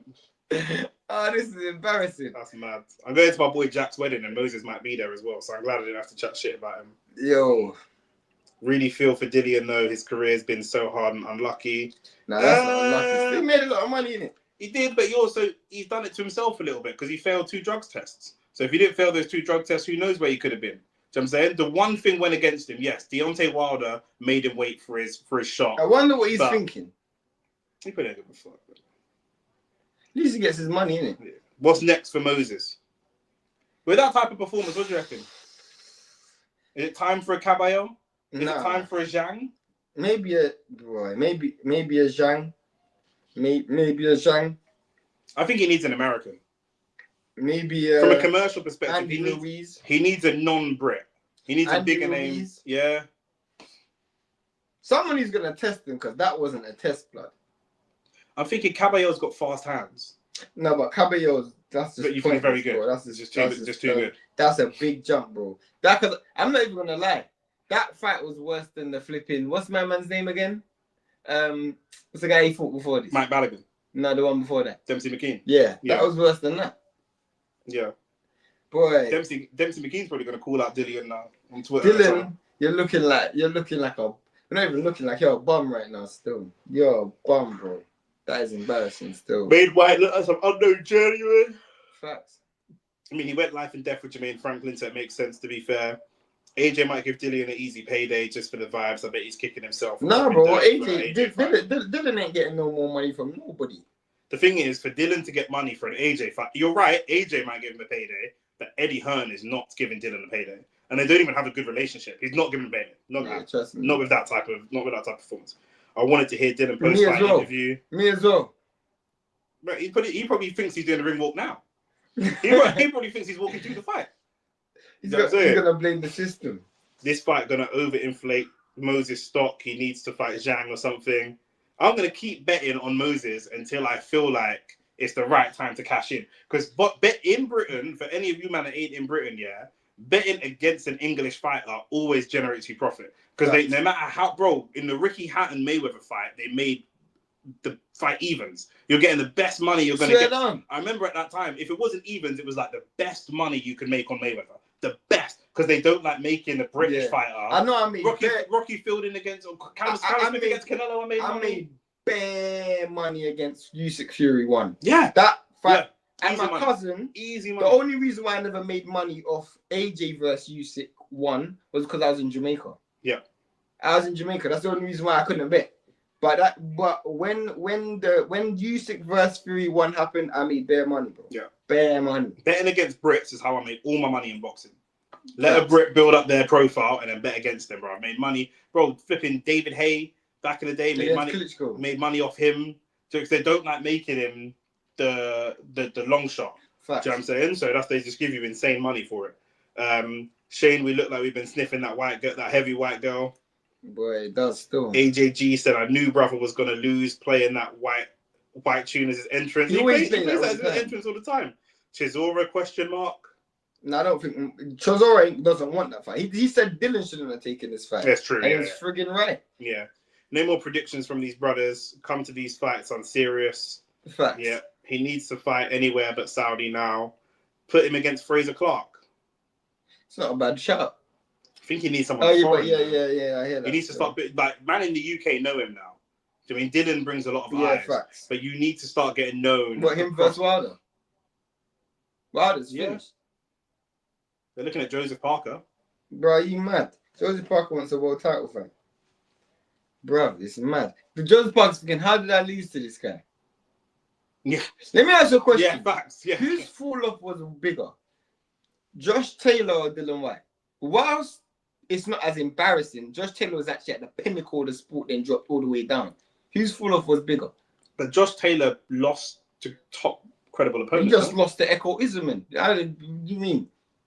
And lost to Jack Catterall. He's not that credible.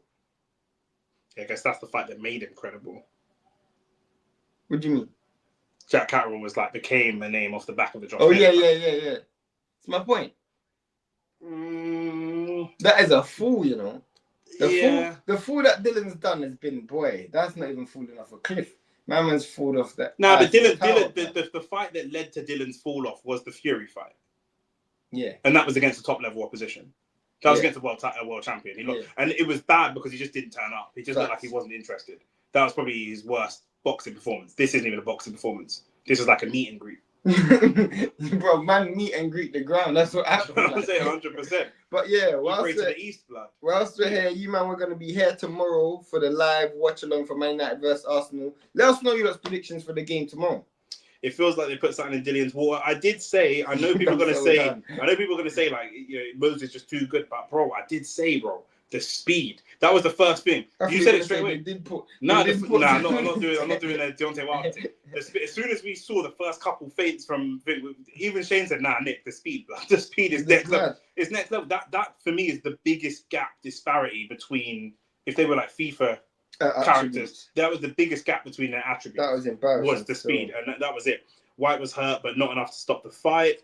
True, but he would have got up and immediately got stopped. So straight away, blood. Yeah, I should have known a brother that don't get trims called Moses in 2025 is serious. Do you know what it is? Yeah, his mum's Slovakian, his dad's Nigerian. Who's shaping up his hair? You got to remember, he don't come from London, you know. He's from Kent. Literally. Them man are different, bro. Ain't no black barbers down there. Do you know what I'm saying? Most heavyweights are from the UK. Outside of Usyk, UK fighters probably the best. Not Solon Caballero yet. Cabello's a good boxer. A real deal, bro. We could see Chisora versus White now. We've seen it twice.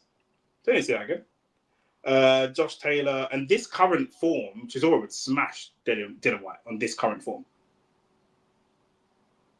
Oh yeah, facts. That's what you think about Chisora's last two fights. No, I was trying to register what you actually said. Yeah, who you said was going to smash you. Yeah. Josh Taylor's drop off was worse. I'd say so. White's drop off is at the top level. Josh Taylor's drop off was Usman and Jack Catterall. No, but Moses Itauma is not a top level. This is solidified. This is the end. This is the shovel in the dirt.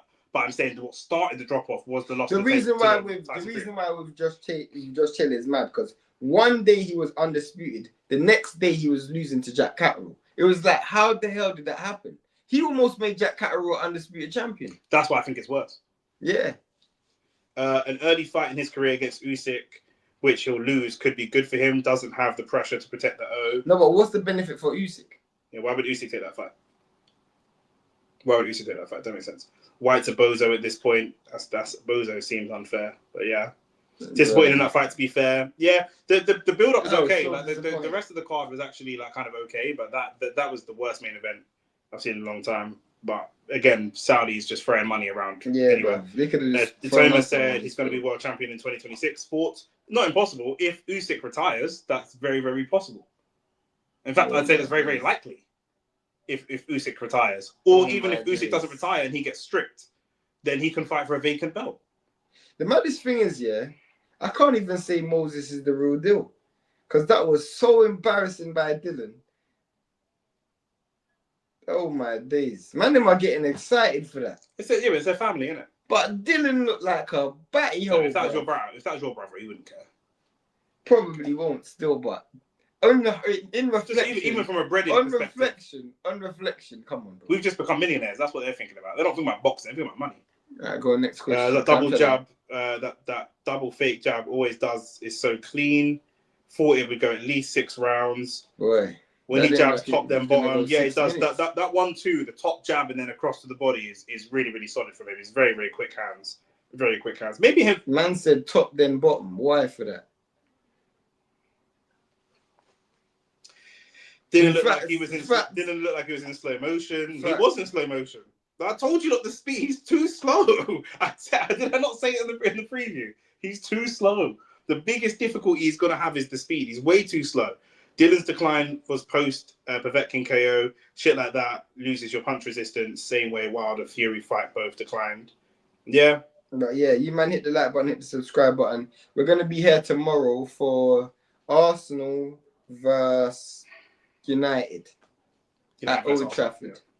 So Taylor delayed his move to 147 after becoming undisputed to release the Catterall. He missed out on a payday against Crawford or Spence in his first fight at 147. I mean, he would have got smashed by Crawford or Spence at that point anyway. So, but I hear you. Told you, man. Ask Shane. I said he's in great shape, but before the fight, Whyte never sounded confident. Maybe this is why. This is why Dillian, not Dillian. Maybe this is why. It could be a mandatory for Usyk. Maybe this is why Buddy McGirt didn't watch tape. Yeah. Because it was irrelevant. Yeah. He knew what fight he had in his corner, blood. I ain't wasting my time watching tape. I'm just making sure I get my money. Buddy McGirt's are just calorie deficit and that's it, bro. Literally. Say no more. That's it. Itauma.